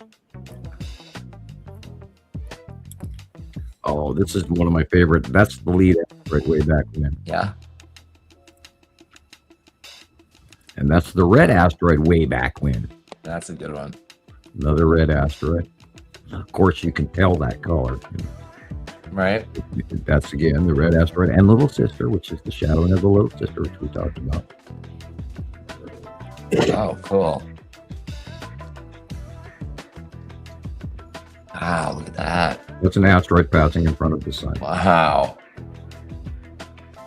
I'm not sure about, well, God. Yeah. That looked like, because they were the same size. That was the problem. This is again Wow. another one, asteroids passing in front of the sun. That was awesome. That's an interesting shot. Now we know that was way back when the green asteroid was crossing. No, I mean, I'm in communication with the person that took that picture, So and they're credible. But it's pretty striking. Yes, these are asteroids and they're rotational. And this is lead asteroid. This goes back years ago. Mm-hmm. Oh, look, Nibiru is here. And oh, Jesus, here we go again. And that was way back when lead asteroid got in front of the sun. God, 3, 4, 5 different series of time. 29K members. That's a long time ago. 2.66K subscribers.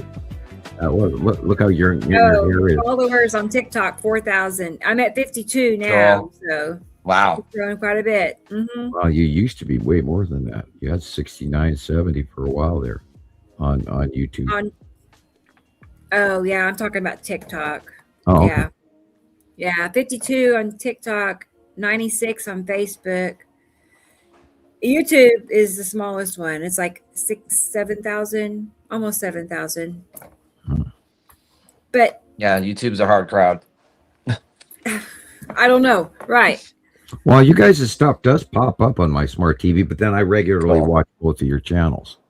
So that maybe that I'm within the algorithm. When your stuff comes up, it posts it to my thread. And so you put out a new one this week, Christopher, just today or yesterday that I did not see yet. Well, let me tell you what I found. I didn't see a whole lot that you posted, but I have this. Let's see. It might be one of the things you're talking about, Sam. Well, Gillian, I believe, sent me a copy right before. I know. But I didn't have. Yeah, the last 3 days, it's just been blue skies here, and it's been really warm, actually. It's shockingly warm here. Hey, what's up, everybody? Yeah. I like that. In the sun, it's about 65 degrees here in Vegas. It's a beautiful day, and just checking in, seeing how everybody's week is going, and hope everybody has a great day. I love it. You gotta do that all the time. I suppose the most obvious question is... Yeah, people were actually asking questions about the cube this week on TikTok, so that was cool. Bad news is there's no way if you can really know whether I'm here to help you or not. So it's really there it is. Y'all see it? Look at that square. And it's usually almost always at that tilt. Mm-hmm. Like it's coming down at the angle as the asteroids do too. Just have to make up your own damn mind to either accept what I'm going to tell you or reject it. They are here. They are here. They are here.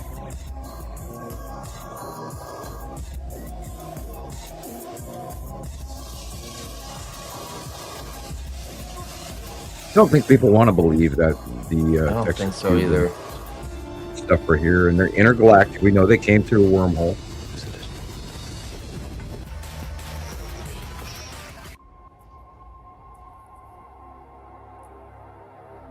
Did you eat that?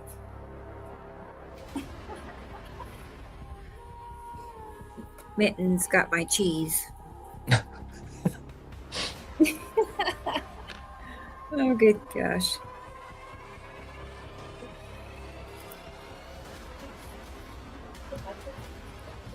That's early. That's right after it got here, like 2016. That one shot. Empire Order. That's cool. The cube. And that thing is massive. That's moon-sized.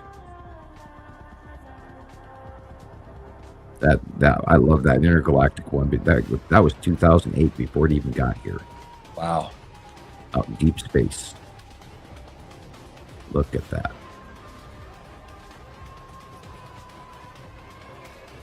It almost looked like a winged demon, but that's actually a cube with the side of it. That one. That's 2015. That's 2018. Star Destroyer.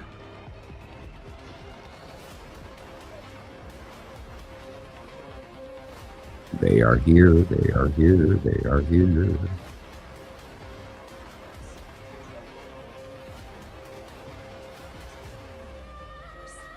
That one's awesome.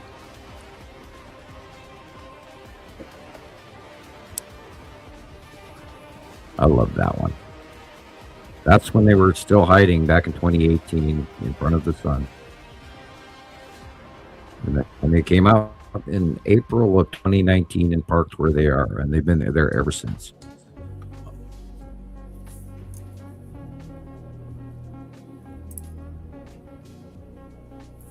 I like this too. I didn't see this till just the other day. Cool. See what I mean about Donald Poteen Yeah. on TikTok? That's one of his videos. It's like he's got it figured out. Bingo. He's got it figured out, right? Yeah. Hey, girls made it. Hey, girls. What are you doing? She made it.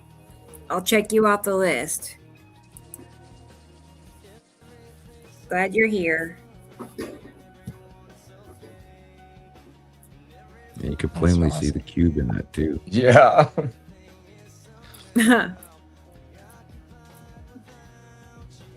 And the red asteroid. Right? Yeah. Right now, on the far left side, coming down, there's a dark circle. And the bubbles of Atu's moon. That's the red asteroid.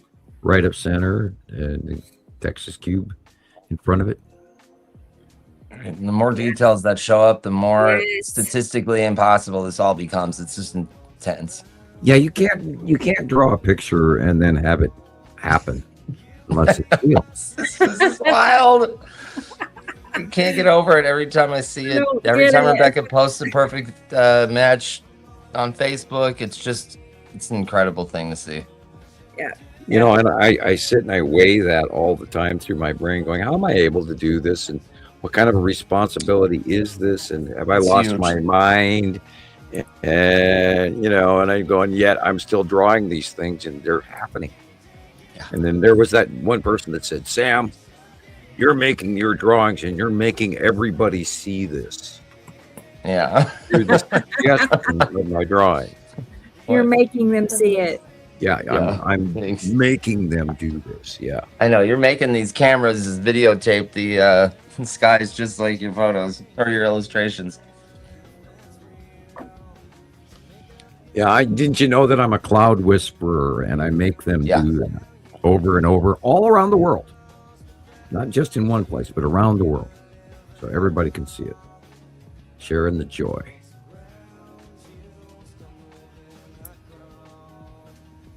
And look at that straight black line right there. That's the shadowing of the cube. Wow. Yeah. That's cool.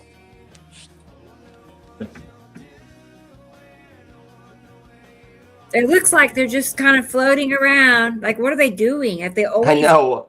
They're not moving around. They just stay fixed with that to the moon. Right. Well, you know, the parking garage is there and they're doing maintenance and shift 237A. Okay. You know, it needs a new hyperdrive. So they pull them into the parking garage and repair stuff. And don't forget support gas fueling station B379. He needs a new upgrade on the pressurization system. So we'll bring that in next week, Tuesday, that kind of thing. Parking garage repair place. Intergalactic portal jumping cube. Here's some TikToks. I don't remember how old this is. Oh, yeah, look at that. Edgar Cage. Mm-hmm. There is a lot of disaster videos on YouTube right now. It's really in there. It's like, where do they get all of these things? Look I at know. That's Atu. Well, this has got to show something. Sideways rainbows, firmament, question mark. Look at it, goes all Cut off halo from the atmosphere of Uri cutting into the sun. That's Uri right there in the upper left corner.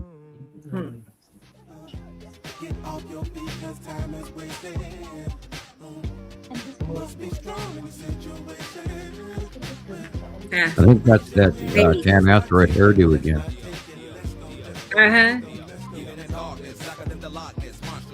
It's You can't say the music is doing something. Yep. I wonder if those are Star Cool. Destroyers. Are those Star Destroyers pointed upward, parked next to each other?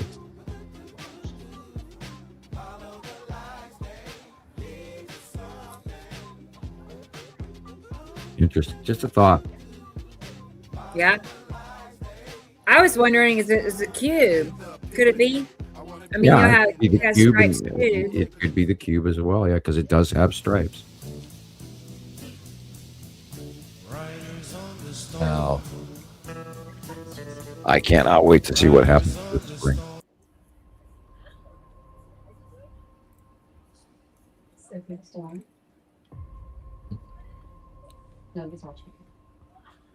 Yeah, people tell me this is normal. I know. Wow. Oh, this one's great.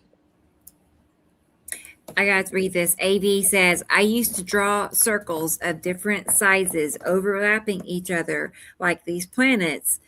I had an obsession as a kid, and I think it was my future self remembering the past. Pretty cool. Yep. Yep.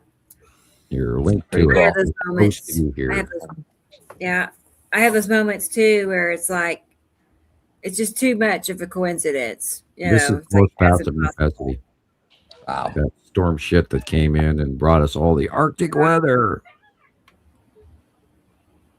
wonder if that would be cool.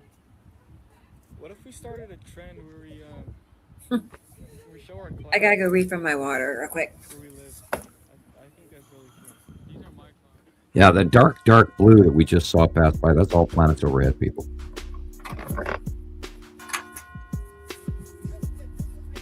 I was watching an old movie filmed in like the 60s, and these two guys meet, it was a detective movie, and they meet in the desert, which is dangerous in the first place because you know somebody's going to get shot and buried out there.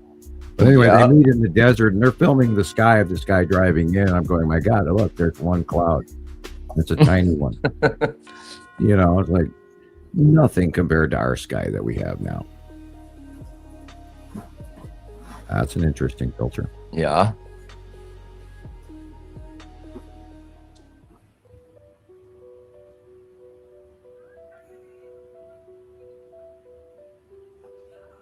Wow. Now remember, Atu does that. The lightning between Atu and Uri and the asteroids is pretty regular. Just this up lightning surrounding the planet thing. And we never used to have up lightning, but now they have a term for it. It's called up lightning. Yeah, right. And that's not a fast forward or time lapse. That was all normal. Bottom of Saru again. Wow. The illuminated open core, yellow and orange usually. And that is where Atu was set. And we will see her at night, people. Take a step outside. If you live in an area that's, you know, partially dark, you know, too much illumination, you're not going to see anything. But if you live outside the city and you're in a dark generic area, you should be able to see the planets at night. That's incredible. Wow. The lighting is all wrong. Oh, yeah.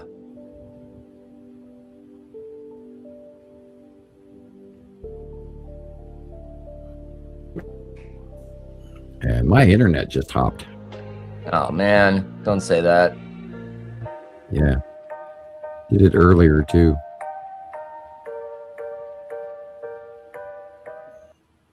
And I still have this headache. Oh, no, Sam. Don't say that. I've been getting headaches. I've had a headache since the moment since I sat in this chair on this end of the house.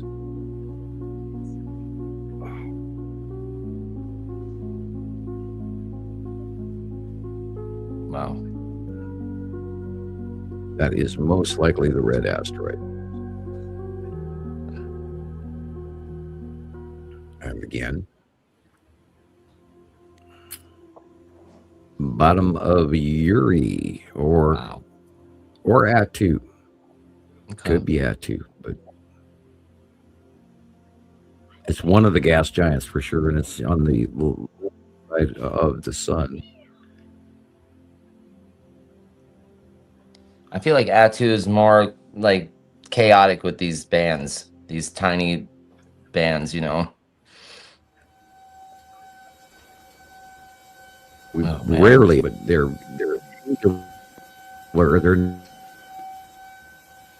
not horizontal or angular captures of gas giant Atu with stripes. She's usually just dark purple or encased in clouds, along with her moon. Wow. Yeah, I would be heading for cover if that sounds like a tornado alarm or something going off. That's a huge storm coming.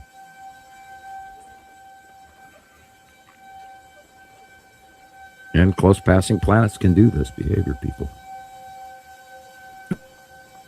And we're not out of the woods. Know what's coming with Matim. We don't know what's coming with Saru. We don't know what's coming with the Saturn. Because this is the close-in. We don't know what this next year is going to do, but it's going to be insane. I guarantee it. It's already getting insane. Yeah, and I'm fearful.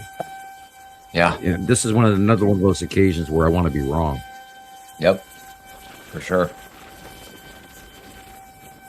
Oh. And FEMA is woefully inadequate right now, and they're absolutely not prepared to last week's storm, let alone tomorrow's storm or the next day. Jeez. And there are people that are past this, and it's not a good thing. But then there's people that go, well, everybody dies. I people. Yeah. Making the mad dash. Oh my gosh. Oh, did you see what happened to all the stores last week when they were talking about that ice storm? Look at that. That's Uri. Beautiful.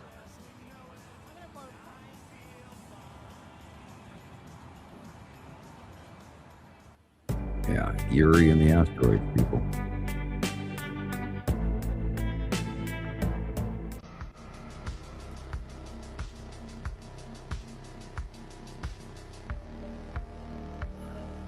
Planets at night.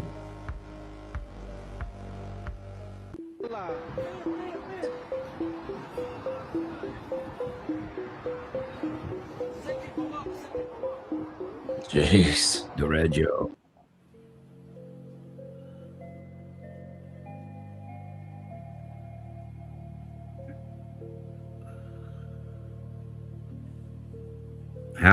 Half the sun is being cut off. And that could be at the side of his atom cutting in. That sharp, weird angled light is. Oh, wow. Opacity green.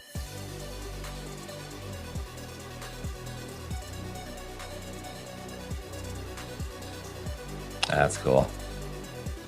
Snail foot. At 2.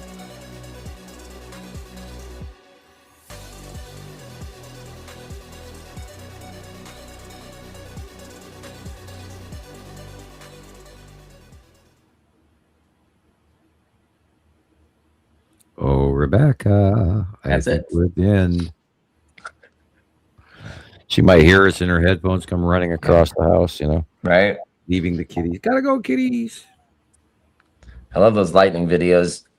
Yeah. It's like, and then you don't ever hear any thunder with that when it's Right. happening like that. We saw these storms going off between Uri and Atu and the asteroids years before the planets even got close to us. And so that gave us the heads up of what was going on pretty regularly and how we were talking about how the planets actually didn't crash into Earth. And we learned that in 2012, 2013, and that they would discharge off and push each other away as well as themselves, as the other planets react as well off these asteroids and all this crazy electrical crap going off and up there in space.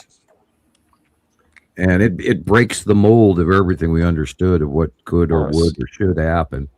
And over 16 years, we've gathered this information. And it's absolutely undeniable. We've watched it and watched it and watched it. So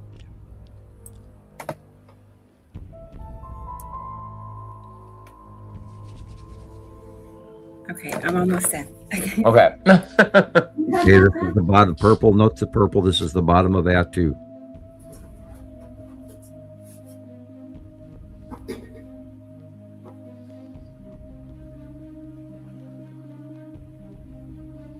And I believe a lot of the red is actually coming from refractive light off of his atom proper.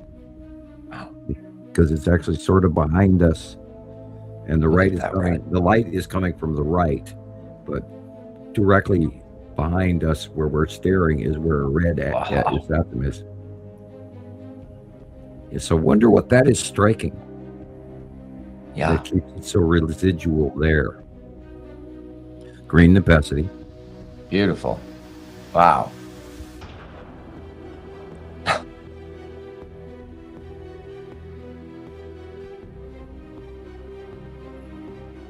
Nepacity single, big, huge discharge as usual. Wow, look at that. That is Atu and Atu's moon. She's rounding Atu's moon and then rounding Atu. Wow.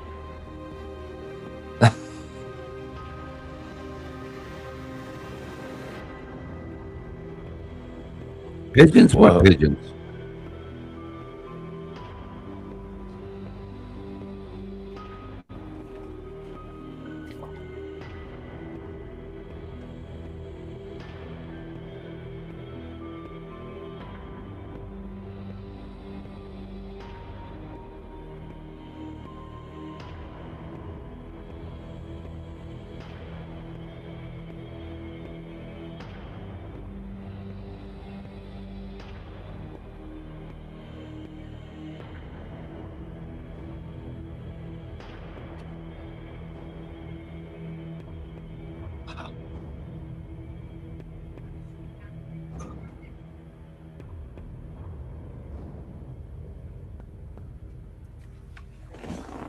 Yeah, what we take for granted now, is sky colorization that we've never in our entire lifetimes ever seen before. Everybody goes, that's clouds. It's a storm, man. Like, right. When was the last time you saw something that big going over the top? Right. Incredible. That's one of them super storms. Yeah.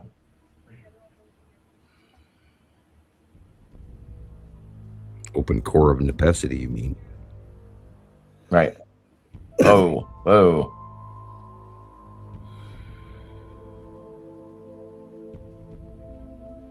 Another open core of Nepacity. Wow.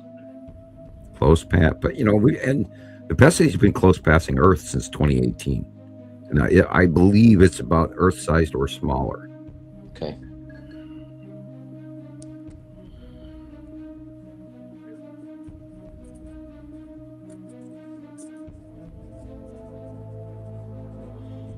The planets don't crash into each other; they electrically repel. Push, push, push. See the rotation?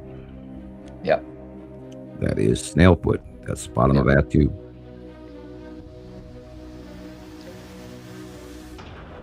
Counterclockwise. Yep. And see the drop down. The red asteroid is in the middle of that snorkel snail foot. Okay. And that is, often cases is the actual discharging agent that either reaches the ground or the planet above. It's like the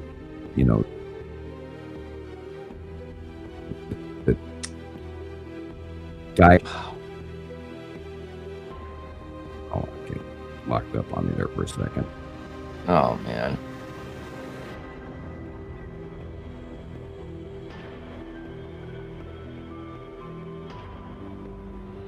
Wow. Purple lightning. Purple lightning is only high. The lower lightning, which is where the storms are, is usually yellow or white.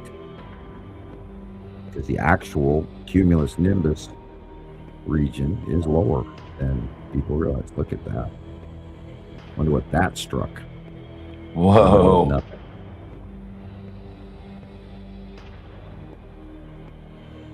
That's how they get DoorDash up to the planet there. They send it on that lightning shaft. Here, one pizza to go. From the Empire State Building in New York.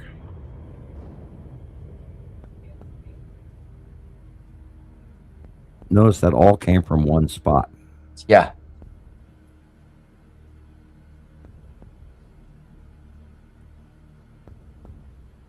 The light is to the left, so that would be either Nepacity or Atu.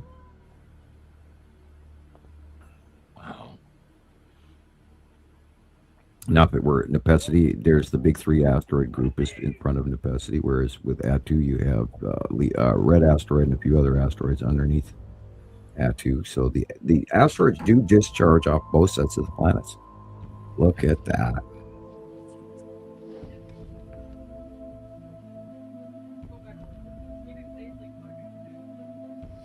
Why did it linger so long? Why is that electrical connection still there? Uh-oh.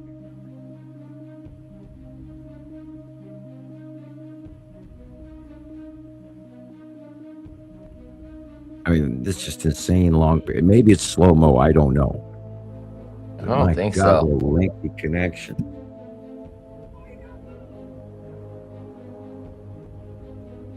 Yeah.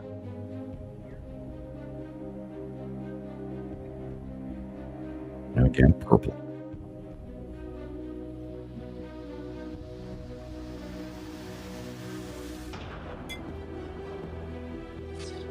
Ow.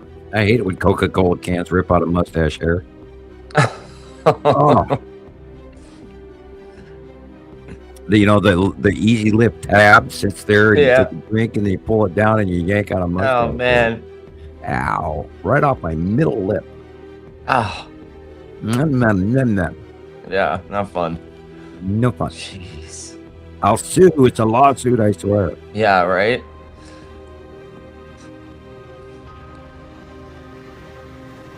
Soda cans are coming with a new warning label. Yeah, deformation of mustache. Warning, do not drink if you have a mustache or into glass.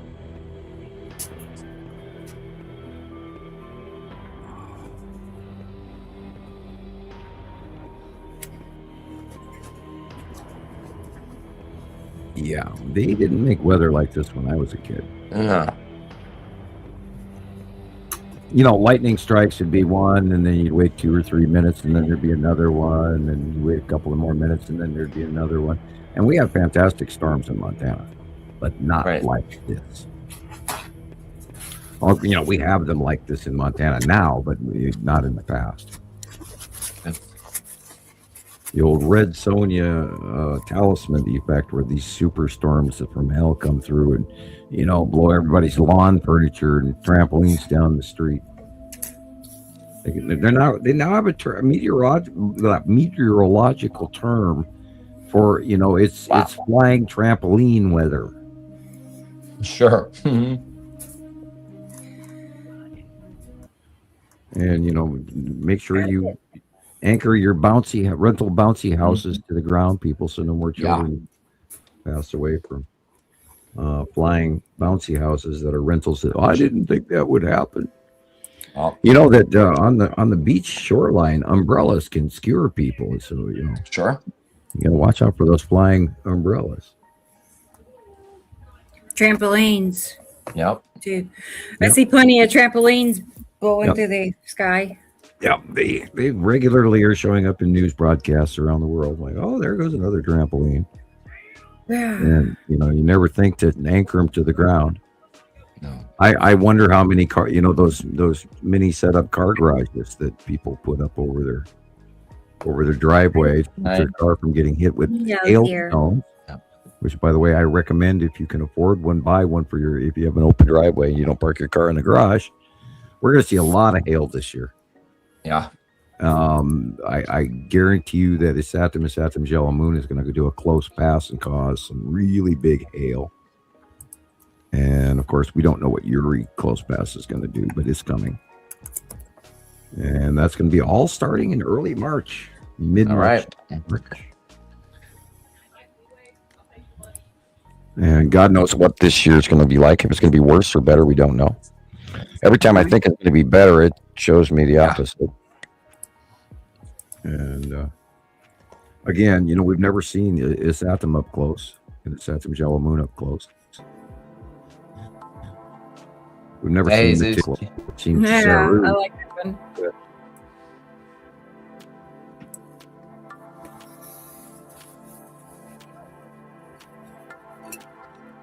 I still like that drawing a lot. I do too. There's some drawings I don't like, but that one I like. Yeah, I have favorites of your drawings. Yeah.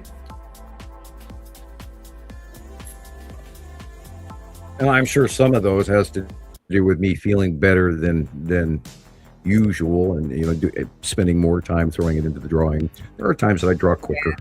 I could do better, but I don't like redrawing them.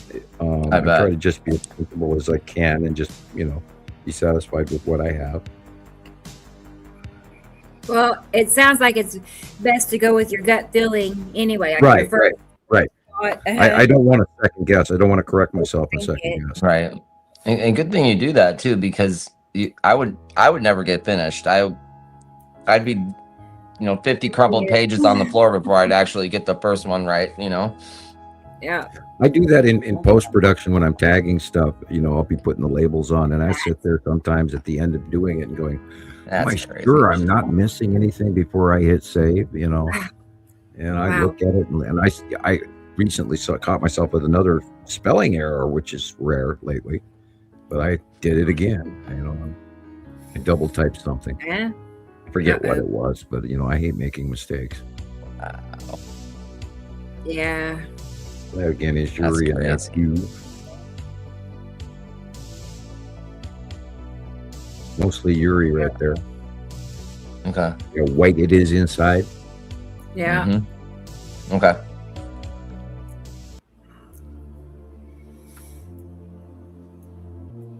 And that's Atu's moon and the red asteroid at night.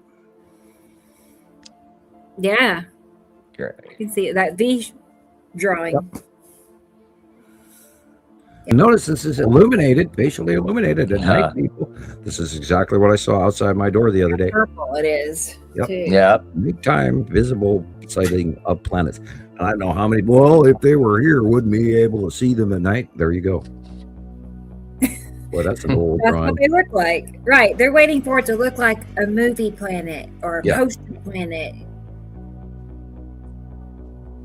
Well, I remember when the lead asteroid was going like that. Hmm. That was a couple years ago.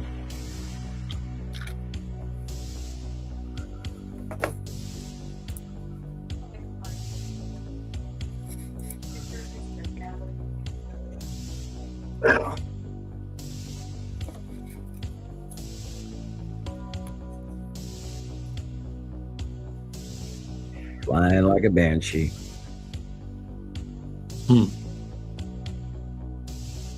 Stripes and all. Wow, it's been a long time since the lead asteroid was doing that. Okay.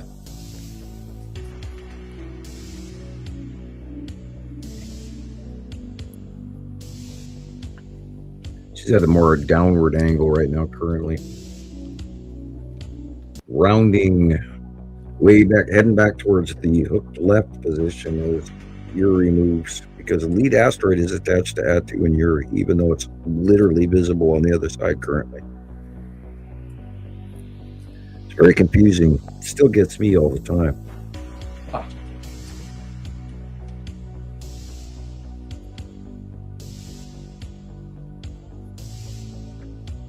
Atu's moon. Notice where the light's coming from behind us to the left. Cool.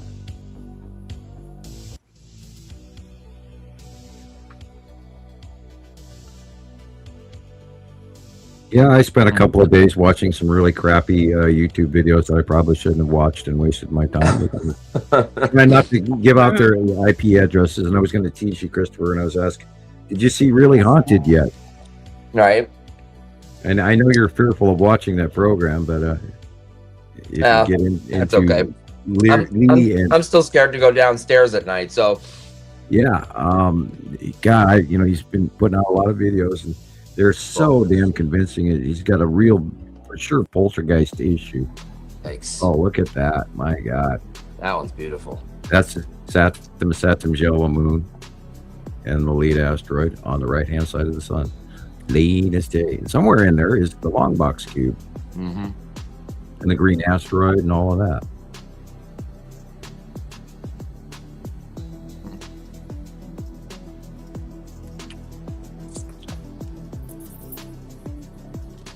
Flame like clouds. Planet, people. Planet. Can't make this up.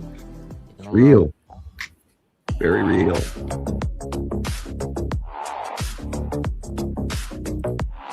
Again, that's the yellow moon. How dark that is.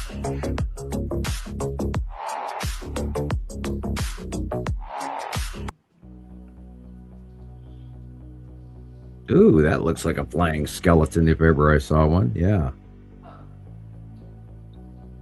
God, that drawing is so old.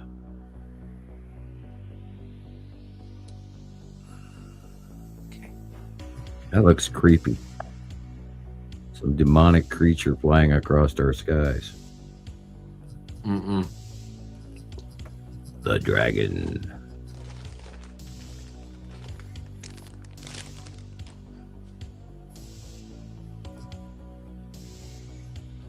God, that drawing is old too. It's just amazing. I look back at these old drawings and I just chuckle.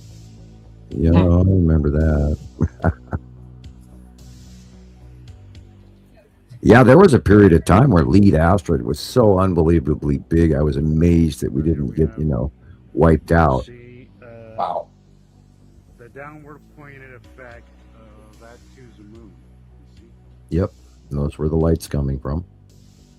Behind him. And Atu and Atu's moon are facially illuminated now. The base cloud has been moving in this morning. And again, Jesus, I hope you feel healing thoughts. Drink a lot of water. Too long, probably, but oh, Katie, I can't help but thinking. I forgot. I will post it right now. How are you supposed to explain? Thank you for reminding me. The Daily Sun pic. Planet, Where'd she go? cloud moving over us. But that is a I will do that now. And look at the dark blue, light blue, the dark blue. That's the base cloud. How do you explain that to somebody without them thinking you're bonkers? You're nuts. I had not heard about that, Thunder. She says, I read where scientists mentioned the edge of the universe. What determines the edge well, of they actually just recently discovered that our universe is much larger than they thought originally because of old information. And now that I've got notes on that. The James Webb telescope has defined regions and arm threads, or what they would refer to as spurs, galactic spur. And our galaxy is much bigger than they thought. and we're in a different place than they thought. And let me see here. Okay. Yeah, like the Orion Spur is much more dense than they first originally thought. And they thought we were just this big area of space where there was mostly nothing. And it just turns out there's so much clouds and debris in between us and stuff that there's even more solar systems in our neck of the woods than they even imagined. So the edge of the universe is when the octopus arms, the rotating octopus arms with all of these different, like the Sagittarius or the Orion Spur, or these arms, these rotating galactic connective groups of planets and gases end. And then at the outside of the galaxy, there's pretty much mostly debris and comets and stuff like that. It's when the galactic gases and solar systems end. That's the end of our galaxy. Wow. But there's billions of galaxies.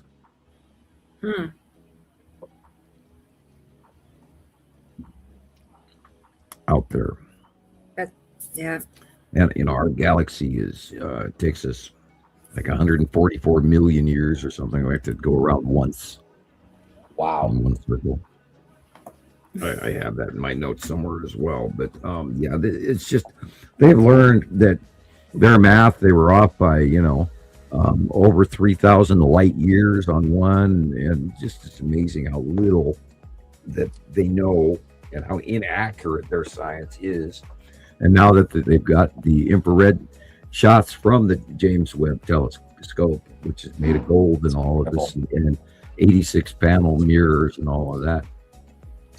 Now they're starting to realize, wow, there's a lot more out there than we even knew. And we're in a different spot than they thought we were in all of this. And they're also not taking into account, nor telling everybody that we're moving from, the southern galactic plane to the upper galactic plane. They admit it, but they don't remind people of that we're constantly moving, and we're headed toward Sagittarius and all of this in the coming 50 million years. Won't matter to anybody, but that's where we're headed. Our thread link. How many solar systems are there? Holy cow! In our neck of the woods alone, there's hundreds. Just within 20 light years, there's thousands.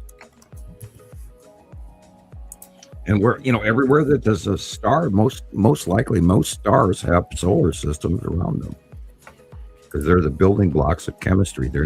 It's not gravitational rocks floating around willy-nilly. It's actually a constructed element or a compound of elements gathered together, built and baked in the stellar nursery that creates solar system after solar system. And there's always new ones being born. There's new stars being born every day. They're even talking about Betelgeuse right now, and Betelgeuse is expected to explode. Well, the reality of Betelgeuse is it takes, I think, like 500 years for the light to get to us. So it could have blown up 250 years ago and we wouldn't even know it yet. So, and we're working on old light that has traveled the galaxy. Otherwise, we don't even know. And it could be centuries in between realization. We only see the past. We don't see the present. First thing today, when I turned my computer on, they go, NASA has discovered a planet out there that could and should sustain alien life. And I went, duh. Look out your window. Right? We know that there's, Saru's got people on. We know that Nibiru's got people on it. Water type planet, way bigger than Earth. You bet there's people on that. And it's many millennium older than us in civilizations, where ours get wiped out and theirs does not. Incredible. That's because we're the backwater factory planet. We're just this big rock that has really shitty weather from time to time. I mean, all the workers get killed, and then they put on some especially every 3,600 years, give or take. Yeah, the end of the shift. Okay, next batch. Next batch. Make sure they're non-union workers this time. Oh no! But we don't want the Irish. No, this is supposed to be. We don't have the Welsh. a joke. I apologize. No offense to the Irish or the Welsh. I'm only kidding.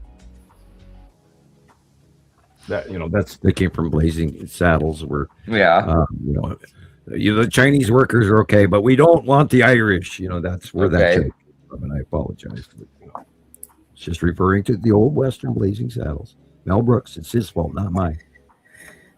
I'm going to play another slide. Few pictures that AV sent. Great. He sent me some more pictures, so let's look at them. But he also point out that he was pretty amazed with those lightning strikes and time lapse. I am too. I know. I never get tired of looking at the same pictures over and over. I think some people would think that's odd, but I don't. I mean, there's so many I've saved over and over, like in my Google Photos. Yeah. It just repeats thousands and thousands of saved pictures. I know, but I have my favorites, and I save them like dozens over and over throughout years. Yeah, right.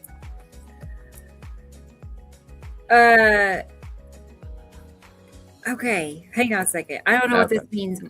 Kat says, "My love does not fall flat," Rebecca. Okay. Well, that's okay. Very heartfelt. Very nice. Very nice. Let's go ahead and play AV's slides. Great. This is part 2 of AV's pictures that he's sent us. I'm so glad we connected because I also found that AV joined our group on Facebook, Nibiru. Great. And so I got you approved. You are in the group. So, welcome. I can tell they're excited. Oh, and they sent me a picture I'm going to make a comparison with. Cool. To show, he's asking me how many planets do I see, so I got to show him. Where's Waldo? Yeah, Look right. at that. It'll be several. Awesome. Probably like 3 planets and 2 moons. In this photo? Yeah. Oh, no. And a picture AV sent me. Okay. All right. Yeah. Blew it up. Okay. Oh, but at least 3 because you're going to have Yuri and I Saturn hugging the sun. Crazy whiteout above, Atu's moon in front and yellow moon in front. That's just typical with all those asteroids going at angles. Yeah. So this is the picture we're supposed to look at. It's not. I'll have to show it to you. Oh, okay. Yeah, sorry. Again, I fall the same thing. Commentating. Sorry, I was busy rubbing my forehead. I still have the headache. Let me show you the drawing I have in mind. Here, this one. See how you got planets on both sides with moons in front of those planets and then a planet above the sun and all the asteroids. This is pretty accurate for this picture and the one you sent me, the other one. Oh, wow.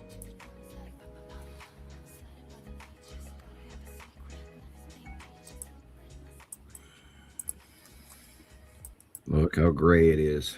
Yeah. Tiny little sun. That's cool. I like the rainbow effect on this.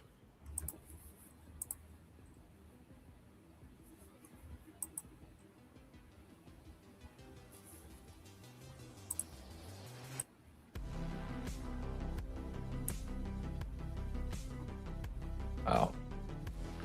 And that, of course, is Ion Tail and Sesame Yellow Moon and Lead Asteroid. And it's Saturn in the background, and then, of course, Sarah is behind all of that.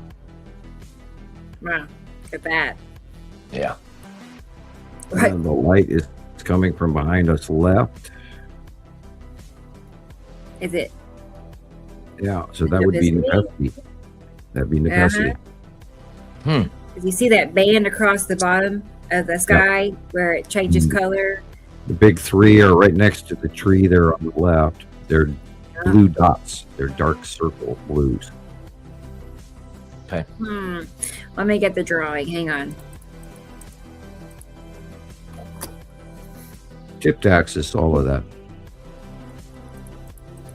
There's one that Sam has that is Nipicity tilted with asteroids coming underneath it. And that's what we're seeing. Yep. Hang on. I need to By the pull your... placement of the lighting, I would say this picture was captured in the morning. Watch out, kitty cat. She's busy. Mm-hmm. Sorry, I have to scroll through so many pictures to find it. I should move it toward the front.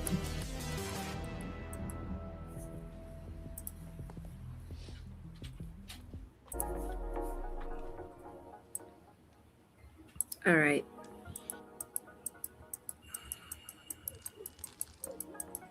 It's like a waiting game. Here it is. Number 94. Anyway, that's why it took so long to find it. But Nipicity is usually, at a tilt. Like you'll see a tilt. And asteroids underneath it. And there it is. Asteroids.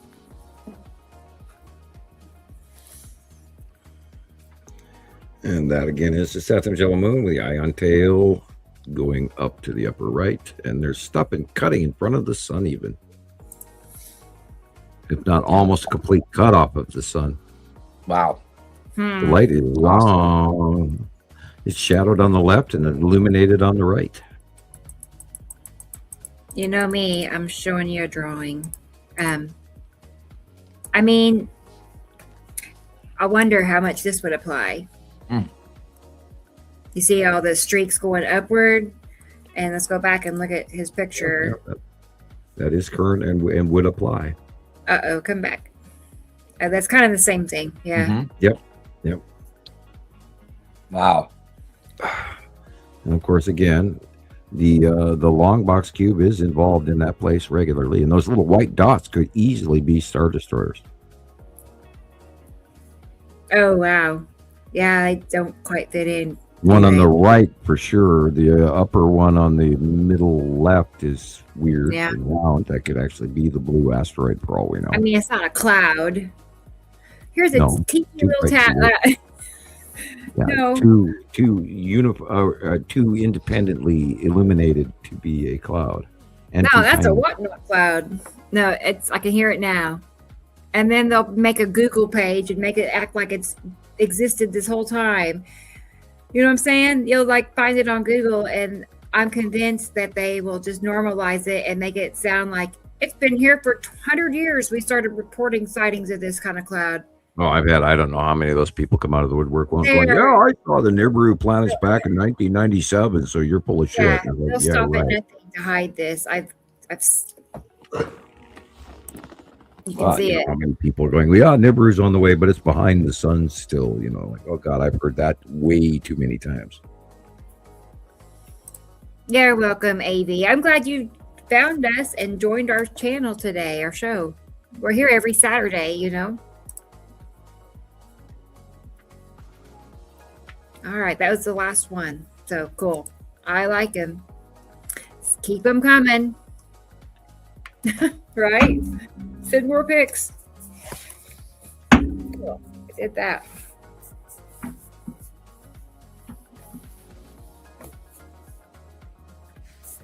Mostly we did that one. All right, cool.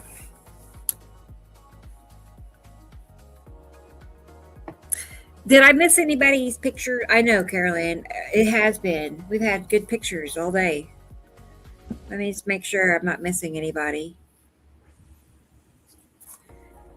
Let's do that one.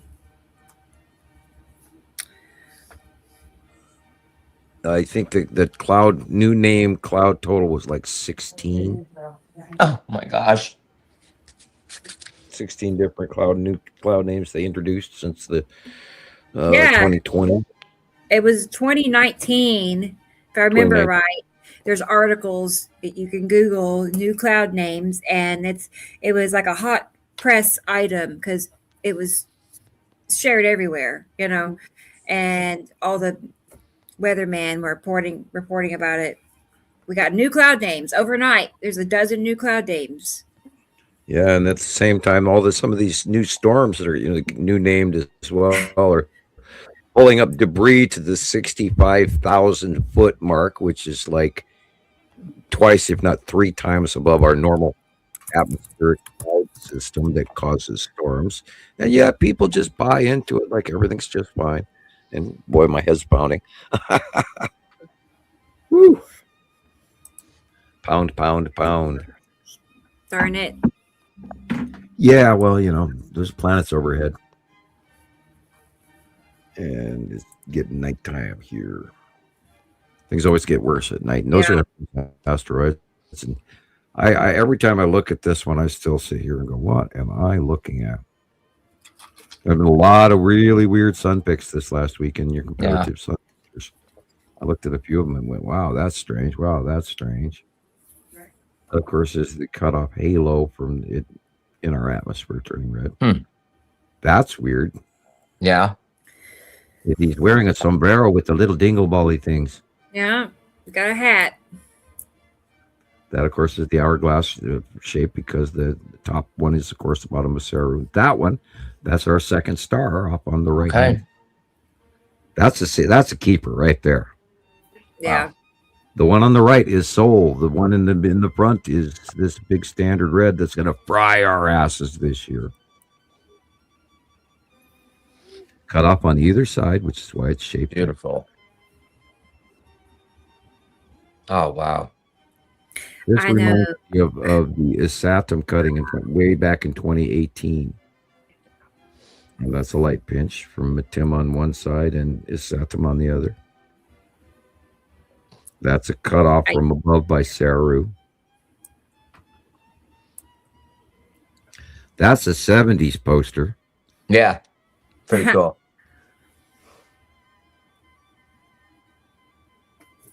Hey, if you're going to play cloud, turn it up. Everywhere. That way I can hear it. Oh, yeah, I can turn it up. Mm-hmm. Yeah, please. Yes. There we go. Yay. You can even go louder. I would not care. Oh, yeah, well, this yellow. Okay. Crank it. I like it loud, too. I know. I do, too. I think this is Vivaldi, isn't it? Cool. It is. Mm-hmm. Look at that here. Oh, at the top left, it's a little bulge. Wow. Different. Wow. I remember this one. This is many years old. That thing into the side of the sun on one side, and on the other side at the tail is the lead asteroid. Yeah, interesting. God, I love this song.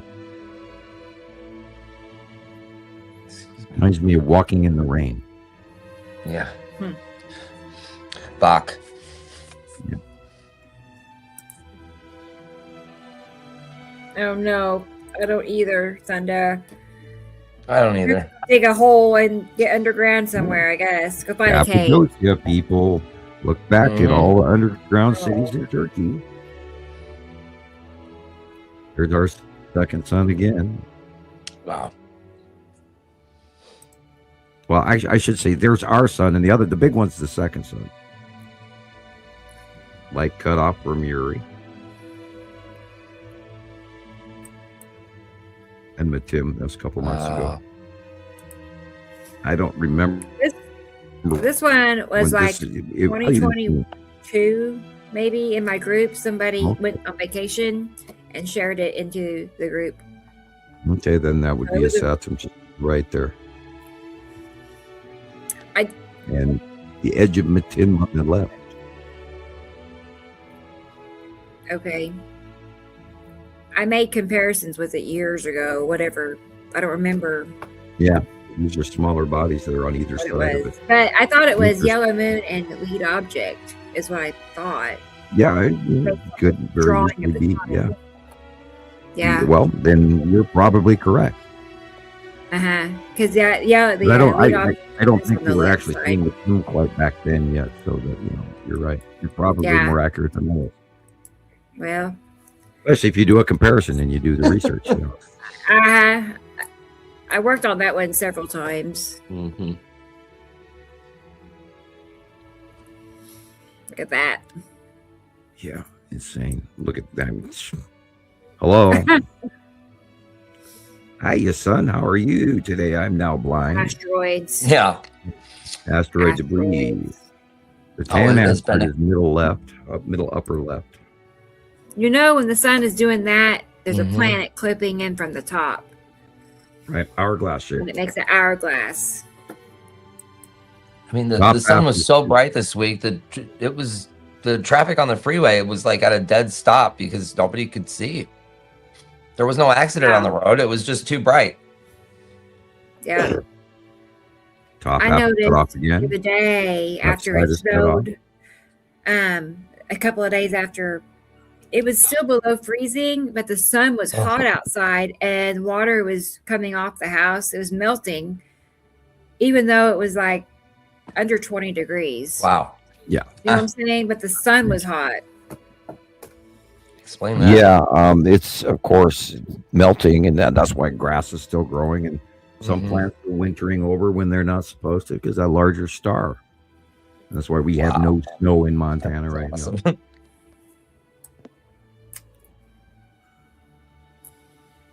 Yeah, very unusual. Very unusual. Wow. I see lots of votes. If that's a move, we're not that the planet is Septimus of the moon.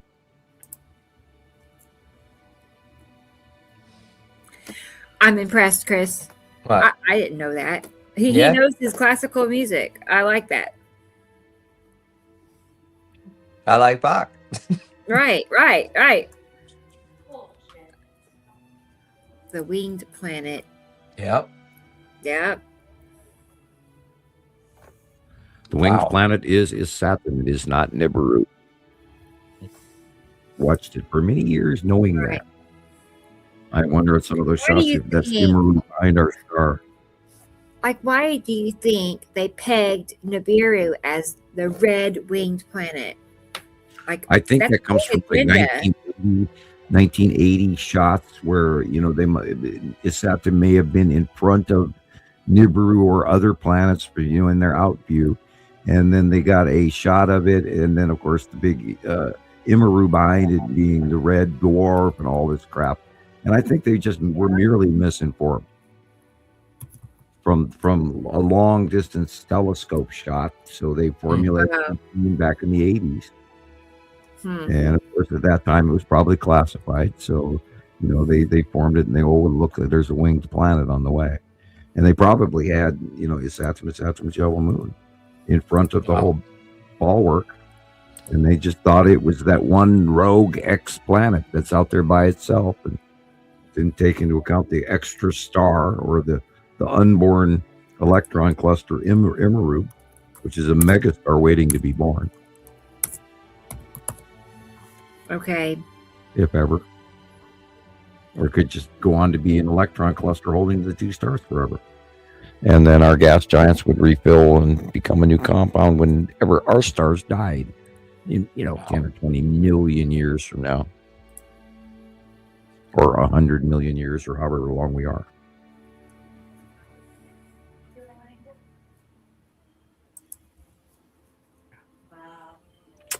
Yes, XAV, that is what I try to do. I try to clarify and to talk about things that we've discovered and watched.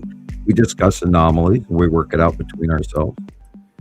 There sits the ion tail on the right-hand side.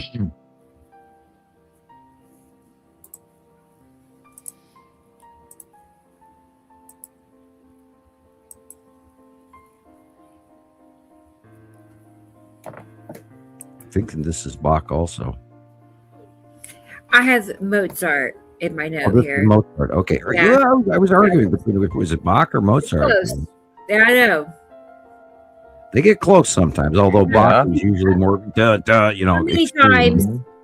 many times did you go see Amadeus? Oh, I love that movie. I probably saw it 5 or 6 times. I probably went and saw it at the theater like 10 times. Wow. And I even took a tape recorder and I taped it audioly. I'm not kidding. I had It's a great movie. So really I had it. I could listen to it. I loved it. And then when it came out on DVD or whatever, I was all over it. I just love it. It's hard to get. Yeah, so many times. At least 100 times. Yeah. Yeah, my mom gave me a whole bunch of cassette tapes from this collection of classical music from the 80s, and I played them to death. Yeah, me too. I remember the cover. I remember the cover of Amadeus. You know, like the cover art of the movie. When I was a little kid, I was so afraid of that picture. Like, if we went into the movie store to rent a movie or something, I would like start crying if we had to pass by that movie. Scary. You know, so it took me a long time to watch it, but once I did, it was a good movie. I remember the Abominable Snowman in Rudolph the Red-Nosed Reindeer. It used to always get me. Yeah. That was that was pretty scary. In the early 60s. Wow, look at that. Yeah, that is Atu's moon. Cool.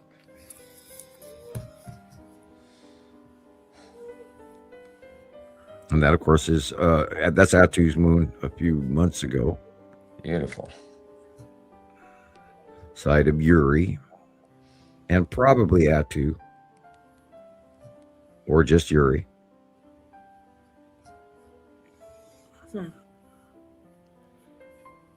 These are slightly colorized.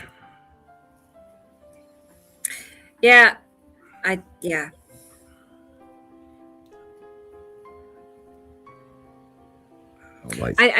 feel like I found them from like a weather chaser, or I can't remember now, but they do all have the same look, don't they? I'm saving these pictures that Andy sent me. Oh, cool. I'll show you what Andy caught. And Andy is a moderator. Montana Skywatcher has been a long time valued member. Thank you, Andy. Glad he's sending you the photos this time, because he sends a lot to me, and I save most of them, but I don't hand Rebecca a lot of videos to bomb her with more work before the shows. I hand her some, but I could do a lot more, but I don't. Right. Well, a lot lately. I mean, you've been so on the ball that everybody sends you the stuff as well, and so a lot of times they're sending you doubles of what you already got. Right. Okay, wow. He got the auroras, I'll tell you that. Wait till you see this. These are pretty. And he has professional equipment. Like, you know, Andy does. He has the good stuff. Look at the flame-like cloud. Beautiful. Yellow moon. I think that's a compliment. Yes.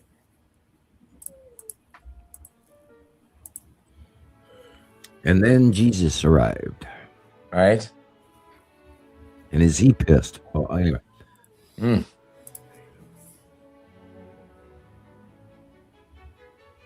Look at the microclouding. Planet. Okay. Look at the real sky color at the horizon. Stripes of Uri.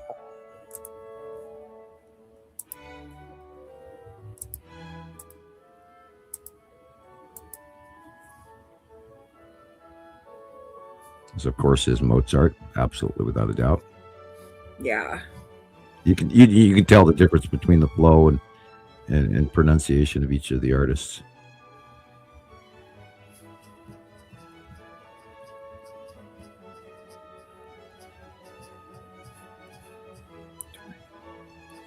Planets, people, the sky's yellow. All that blue stuff is a planet. And its atmosphere with the clouds around it, those are mostly clouds around the planet, not our clouds. Some of them are at the bottom.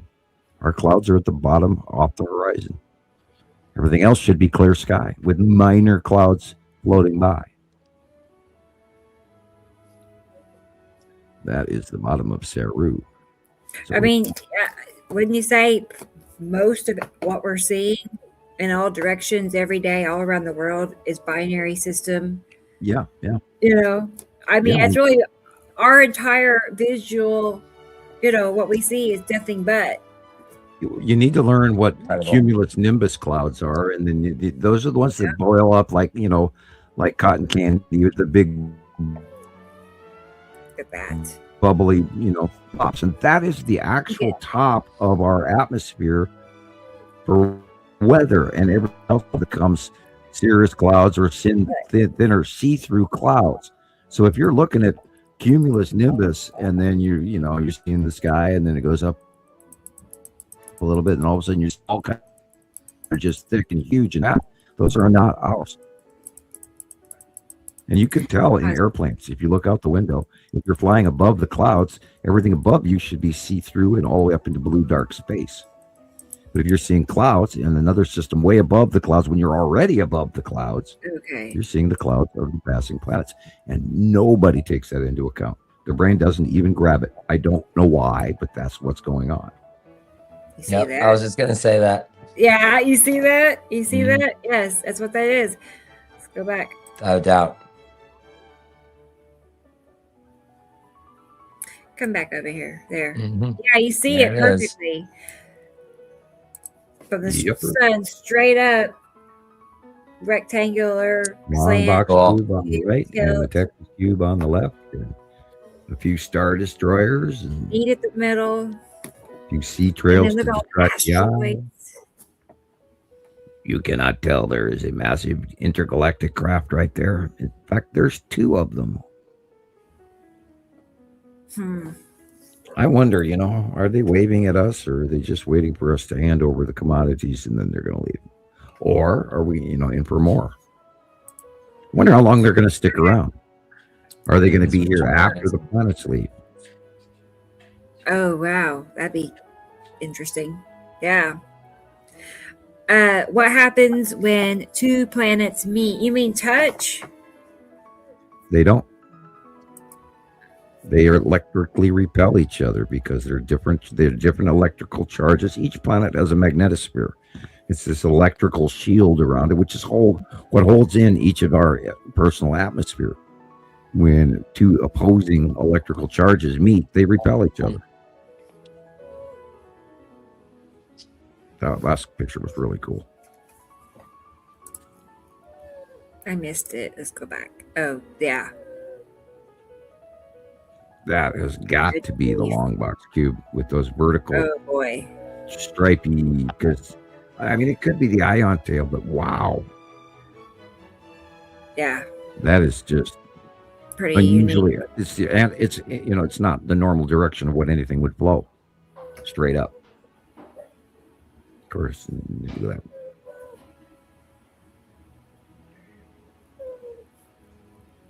Planet, planet, planet.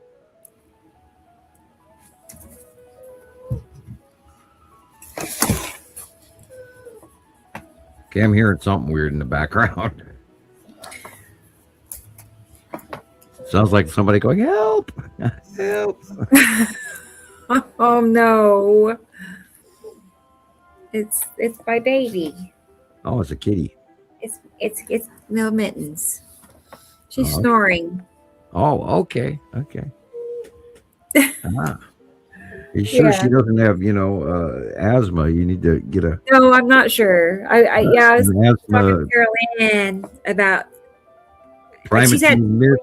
Take a Primatine mist right up while she's sleeping, and pump a Primatine mist straight in front of her nose, maybe, and see if that cures it.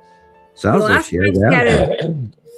The last time she had a breathing treatment, her breathing was silent. It was effortless. Well, so she could have cat asthma. She needs one of those little white masks in the tube. I'm only kidding. I know. There's a couple of people on TikTok that have, is it nebulizers for their cats? Right. Breathing treatments at home, and I feel like I should look into that. Do you have what's your moisture percentage in your house? I have no idea. I try to take her in the shower, in the bathroom, and run the hot shower and get it really steamy. And if you boil water on the stove, if you have a stove that'll do that, you could boil water on the stove. That would add a lot. I would agree. Probably It just ruins your pan, whatever pan That's you're true. going to do it That with. is true. It does ruin your pan. Yeah. That's why I've got a big, huge pan that I have already long ago ruined, but that's what I use it for regularly. Right.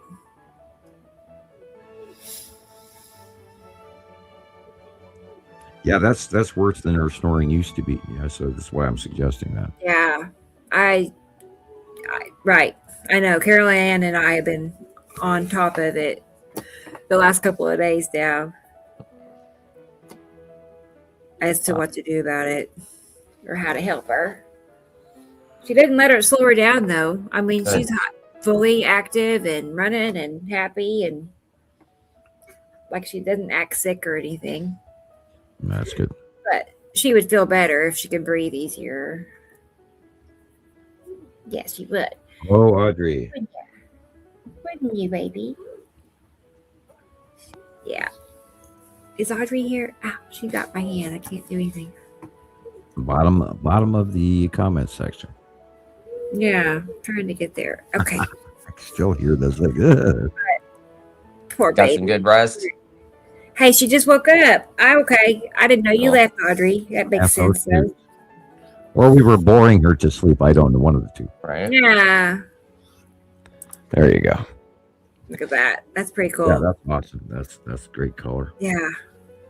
I think the pink red is probably the lead asteroid, and I think that's probably in front of the Saturn yellow moon. Yeah.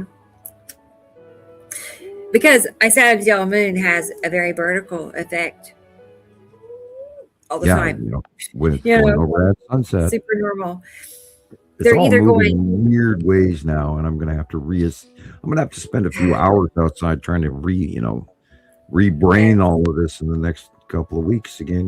We'll have to do it again in 15 more days. fun.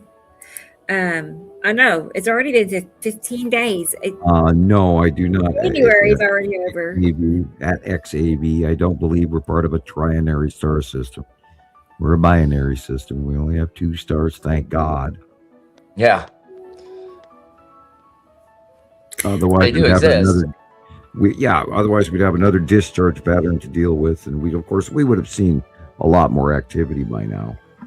And remember, most of them are stable. Yeah. Some of them are not. I mean, could we could have been. Could there be a third solar system? There are some star systems that have 4 stars. Some stars have smaller stars embedded halfway in them, and etc. There are all kinds of different star patterns. But no, I do not believe that we have a triune. There's rumors out there like crazy. Oh, we have 3 stars. Blah blah. I see it all the time, and I want to slap them. Now we talk about the dual star every once in a while. Nibiru has a technological mini star that they use within their solar system. So technically it is a 3rd star, but it is not, because it's a mini star that's spatially attached to their planet. So it's a stationary keeping star-like technology. That way they don't roll behind into a ice age. It protects them from becoming ice age, which is why their civilization has lived so long, whereas we've had 15 ice ages, which catastrophically affects on our planet over 15 or over 4.5 billion years. But there's other events that have destroyed our civilizations as well, in the Younger Dryas period, etc. Which I don't think anybody agrees on the date on that either, as well as the breakup of the Bronze Age, which is exactly when the last time the Nibiru planets were here was the breakup of the Bronze Age in 1650 BC. Oh, wow. These are from Andy in the UK. Gosh. Well, that is a Saturn. Absolutely. Holy shit. Wow. Yeah, I can really see it. Well, wow. Wow. And Andy, you didn't colorize these? No. Doesn't look like it, does it?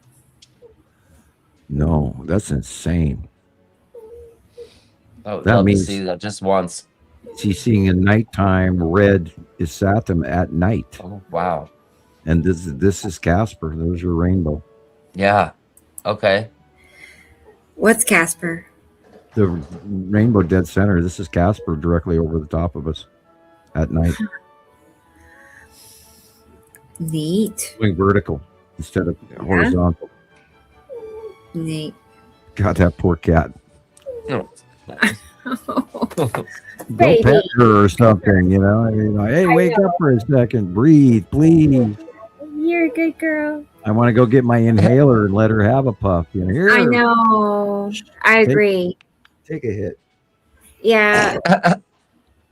I have to call the vet in the morning about my cat. My asthma is getting really worse. It's horrible, and I never had asthma before. But I got this issue with this cat that lives in my house. Huh? Yeah. It's a baby. He's a little baby. And it's Ricola time again, and we are at 5 hours 46 minutes 28 seconds. Mm-hmm. Getting old, people getting old. Incredible. Look at that. That looks to me like the dark area is at 2, and this is the purple refractive light that is from the atmosphere of these planets during the solar storms. Yeah. That solar storm that just happened, what did they say? It was the strongest one in 20 years or something like that? X class 7. And of course, the killer bomb one is an X class 10. Okay. And that's the one we worry about. This was 7, was pretty worrisome too. And we got through it. I didn't want to panic everybody, but I was concerned. There's that hairdo again. Yeah, I think I worked on that and darkened it a little. Yeah, that's the Trump style hairdo on, I believe, the tan asteroid. Oh man. I know there are people out there that would find that insulting for a certain political figure, but I don't in the least. I have a lot of other things I could say, but I don't. Yeah. I mean, for hair pieces, it is nice. Hey, watch out. Yeah. If you use enough glue and you use enough, hairspray, it's okay.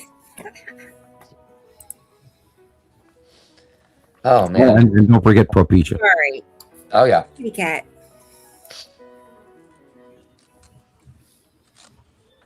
And I do have to fully admit that I probably balded a little bit since the last time you guys saw a photograph of me. I have spent 16 years doing this. Oh my God. Yeah, better him than us. I can get out my walker and my wheelchair here. Here we go. my daughter Shiloh was going, Dad, you don't look 65, so you look a lot younger than a lot of people your age. Good. Yeah.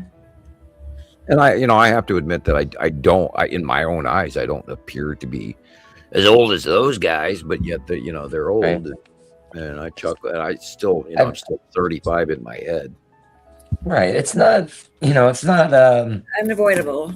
Right. That, but I'm not into yearly birthdays. I just think it's I'm done. It's crazy. I mean, biologically you're not your yearly birthday, if you think about it like that.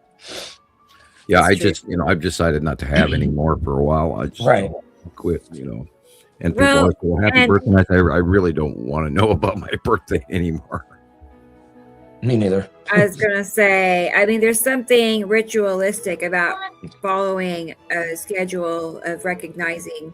Well, Well, years ago when I was in the bar business, I would buy a keg of beer and then invite everybody for this party. And then after a while, I started going, well, why am I buying the beer? Right. Well, maybe because I had a discount through my job because I was the bar manager and I could order it and pay for it. But and then after that, I stopped having birthday parties. I was too big a hassle.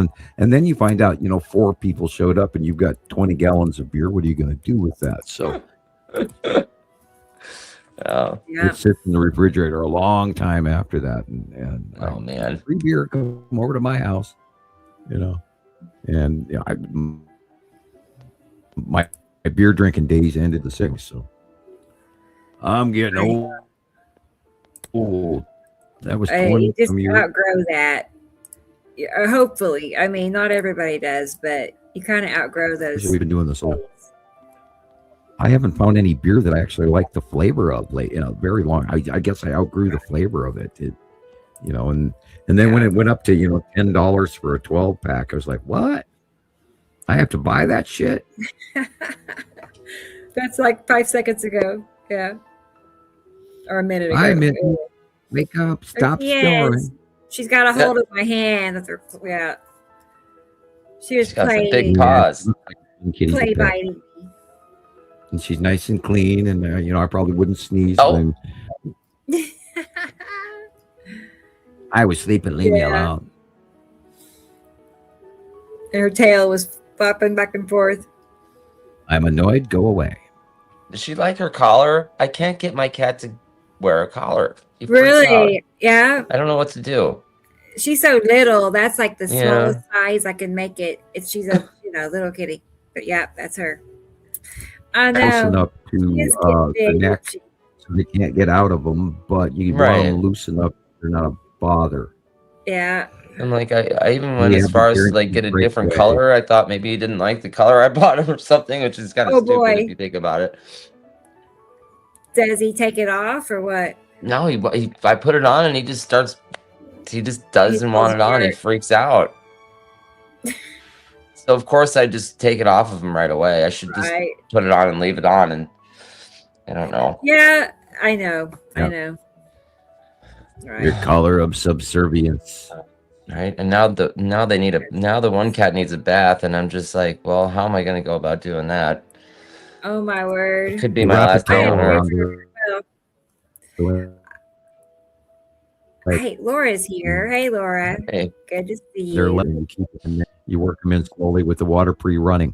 You don't turn the water while you put them in the tub. You have it running before you put them in the tub. Sure. That way they hear the sound when they get close, and then you got them wrapped in a towel, and then you bathe them slowly at a small level of water.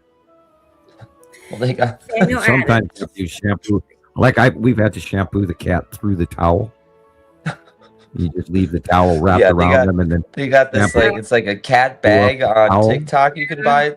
Oh my god, it's hysterical!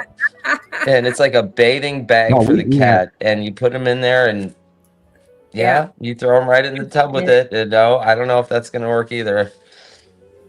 I mean, my last cat had long hair, and he would get poop all over his backside. And then you'd have to hold him down, and this is a flying ball of fur. And you'd have to put a nozzle on his backside to get the cat poop out of the hair. And we got to the point where we just regularly started shaving the cat, so that didn't occur. And wow. What did he roll in it or something, or what happened? No, he's a Mancoon. They have really long hair. And if they get any diarrhea or anything, then it gets in their hair. Yeah. And then they're walking around with this big brown patch stuck to their hair. And in some cases, actual Klingons that you have to move.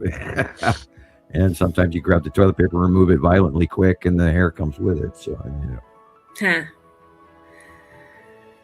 Poor guy. Wow. I don't normally give cats baths. Right. It's just a regular thing, unless it has to be done.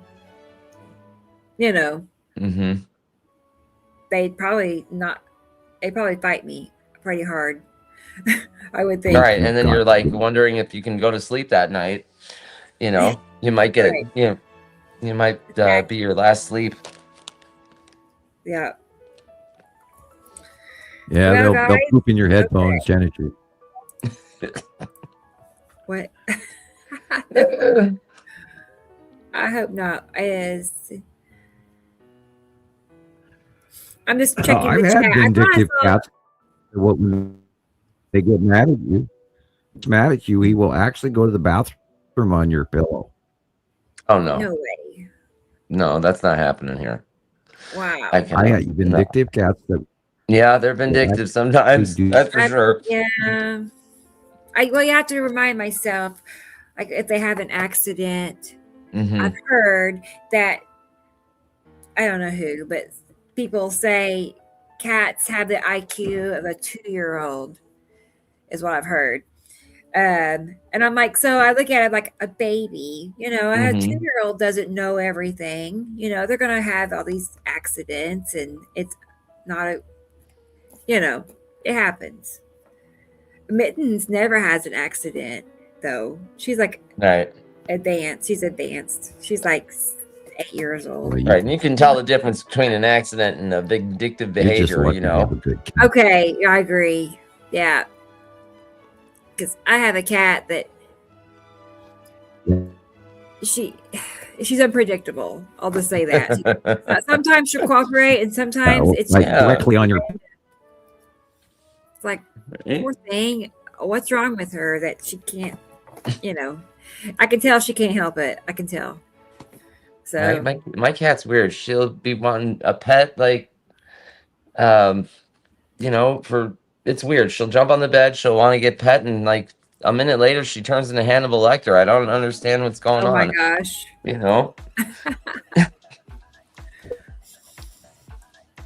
Yeah. I hear you. I know. It's like I have a cat barn at the moment because all my cats are inside because it's so cold, and then we have the stray cat inside too. It's just kind of, Oh man. Cats inside. And they're heating units. They heat your house. Yeah, right? It's true. I know they're happy. They're putting off heat. They actually are pretty happy. They all got boxes. I had boxes sitting to the house with little beds in them, and every night they just go check in their little hotel box, cool. The cat box. They know where their beds and they know their place, and they're getting along, and you don't have any. That's true. I knew a person recently within the last decade or so that had 75 cats in their house. Oh my gosh! No. Oh god! Yeah, I'm not even going to tell you the conditions of that place. You couldn't. You could probably figure that out on your own. Yeah, not good. Yeah. Well, Milton Jones, I think his name is. He's a British comedian. He says, "You people who have cats in your house stinks." And if you had 75 cats in 2 rooms in your house. Yeah, can you imagine just paying for cat litter? And could you imagine the weekly chore trying to clean that cat litter, let alone feeding all of those every day and the fight? Yeah, that's a lot of food. True, insane.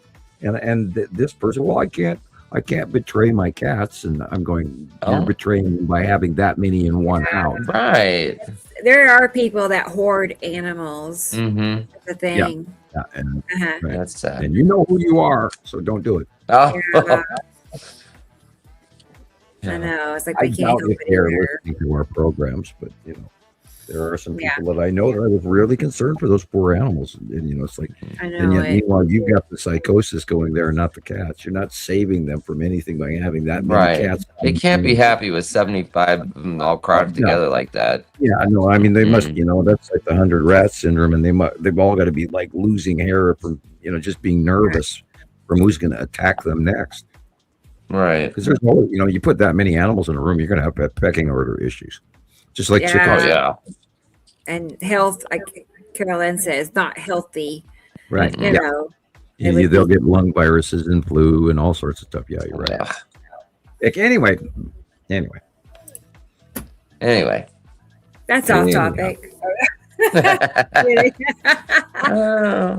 Oh gosh, y'all. Well, I think we probably run out of things to talk about. We have one more minute till we hit 6 hours, and this is a good time to. I was going to say if we end it before 6, StreamYard has a feature where it automatically makes clips for me. I don't know, but it has to be under 6 hours to qualify. Oh, well, you got it's 27 seconds. I know it's too close. I don't think we can wrap it up in 20 seconds.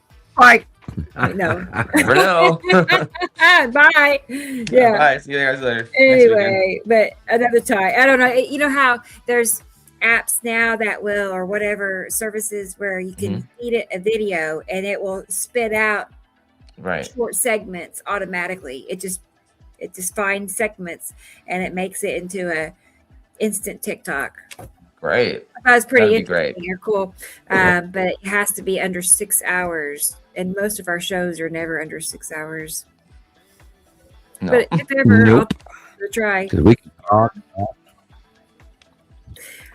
Because we're obsessed. Yeah. We are. AV is obsessed too. IV.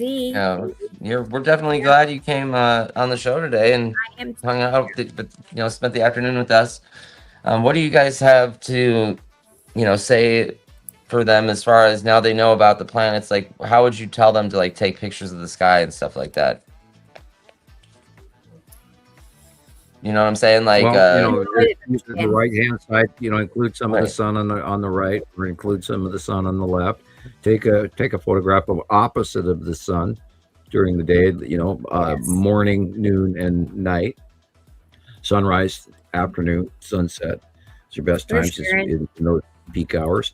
Of course, go back to Nibiru Followers Anonymous YouTube and Nibiru System Skywatchers on YouTube. And look at the old videos. Go back to Rebecca's show number 1, and we're at what 152 today. Yes. So go back and see show number 1. We're not beginners. No, we are career digital media, planetary news. It is pretty cool.